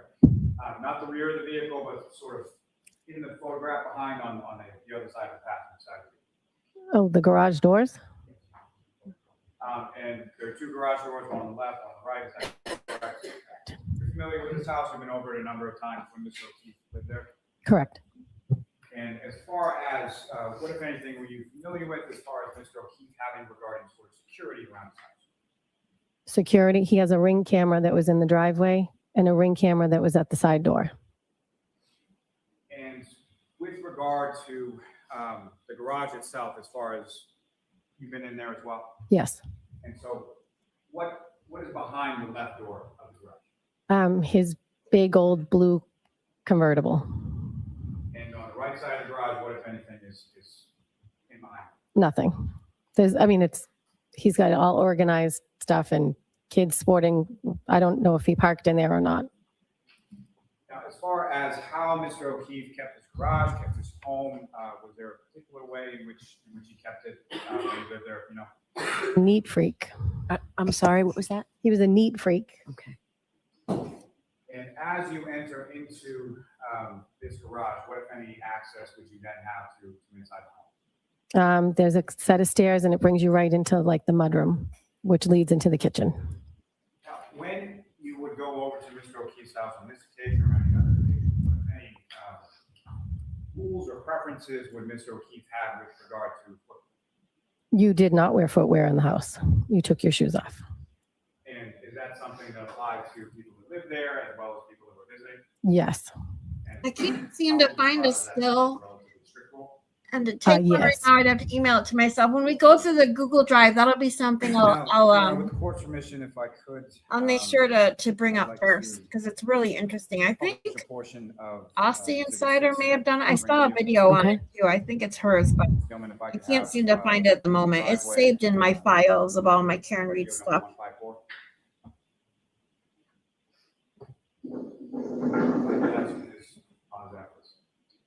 So, Mr.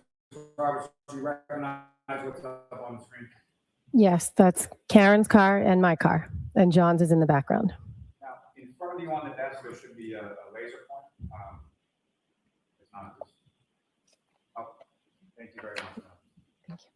So pressing on that button and pointing sort of at the screen, if I could ask you just direct the jury's attention to where you see Ms. Reed's vehicle, where you see your vehicle, and where you see Mr. O'Keefe's vehicle.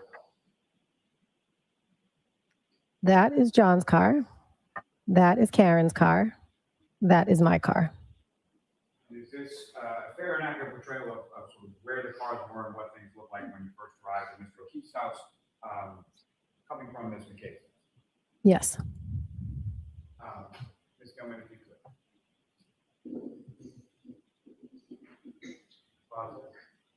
Now, with reference to any individuals that you observe in this video, again, using the laser pointer, you could draw the jury's attention to who you observe and where they are. That is Jen McCabe, and that is Karen Reed, and that's me.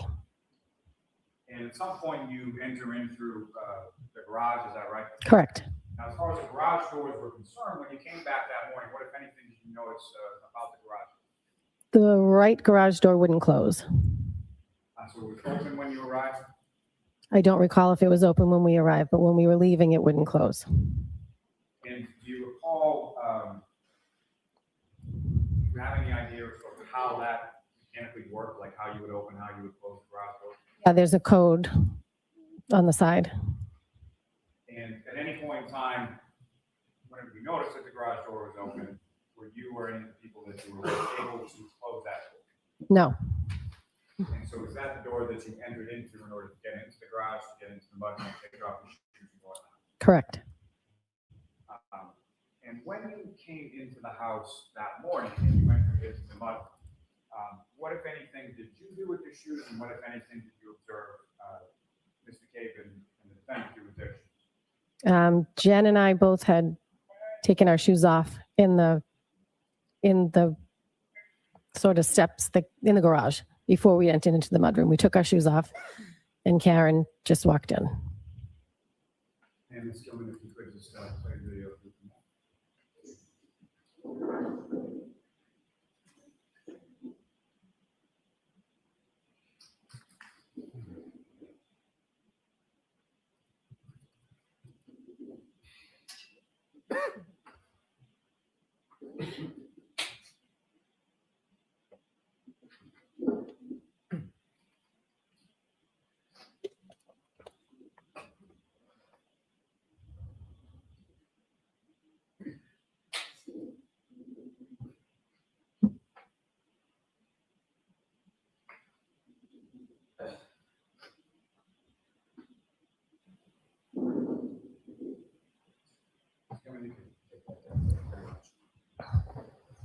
Now, Ms. Roberts, with reference to the Ring video security system that Mr. O'Keefe had at his home, if you know who had access to that?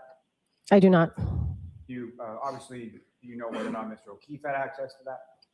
He did, yes. Okay, do you know how or what device he used in order to access it? I only know he had it on his phone How do you know he had it on his phone? because he would check it all the time to see if the kids were home or dropped off or. That's something you did in your presence? Yes. Now, with regard to, at some point when you get to the home, beyond the sort of initial observations you made in Ms. McCabe's driveway with regard to the right rear passenger taillight of Ms. Reed's vehicle, what, if any, other observations did you make, or what, if anything else, did you do with reference to that area of the vehicle? Karen did point it out at one point in the driveway. She said, my taillight, look at my taillight. And I looked at it and I said, you told me you don't remember anything from last night.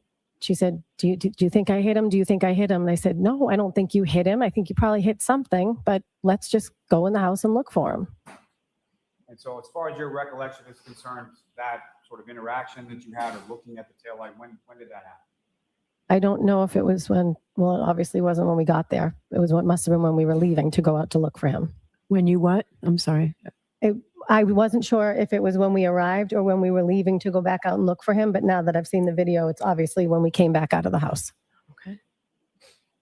And who was present for that? Who was present? Yes. Jen Yeah. McCabe, Karen Reed, and myself. Moni, I have a whole thing about that too. Because it actually, in my opinion, proves that, Karen was really looking for him, had no clue where he was, because she knew if he was anal about people taking their boots and shoes and stuff off because he didn't, whether he was a knee freak or just didn't want shit tracked in the house, whatever. If she knew that and she ran in that house, went in the house, whether she ran or not, I don't know. But she went in that house and wasn't thinking about her shoes and that, because she was thinking about, where is John? She didn't care about her shoes being on because she was more worried about finding her boyfriend. But these two, taking the time to do that when someone is missing, goes to show you they didn't give a fuck. And why wouldn't they give a fuck about finding John? Because they already knew. They already knew where he was.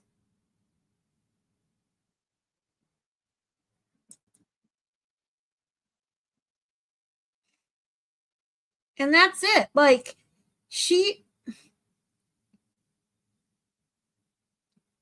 when Jen said, because Karen directed me to 34 Fairview, which is bullshit. And this right here proves it. Carrie's the one that forced Karen to go back to John's house first. And I also wonder why that is, when everybody knew that's where Karen just was. Are you serious? Like, whose bright idea was that? Oh yeah, Carrie Roberts, because she's not that bright. But then again,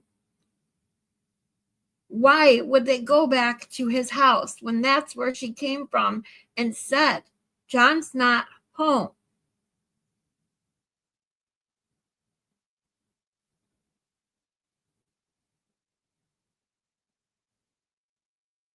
I never understood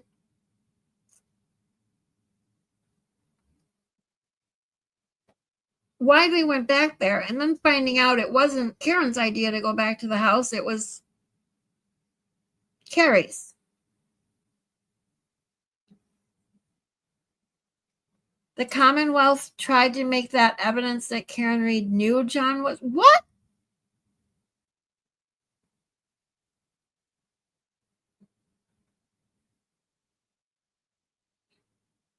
How would her not taking her shoes off prove that?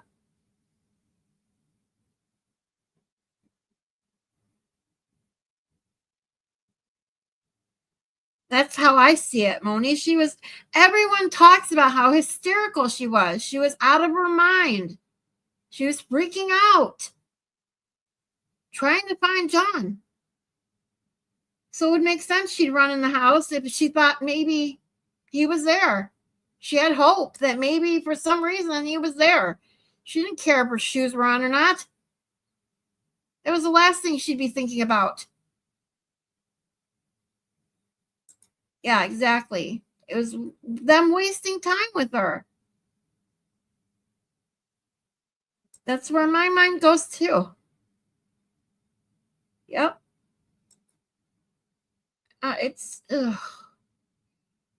It's crazy how they can twist some of this shit into something that is just defies common sense. I'm sorry. And as far as where Ms. McCabe parked that vehicle, at any point in time that you were at the house Did that vehicle move at all? And by that vehicle, I mean Ms. Reed's vehicle. I don't think so. So where it's parked in that video is essentially where it stayed as far as you know. I believe so. Now, with reference to those observations or when you were looking at the rear passenger taillight area of Ms. Reed's vehicle, how close to the vehicle were you when you were making those observations? Right in front of it. There was one piece, like a rectangle encapsulated, like whatever was broken. I remember there was one piece of metal sort of sticking out. So if it was an encasement for a light of some sort, I remember looking at it and the piece was sort of sticking out and I thought someone's going to catch their sleeve on that or something. Now, from there, when you arrive at the house, you go into the house, you take off your shoes. What happened? I started looking. Jen started looking. Karen, her and Jen went upstairs. I started looking downstairs. I started looking on the other side of the couches to see if maybe he passed out somewhere. And then I went upstairs and Karen was standing in John's room. The bed was made. She was just standing there and Jen had gone in to talk to Kaylee. And then I said, all right, let's go. Now, He's not in the house. He's not in the house. As far as your knowledge of Mr. O'Keefe, him not coming home when any of the children were home, was that something that was normal? Him not coming home if the children were home? Correct. Yeah, he would not do that. And obviously you knew Kaylee was there, but what, if anything, did you know as to where Patrick was? He was at a friend's house. And was that something that you knew independent of this morning or what had transpired up to that point? Say that again? How did you find out that Patrick was at a friend's house? So you know. Karen said, I said, where's Patrick? She said he's at his friend's. So you were in the downstairs area of the home, is that correct? Yes.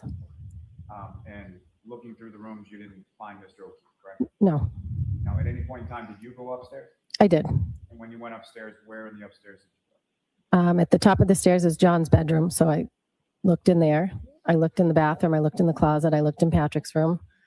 I looked in the other two bedrooms and Kaylee was in her room. So Jen was in there, but I was looking through the house. And as far as Mr. O'Keefe's bedroom, when you looked in there, what, if anything, did you observe as far as the condition of the bed? The bed was made. You mentioned you looked in a variety of different rooms on the second floor. You said sort of two other rooms. What, if anything, were those other rooms used for, if you know? I think one of them was a computer room. It was the room that faced the front of the house, and the back room had a bed in it that Mrs. O'Keefe would stay in when she would stay over. And again, just to be clear, when you say Mrs. O'Keefe, you mean John's mother? John's mother, sorry. And as far as the computer room, who, if anyone, had access to that, if you know? Had access to the computer room? Yes.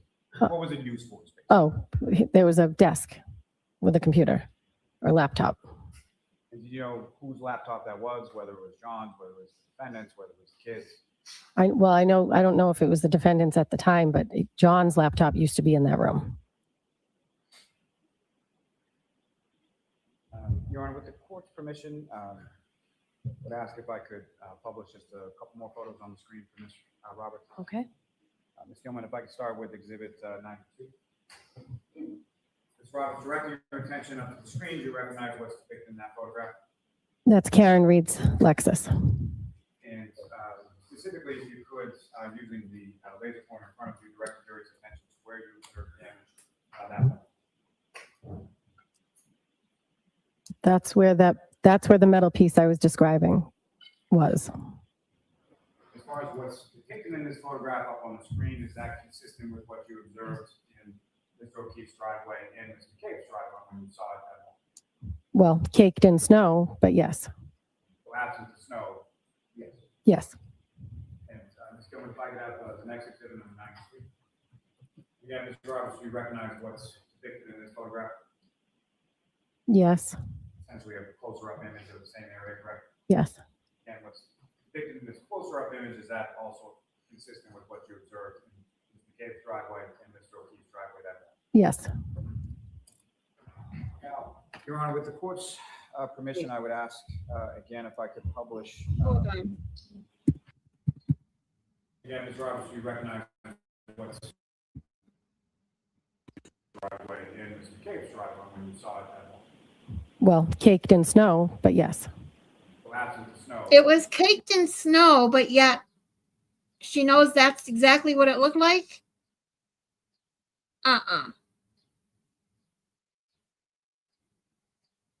No way. Yes. And, Ms. Gilman, I'm sorry, but see that big gigantic hole? It would not have a flat surface if it was like that with snow accumulated like it was in the driveway. It would not be emitting red light as she pulls out of the driveway and down the street. On all the videos, I will have to after this. So probably not today. So tomorrow, the first thing we're going to do tomorrow, you guys, is go through the video, because this is a perfect time to go through after Jen's testimony about a crack and her testimony about a crack in this tail light, to go over the red and intact tail light compared to this freaking picture right here. Again, Ms. Roberts, do you recognize what's depicted in this photograph? Yes. Essentially a closer-up image of the same area, correct? Yes. And what's depicted in this closer-up image, is that also consistent with what you observed in Ms. McCabe's driveway and Mr. O'Keefe's driveway that day? Yes. Now, Your Honor, with the court's permission, I would ask again if I could publish a portion of what's been marked as Exhibit 41. Okay.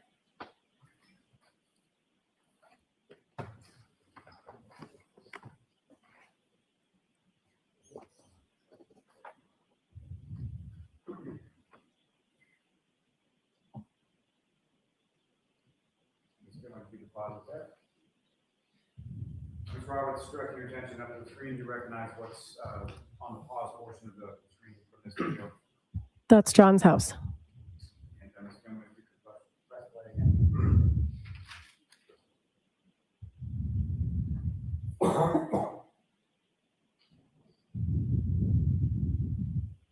Ms. Gilman, if you could pause. And again, Ms. Roberts, directing your attention up to the screen, do you recognize what's sort of in front of the camera in this particular portion of the video? That's Karen's car and John's car. And where you observe Karen's car and John's car, again, if you could just, using the laser pointer, direct the jury's attention where you.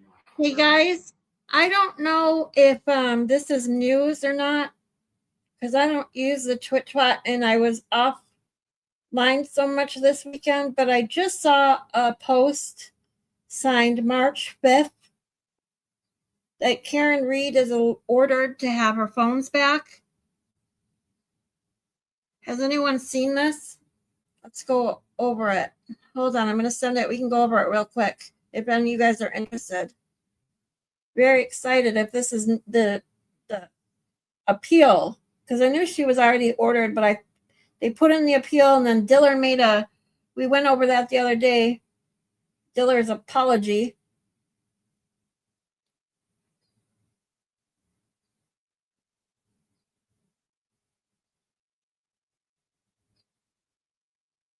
Bear with me.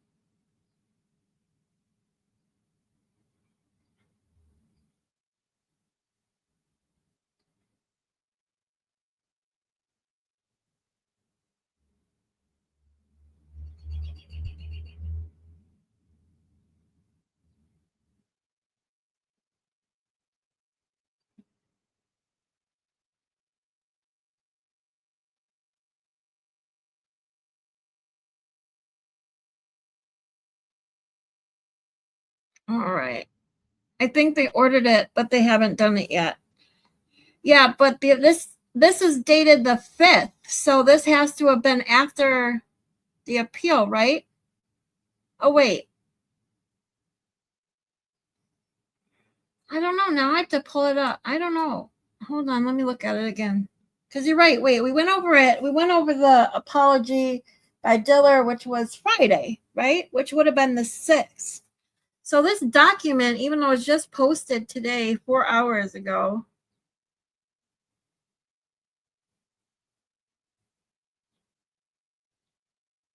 Well, I guess I'll just read it this because it says order for the following reason or foregoing reasons it is hereby ordered that defendant's renewed motion for an order to return property is allowed.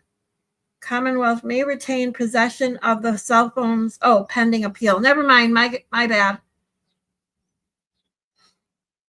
Someone was trying to confuse me then by those both because that was then it. Pending appeal. So never mind. Sorry about that. When I saw it was just posted, I thought something must have come out today. All right, let's get back to this. This is that That's Karen. photo. This is the photo from the cruiser I was talking about in the photo. There's video, the entire video of this cruiser in the document dump on the Google Drive. And right here, you can see the snow, not as well as you could in the other video. I don't know what they did to it. I know you said it was altered. You can definitely, even watching this one, see the difference in even the coloring is different.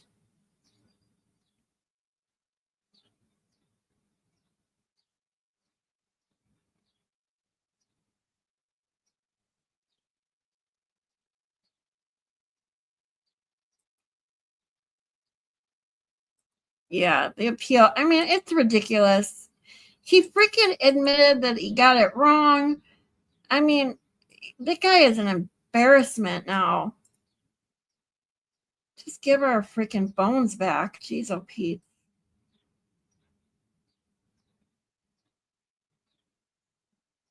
I wish I could zoom in on this, but I can't without it just going crazy. This laptop doesn't work very well.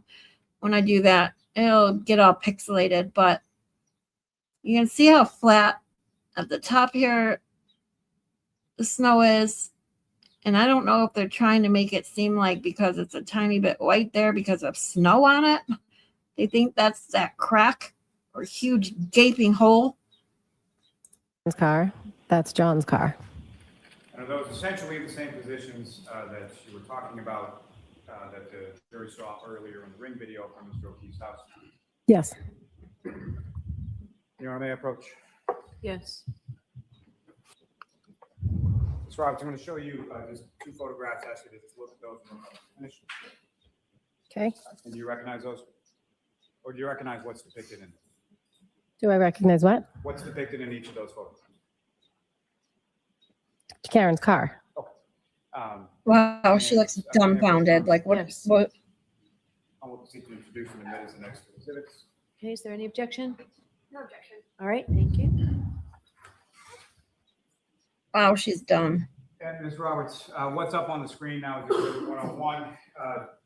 You indicated that's Ms. Reed's vehicle in the same position where Ms. McCabe left the car from the property, correct? Yes.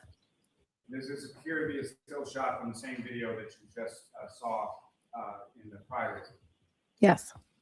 And Ms. Roberts, what's up on the screen, that's the second photograph that I showed you just a moment ago. Yes. That's essentially a closer up or zoomed in image of what's in the same still image that you saw in the prior, correct? Yes. And again, if you could, using the laser pointer, just direct your attention to the damage that you observed on the right rear passenger tail light of Ms. Reed's vehicle that one. Okay. Come in, you can face it. Now you go look through the home, you don't find Mr. O'Keefe, and what happens? Then I said, let's go look for him. If he might be walking home, or if you thought he got hit by a plow, let's just, and Jen and Karen wanted to go back to 34 Fairview where they were at. Jen said she saw her pull up to 34 Fairview the night before. So Karen really wanted to go back there. I was the one that said, no, let's drop a car off, go to Meadows and look through the house, and then we'll start looking if he's not in the house. So that's what we did. We got in the car and we were going to head back to Jen's sister's house. And so this conversation, as far as the defendant, as you're testifying, really wanting to go to Fairview, when did that occur in relation to when you got to Mr. O'Keefe's? On the way from Jen McCabe's house to John's house in the car.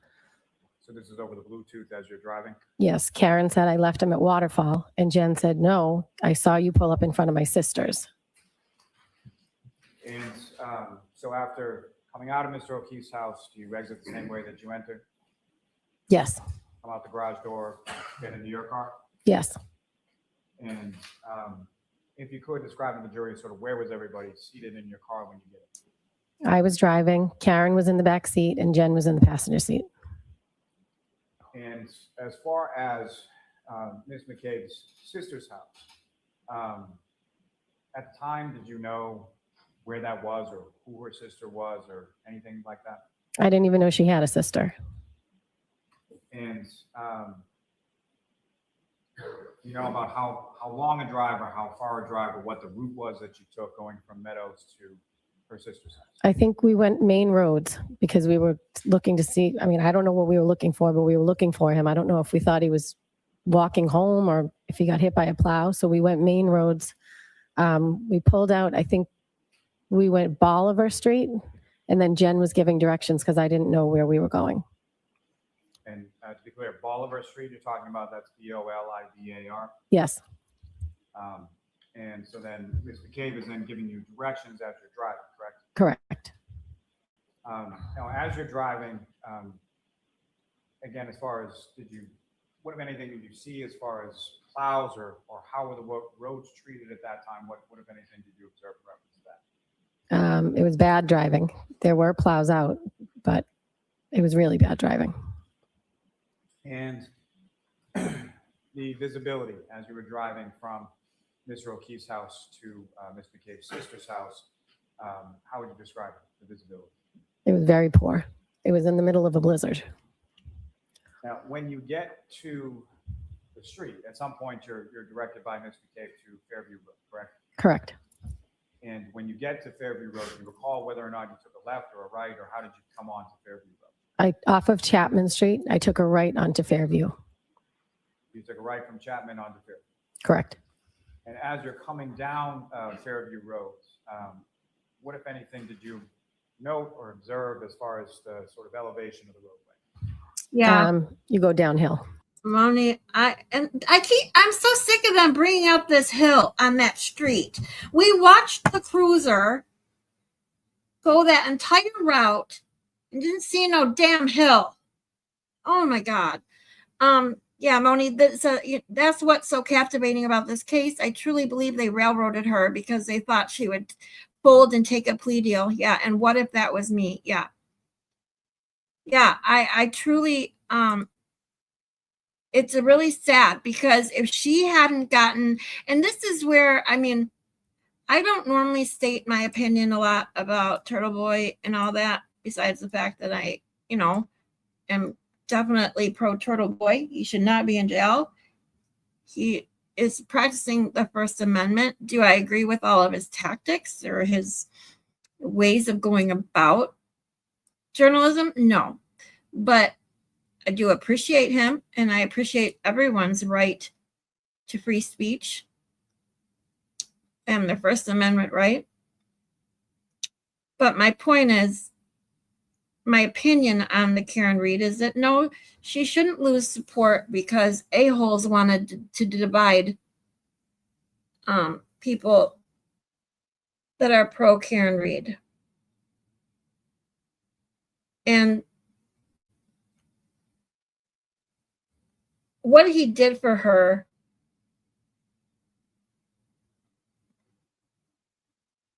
it makes me sick to think about all of the people who had, if they were in anyone else who had been in that position and didn't have a Turtle Boy, didn't have someone to spread the awareness that she got, and which led to the fundraisers and the money that she got. You can't have one without the other.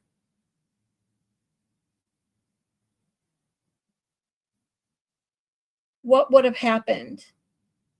And I think in that case, it would have been someone who's, well, shit, I can't risk the rest of my life in jail, so give me a plea deal.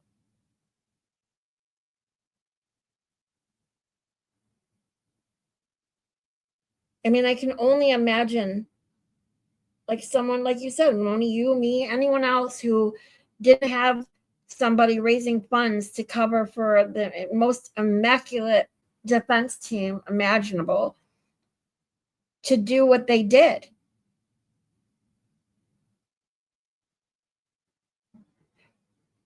Especially being Karen Reed at that moment where at points you didn't remember exactly what happened that night because of the drinking or whatever. That you didn't even remember you went to the house, if that's true. Like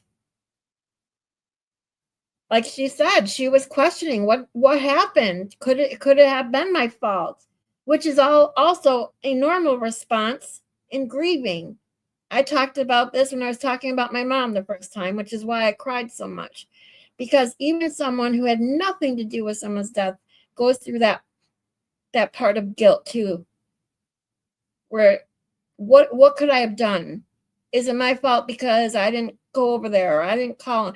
Everybody, I guess not everybody, but most people, when they go through grief, especially sudden loss of somebody, blame themselves in one way or another.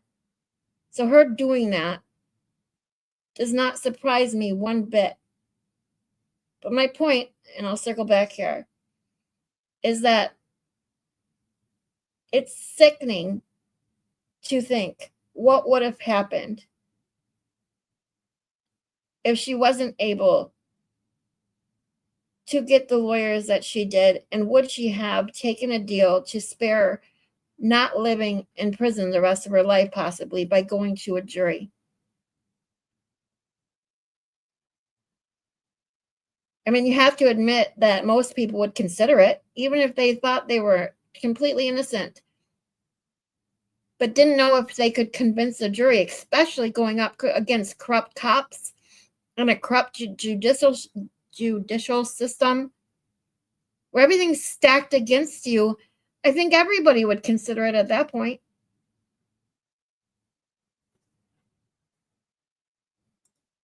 I think being out on bond made such a difference for mental health. That's why the Kelsey Fitzsimmons trial is additionally abhorrent. Yeah, I think so too. I mean, I think it's additional abhorrent for me because it's kids. Every time a case involves kids, especially babies, it really affects me.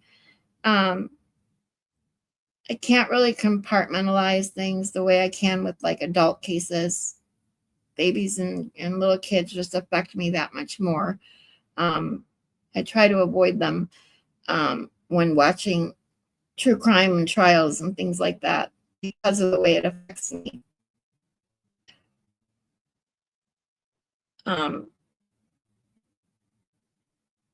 But it's beyond sad.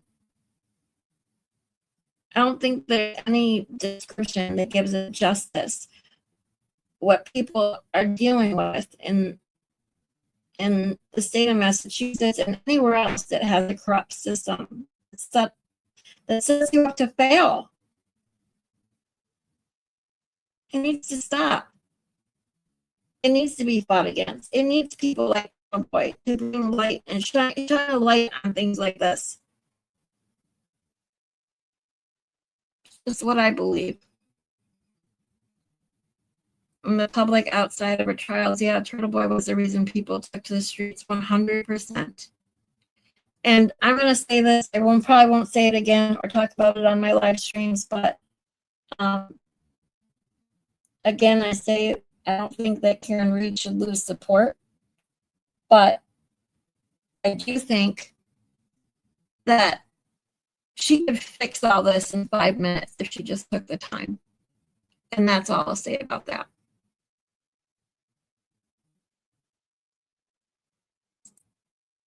Do you go down a hill? Yes. This particular area of Canton, obviously you've lived in Canton for several years. Are you somewhat familiar with this area of Canton? Yeah. And how is it that you were familiar with the area of Canton prior to this date if you've never been to Ms. McCabe's house? The commuter rail is right near there that I would take to work. Are there any schools in that area as well? Yes, the John F. Kennedy School.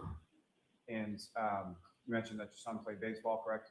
Yes, and Ball field? my son and John's nephew also went to the home daycare across the street from the JFK.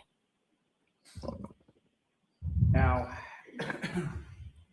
Your Honor, with the court's permission, I would ask to just publish a brief portion of what's been marked as Exhibit 12. Okay.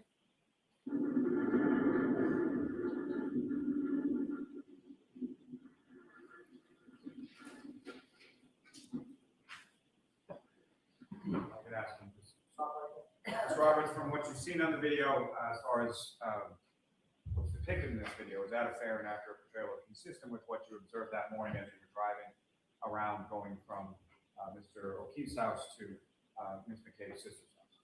Yes, And the turn that this vehicle is taking at this point in the video, about 2 minutes and 40 seconds in, you recognize what street that vehicle is turning onto? I believe it's Fairview. And Ms. Gilman, if you could.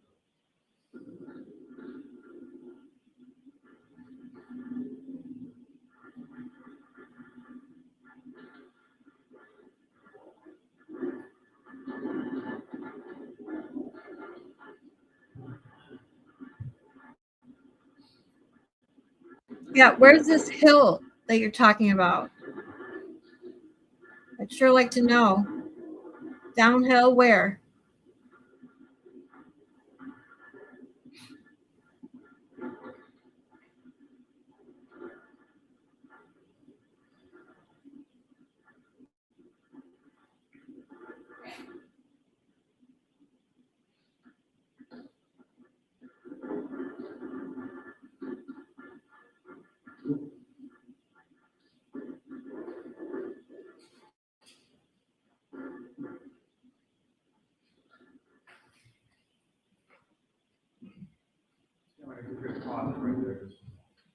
Now, Ms. Roberts, as you're driving from Mr. O'Keefe's house Okay, to Bonnie, have a really good day. this address on Fairview Road, Thanks for which coming. you've been to before, what's going on inside the car?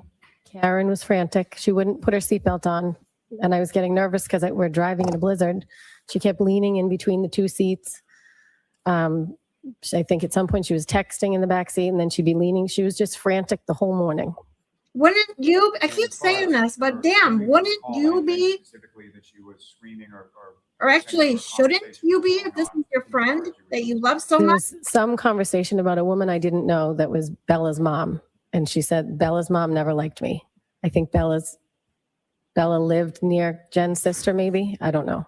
Some conversation about Bella's mom, and Karen said she didn't like me. And do you recall where you were in your I travel? don't understand that conversation. I have to look back No, I don't a little recall. bit. Now, in reference to following that, what, if anything, did you say in regards to any other sort of win? Any other what? Following that conversation in regard to Bella's mom, who you didn't know, what, if anything, did you say or introduce into the conversation? Fairview Road runs along Spring Street, I think it is. Spring Lane. So Spring Lane and Fairview are both off at Chapman Street. And there was a woman he dated that lived on Spring Lane. So when Jen was telling me where her sister's house was, I said, I don't know where Fairview is. And she said, it's near Spring Lane. And I said, oh, where the dance instructor lived. John had once dated a dance instructor. And then Karen said, do you think he could have gone there? Do you think that's where he could have been? No, I was just using it as a reference point. She said it's near Spring Lane. And I knew that the dance instructor lived on Spring Lane. And just to be clear, when you say the dance instructor, this would be for his niece, Kaylee? Correct. And you indicated that the two of them, being Mr. O'Keefe and the dance instructor, had dated at some point in the past, correct? Yes. How long ago was that? Oh, it was when Kaylee was little. She was probably like 5. So almost 10 years before this date that you're driving away. Now, as you're driving along and driving down Fairview, what is it that you're doing? What, if anything, do you observe Ms. McCabe doing? And then what, if anything, do you observe the defendant? Well, we were looking for John walking or wherever he may be. Wait, she just said, what were you guys doing? What was Miss McKay doing? What was Karen doing, right? And wasn't Jen's testimony, oh, she looked out the window, or what was it she said? Damn it. Because Karen directed us there because she knew she was there. No, and Alan Jackson was making the point. Wouldn't she be looking out the window? She just said, and here's Carrie Roberts saying that thing exactly. We were looking for John. So I'm driving and looking on both sides, and I think Jen was looking on both sides, and Karen she would be in the back seat, then she'd be in between us, then she'd be in the back seat, and then in between us. Right, looking through all the windows. And as you came down the hill on Fairview, what, if anything, what happened then? Jen said, my sister's house is right up here. And all of a sudden, Karen said, there he is, there he is. Let me the F out of this car. And she started kicking the door. And how was she kicking? It sounds like With her feet. someone who How was she kicking the door? How hard was she kicking? Pretty hard. I mean, she wanted to get out of the car, but it was locked because once you start driving, the back doors lock. So I looked over and I didn't see anything. And I looked at Jen and I said, she's crazy. And I unlocked the door and I sat back and watched. And she ran over to a mound of snow. It was not a mound of At the snow. time Oh you're my driving God. Down the road, have you Are seen you anything? serious? As you're driving down, sort of looking at the side of the road, have you seen anything on your side of the vehicle? No. And when you say she gets out of the vehicle, is it your side or passenger side where Ms. McCabe is that? The driver's side. This is the Did she get out of the testimony that driver's side of the Lally's been vehicle? getting prepped for every fucking witness. He asking was it snowing? How much snow was on the ground? And that stupid picture which gives the false impression that there was that much snow on the ground that morning. Oh my God. On the back passenger, correct? Correct. And how quickly How does she go manipulative. from your car to where she ends up? She ran over to the mound. At Mound. that point in time, even when she runs over, She ran over to she was running John. over to.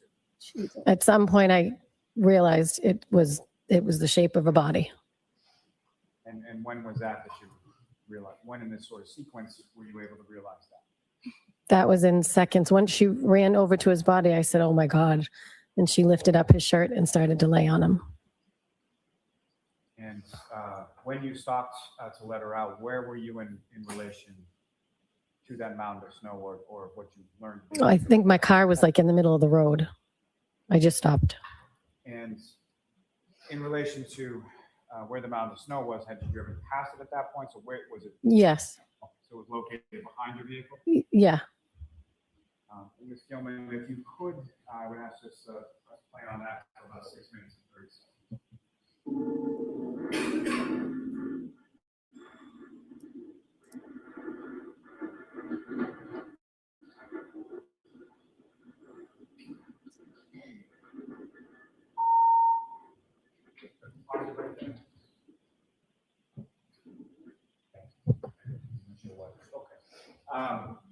What's depicted in the screen in front of this camera angle? Do you recognize what that is? That's my car. Is that essentially where you parked your car when Ms. Reed started kicking the doors and got out and ran over? Yes. Could just press play for a moment. Closet. Now, from this video, do you see where in relation to your vehicle? What does she sign for? Where you found this girl? With the pointer.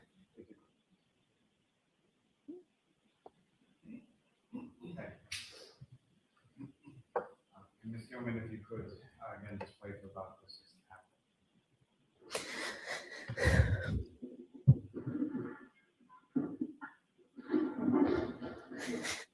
Oh, she's crying? She crying or sighing? Okay, she's crying. The first bit of emotion we've seen from any of these witnesses. Oh my God.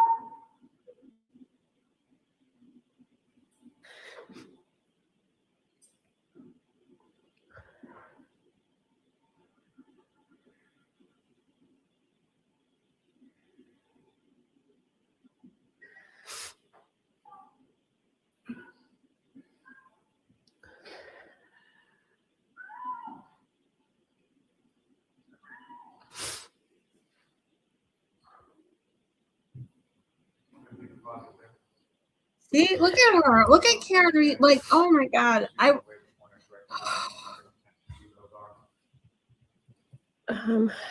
That is Jen McCabe. That's Karen Reed.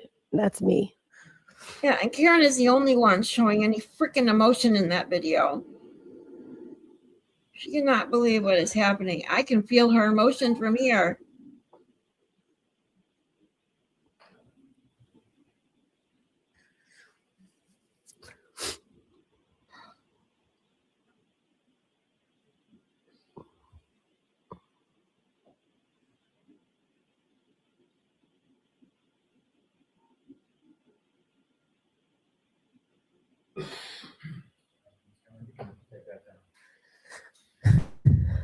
Roberts, in relation to what you just saw in the video, as far as at some point, the rear sort of tailgate or hatchback on your SUV, that was in the up position, is that correct? Yes, And do you recall why that was?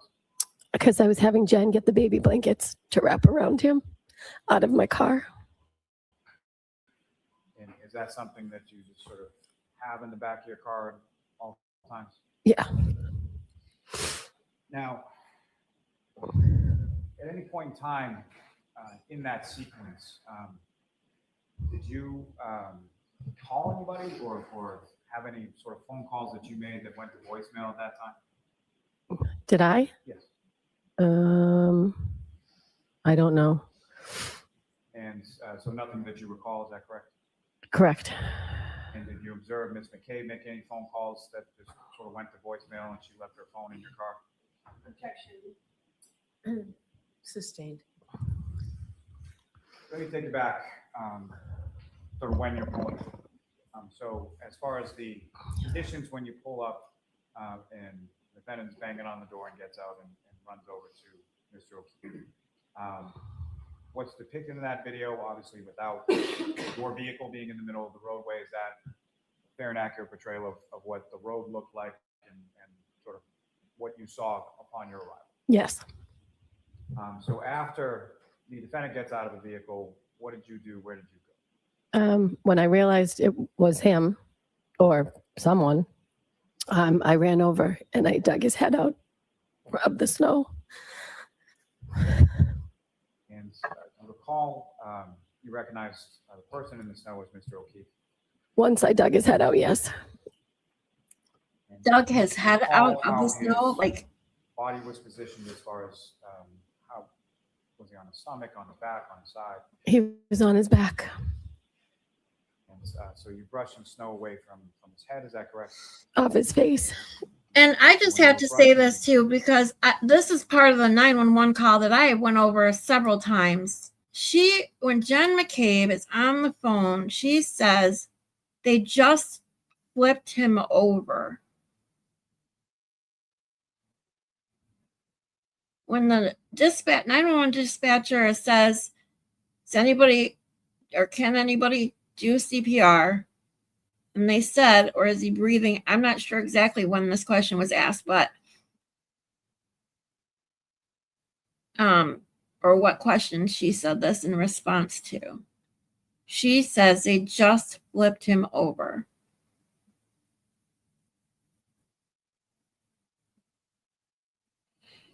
I'd still like to know if that's really the case or not, although we'd probably never know.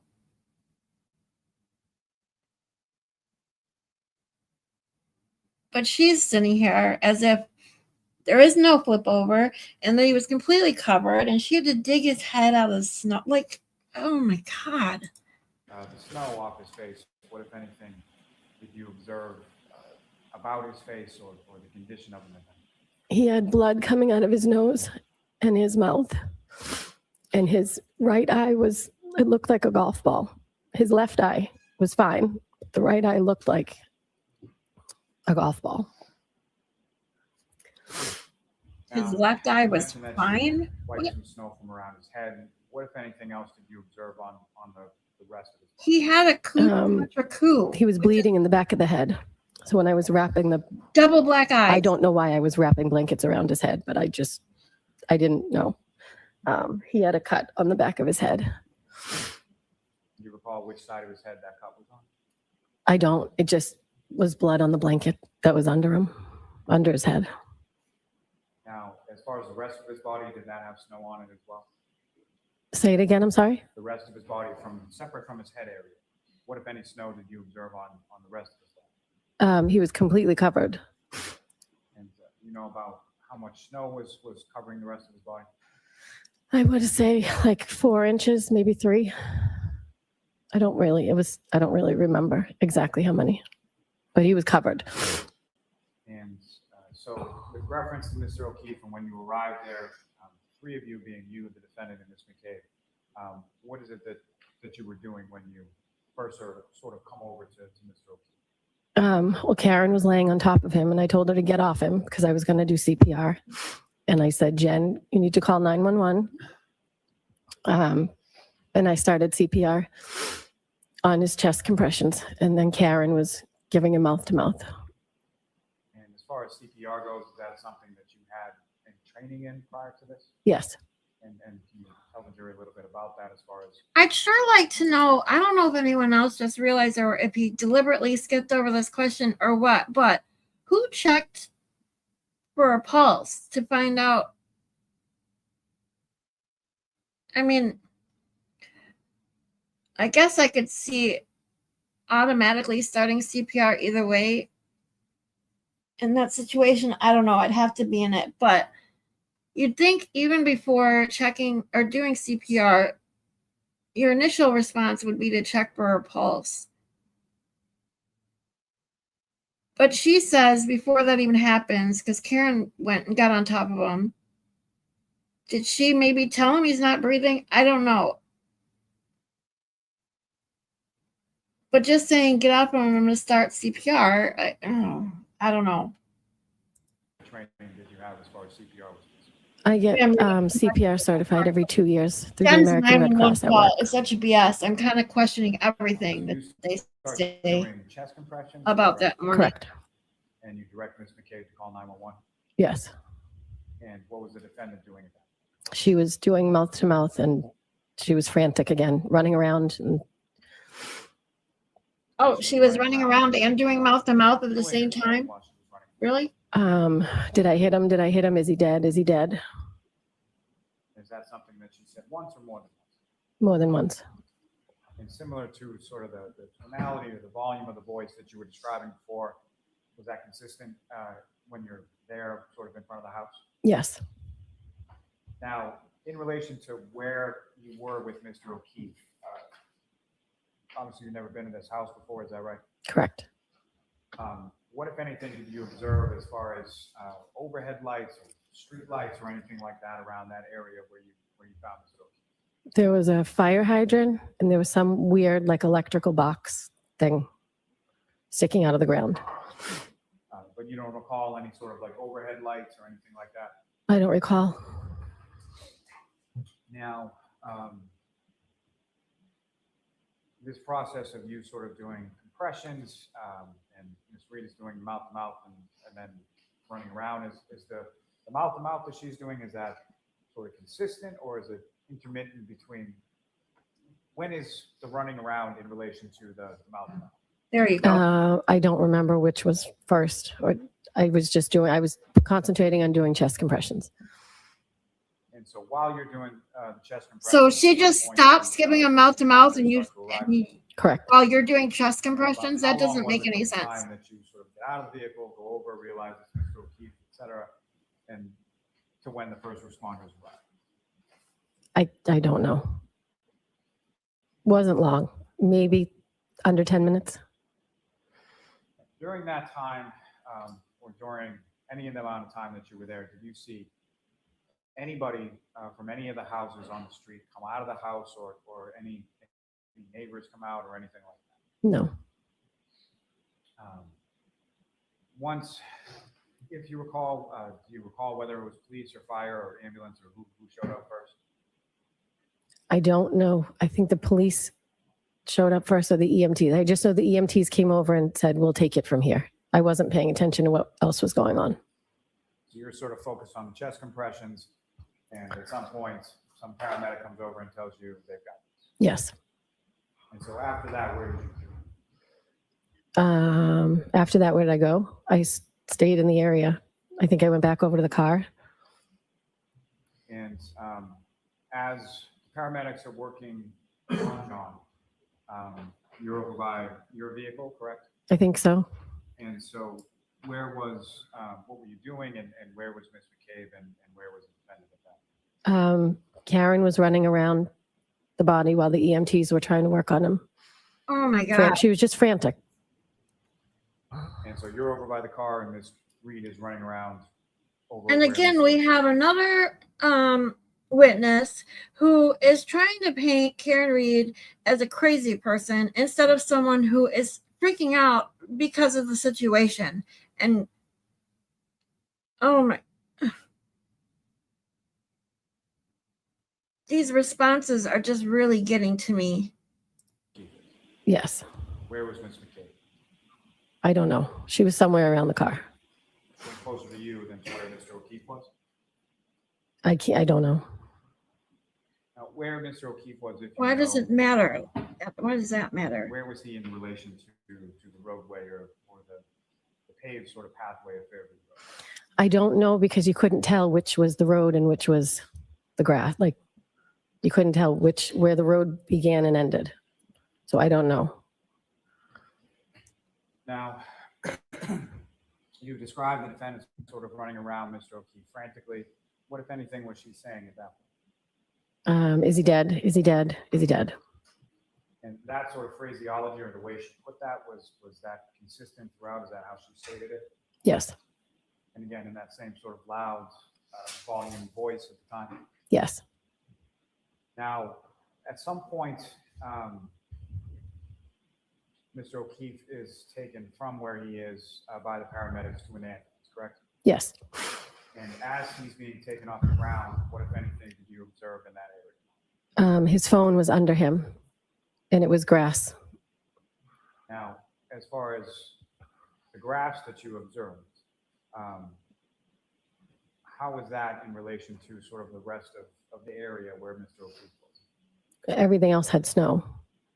So everything else is covered in snow, and when he's lifted off the ground underneath his body, is that where the grass is? Yes. And his phone was where in relation to his body? As far as when he's lifted up, what part of his body had been opened? Like maybe his shoulder, maybe it was like his back. So when they lifted him up, it was under where like his, whatever that, the right side of his back. And what I'm asking is basically sort of up towards the shoulder blade or down towards his lower back, if you. In the middle. And when you saw the phone on the grass, what, if anything, did you do with Mr. O'Keefe's phone? I picked it up. I put it in my pocket. And at some point, one of the first responders asked if I had it. I handed it over. Do you recall who that first responder was? No. Do you recall even whether it was a police officer, a firefighter, or a paramedic? No. Now, as Mr. O'Keefe is being taken from where he was located when we found him to the ambulance, what happens then? What goes on from that? At some point, Officer Good told Karen to calm down because she was frantic. And at some point, Jen and Karen were in the back of a police cruiser to warm up. I was standing outside watching the ambulance because I could see in through the ambulance that they were moving things and working on them. And so what, if any, conversation did you have with the defendant or Ms. McCabe in reference to what you were seeing through the back of the ambulance? I said, they're working on him. They're working on him. And at one point, Karen grabbed the front of my jacket and screamed in my face and said, are they working on him? Is he alive? And I said, they're working on him. They're working on him. They wouldn't be working on him if he was dead. And then she had us hold hands and pray. And then at some point, she had blood on her hands and she told us she had her period. So I think she was just in a state of shock, maybe. Yeah. And what, if I anything, can't believe she did you just or admitted that. Did they say to her when she said that? We said, no, that's not your blood. That's John's. She was in a state of shock. Wow. Then the ambulance drove away. And if you know about how long was it from the time that you were told Which by the means if she paramedics did to anything with intent, step away from Mr. O'Keefe, she wouldn't have been in a state of shock. from that point to when the ambulance drove away? I don't know. I don't think it was long. I watched them work on whatever they were doing in the back of the ambulance, and they got in the ambulance and drove away. And after the ambulance left, where did the three of you go, or where did you go? Where did Miss Reed go? Where did Miss? Karen, I had her in my car. Jen was going up to the door to her sister's house, and I said to the police, I had been on the phone now. I had called Mrs. O'Keefe. I Yeah. had called John's they all mother. I had slept called John's Karen father. running around as much At as some point, sister. Karen was on the phone with John's sister-in-law, Erin, And telling him hysteria. John's dead. So I grabbed the phone from her. Cars I and said, the he's not lights. dead. He's in the back of an ambulance. He's been in an accident. And she said that Paul was going to go, John's brother, to the hospital that they were bringing John to. So I spoke to I called Mr. O'Keefe. He didn't answer. Next question. That'll stand. But next question. You call Mr. O'Keefe and Mrs. O'Keefe John's parents. Correct.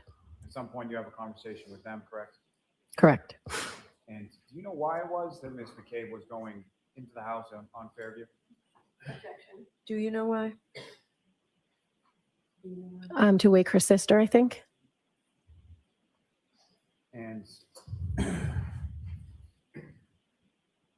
after those conversations, so you grab the phone from the defendant, you speak to Erin O'Keefe, correct? Yes. And following those conversations with members of the O'Keefe family, where is it that you were going? I asked Mrs. O'Keefe if she had four-wheel drive, and she said no. And Mr. O'Keefe had a van that didn't have four-wheel drive. So I said, I'm going to come get you, and I'll take you to the hospital. All right. So why don't we end this now for lunch? Okay. All right, Mr. Lally, whenever you're ready. Thank you. Good afternoon, ma'am. Good afternoon. So if I could take you back just for a moment, I apologize for this, but just for a moment back to when you first, where Mr. O'Keefe is on the grass, and at any point in time when you observed him, what, if any, observations did you make as far as how Mr. O'Keefe was dressed at that time? Was he dressed? Yes. He had jeans on. I couldn't really tell because he was covered in snow, but I know that I think he had 2 layers on because when the defendant lifted his shirt. The defendant. Oh my God, here we Recall go. any one of those He has a layers with name. like a winter jacket or any kind of heavy coat or anything like that? No, I'm sorry, no, you don't recall, or no? no, it was not a coat.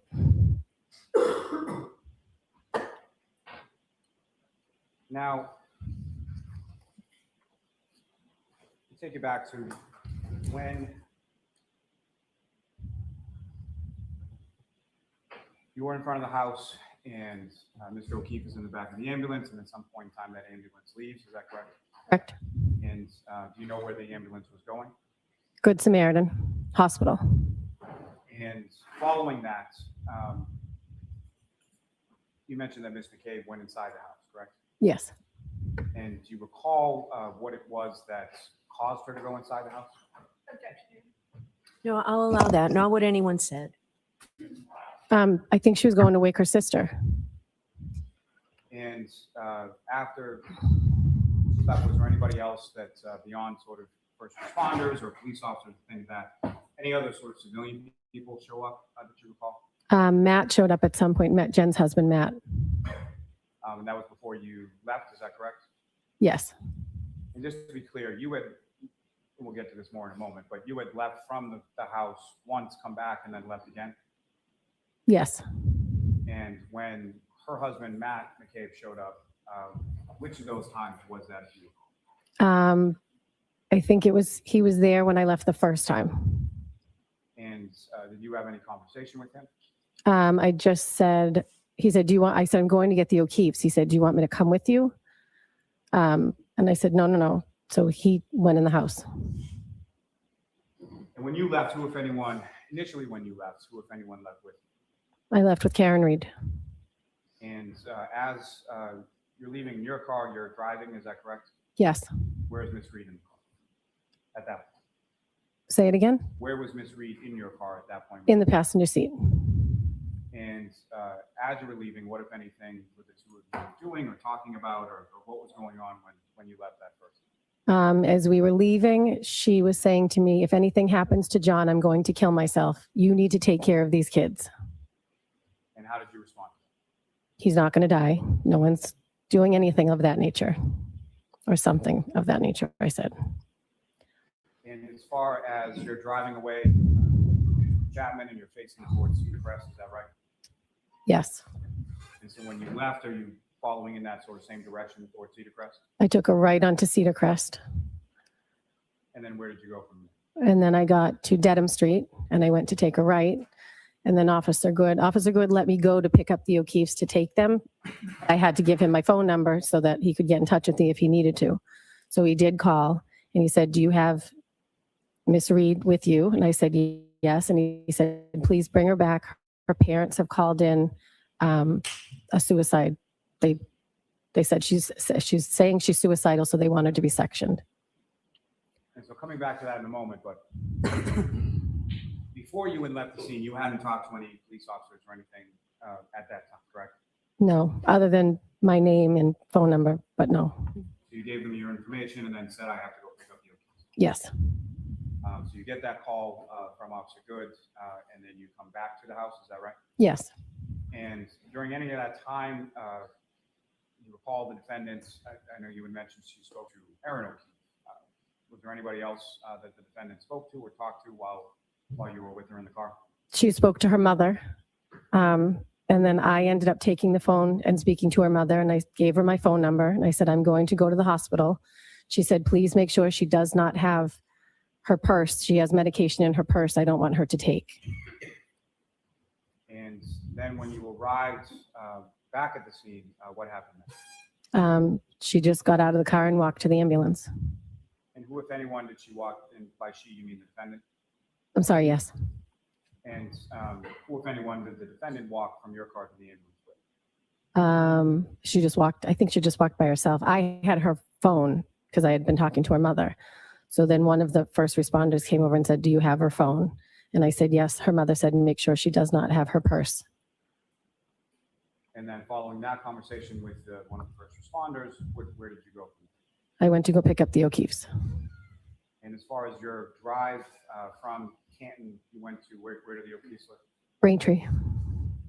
So your drive from Canton to Braintree and then subsequently from Braintree to Brockton, what, if anything, did you observe about sort of the driving conditions at that point? I was actually on the phone with Katie Camerano and I did a complete spun a couple times on 93 right near the Braintree exit, so that when I got to the O'Keefes that we went back roads to Brockton because I didn't want to go on the highway. And as far as the O'Keefes, as far as in your car from Braintree to Brockton, that was both John's mother and father? Correct. And at some point you get to the Good Samaritan Hospital in Brockton, correct? Correct. And do you know about what time it was that you got there? I don't know. When you arrived, where is it that you and the O'Keefes sort of go within the hospital? John's brother Paul had already arrived. And then we all walked in. We were in the waiting area. John's cousin actually works on the switchboard. We had been talking to her on the way in because with COVID restrictions, we didn't know if we were going to be able to get in or, so she had come out from the switchboard, her office, because she knew there had been an accident. So she came out to greet her family. And then I asked her to take me to the bathroom to clean up and to the chapel. And why was it that you had to go clean up? Say it again. Why was it that you had to go clean up? Because I had blood on my hands. Now, Ms. Roberts, you mentioned that during part of the drive from Canton to Braintree, you spoke to Ms. Camerano, correct? Yes. And during either that drive or the subsequent drive from Braintree to Brockton, who, if anyone else, did you speak to over the phone? Karen called me repeatedly from the ambulance asking if I was going to come to the hospital. Then she called when the O'Keefes were in the car and said she dropped him off at a party. And Mrs. O'Keefe said, "You just left him." And Mr. O'Keefe said, "Leave her alone. She's been through enough." She called a few times while we were on the ride. And then she called a lot when we were at the hospital asking if I knew anything, if he was dead, is he dead? She would hang up and then call back, hang up and then call back. And if you know about how many times was it? At least 10. And that same sort of phraseology that she was using on scene as far as if she's dead, she repeated that in the phone calls at the hospital. Yes. Now, once you arrive at the hospital and you're able to clean up a little bit, where did you go from there? What happened? I went to the chapel and I said a prayer. And then I went in and talked to John's cousin, and she said that Dr. Rice was going to ask to meet with the family and that they would be told how John was doing and that they would bring John's family back to see John. So when I came out, they were being called in by Dr. Rice, and I sat in the waiting area. And after some period of time sitting in the waiting area, what happened? Mrs. O'Keefe came out and told me John was gone. And then she asked if I wanted to see him.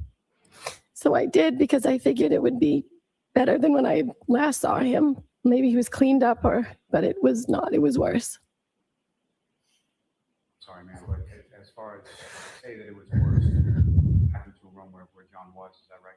Yes. Oh, yeah, you're real sorry, Lally. I'm sorry, but He was in a neck brace and both eyes were huge.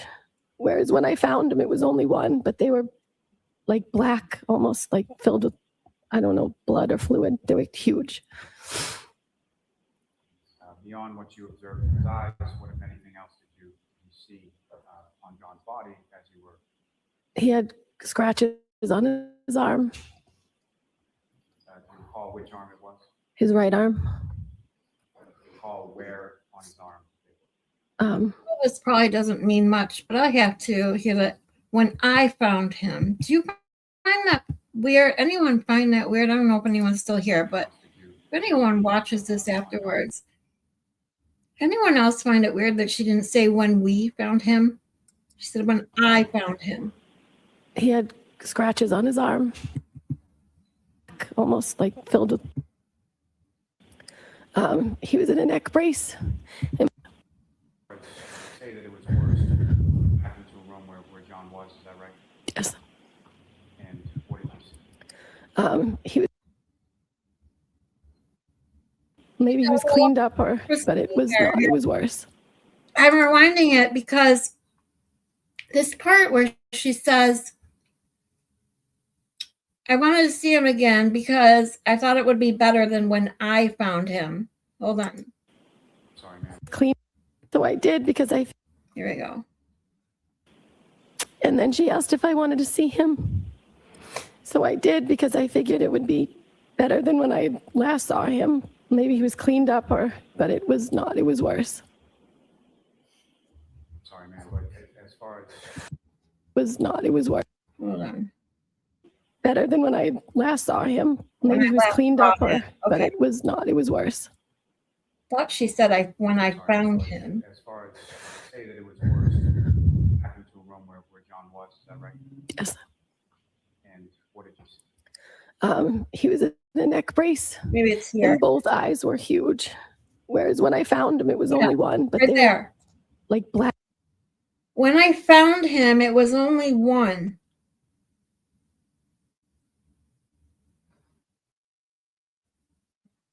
And I'm going to tell you why I think that's weird. Because when John O'Keefe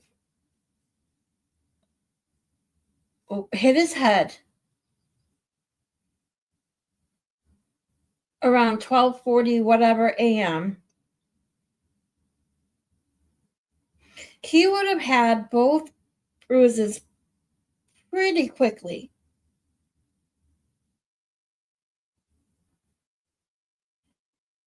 And I know she wasn't there that night, right? I'm trying it now before I even make a statement. She wasn't at the bar, no. So it would be weird. It's weird that she said that when I found him, he only had one eye swollen. It makes me wonder, like, did she go over there and find him first, and that's how she got involved?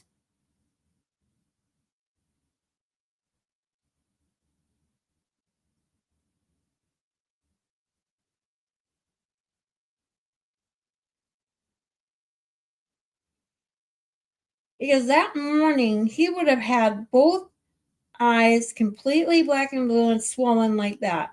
It wouldn't have changed in between the time they got him off the lawn to the time that he, in that hour and whatever they worked on him. It would have been like that.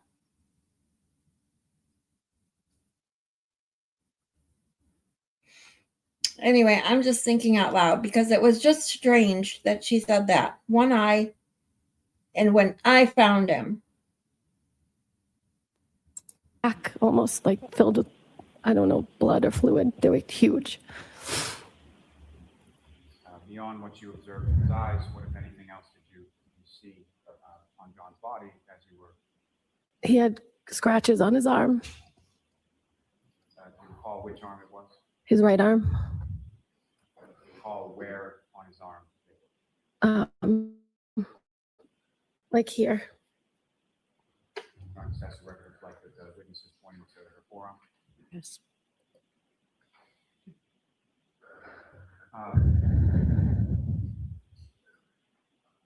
Following that, as far as going in to see John, what happened then?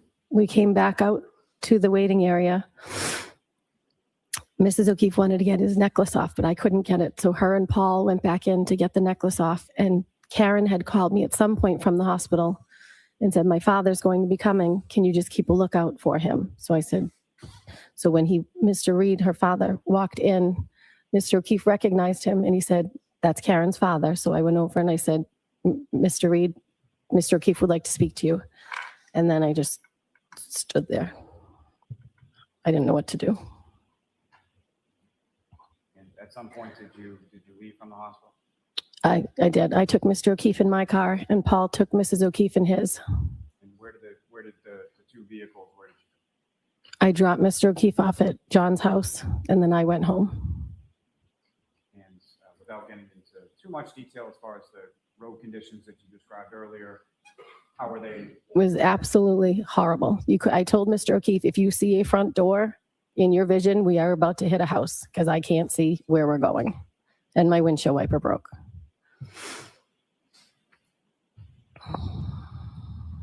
Now, so you dropped Mr. O'Keefe off at John's house on Meadows, is that right?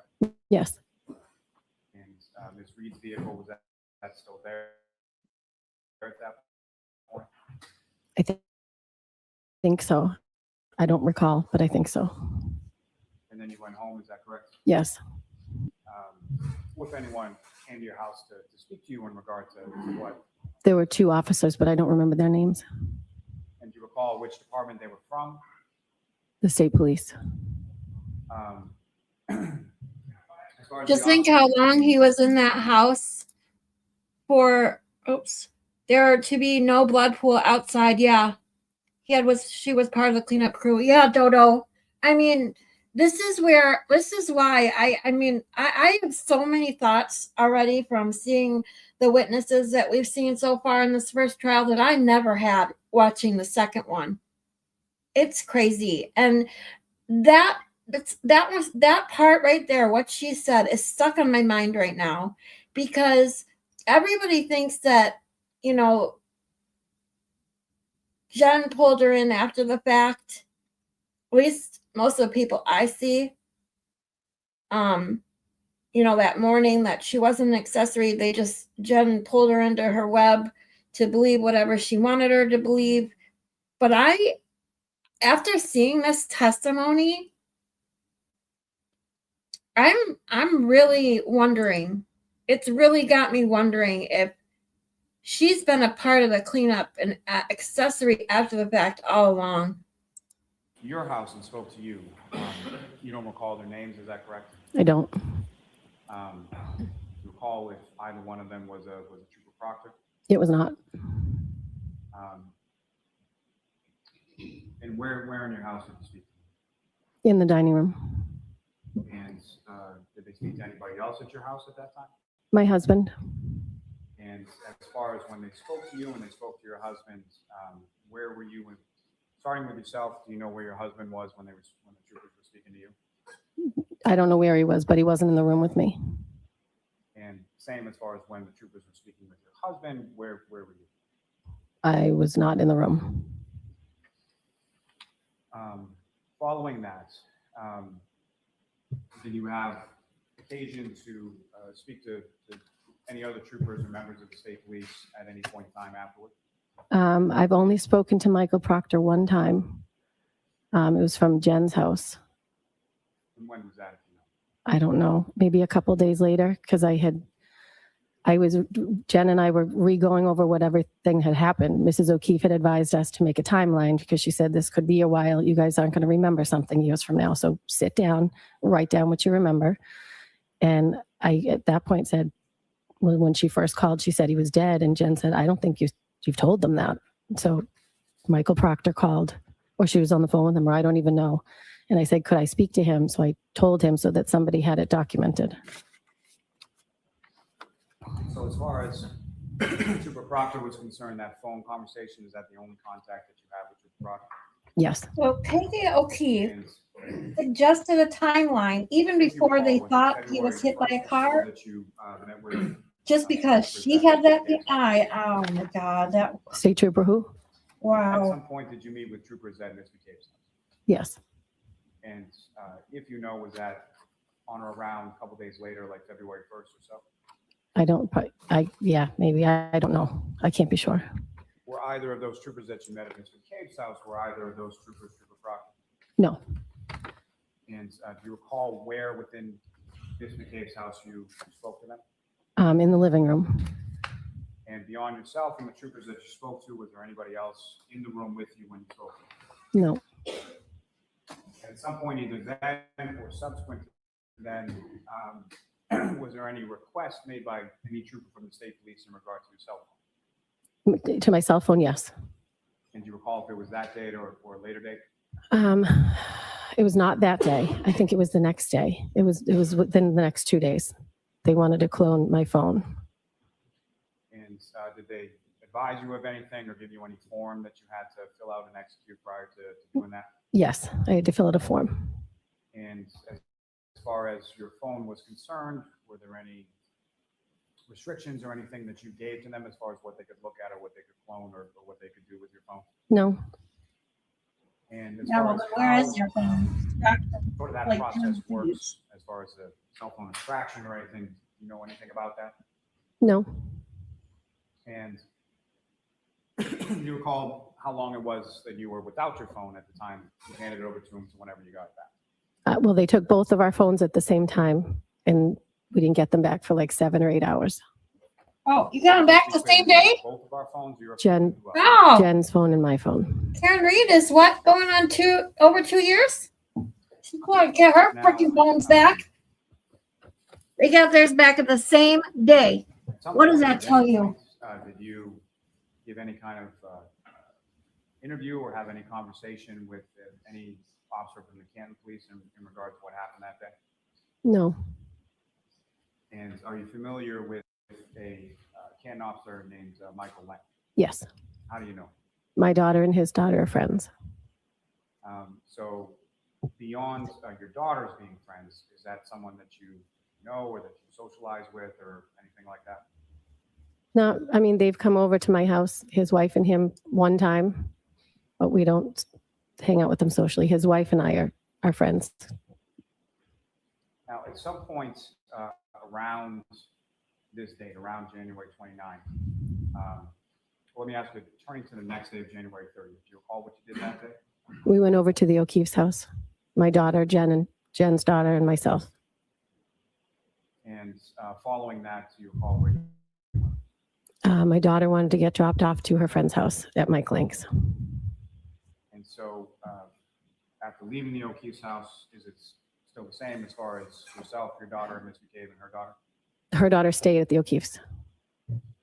And as far as Ms. McCabe was concerned, was it Problem is, they after messed dropping your up. daughter off, did you go anywhere with Ms. McCabe after that?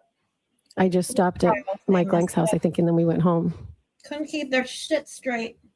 And so when you got to your daughter's friend's house, who, if anyone, did you speak with? Mike's wife came out to the car to see how I was and how the O'Keefes were, and so she talked to us for a little, just asking how everyone was.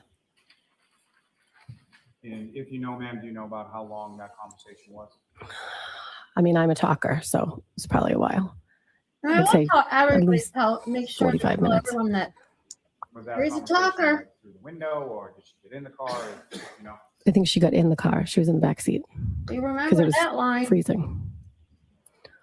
from that conversation, do you recall anything beyond sort of how people were doing, or anything? Did you discuss anything about sort of what you had seen or what you had heard the day before on the 29th? I don't recall.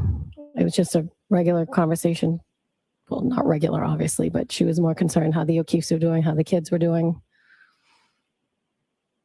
And then after you left from the Lang's house, where did you go? Where did you and Miss McCabe go? I don't know. I'm assuming home.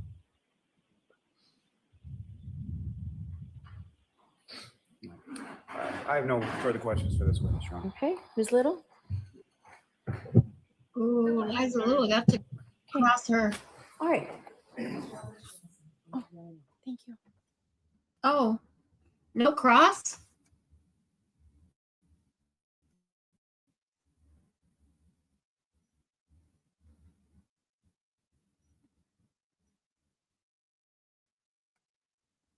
Holy moly, we can cross her? Wow. Okay. All right, Ms. Tallally, whenever you're ready. All right, guys. The next one is Laura Sullivan. We're going to do tomorrow if we get to it after the Google Drive. I'm not sure. Let me see who else we got coming up. So now that we've gotten through Carrie Roberts, Jen McCabe, we got this Laura Sullivan. I'm not sure who this is. It's regarding drama in Aruba. It says, okay, gotcha. Marietta Sullivan. Now that one I do know is from the Aruba trip. Those are short testimonies. And then Brian Higgins. And Brian Higgins is almost 5 hours long. So tomorrow, depending on how long we go over the Google Drive, we'll see if we can get through at least the direct of Higgins, which is 2 hours, and then the cross and redirect of Higgins is 2 hours and 51 minutes. So that one's the next one I'm very excited to get to. So tomorrow, again, if everyone's here and wants to start with the Google Drive, that's what we're going to do. We'll go over just a couple of videos. Library cam, the cruiser cam, and the PD audio. If I can get the text messages, Higgins and John's text messages, in just the text message screenshot form and not the written out portion where it's hard to read, we can go over that as well. So yeah, so tomorrow, and we'll do that. We'll start there. I'm probably going to start streaming a little bit early tomorrow, just because I have something I have to work on in the evening. Plus, I was debating again. I'd mentioned in the beginning of today's stream that I may just wait till next Sunday for our second psychology lesson night, because I really just want to do those on Sundays. But I have something I was working on that might be short. Might be like a maybe 30-45 minute stream. And if I get it done, maybe we can do that tomorrow night, separate from streaming the trial. But it depends on what I get done tonight. Yeah, thank you guys still for being here, Jeannie and his Dodo. Sorry, hi Yachty. Oh, it's Scott. Oh, sorry, Dodo, Scott, Jeannie, everybody. Thank you guys all so much for hanging out with me today. And I will see you guys tomorrow probably around 12:30ish. And cross your fingers that everything that I've done to reboot my desktop that Scott has so graciously helped me with, I will be able to stream tomorrow on my big monitor. Woo!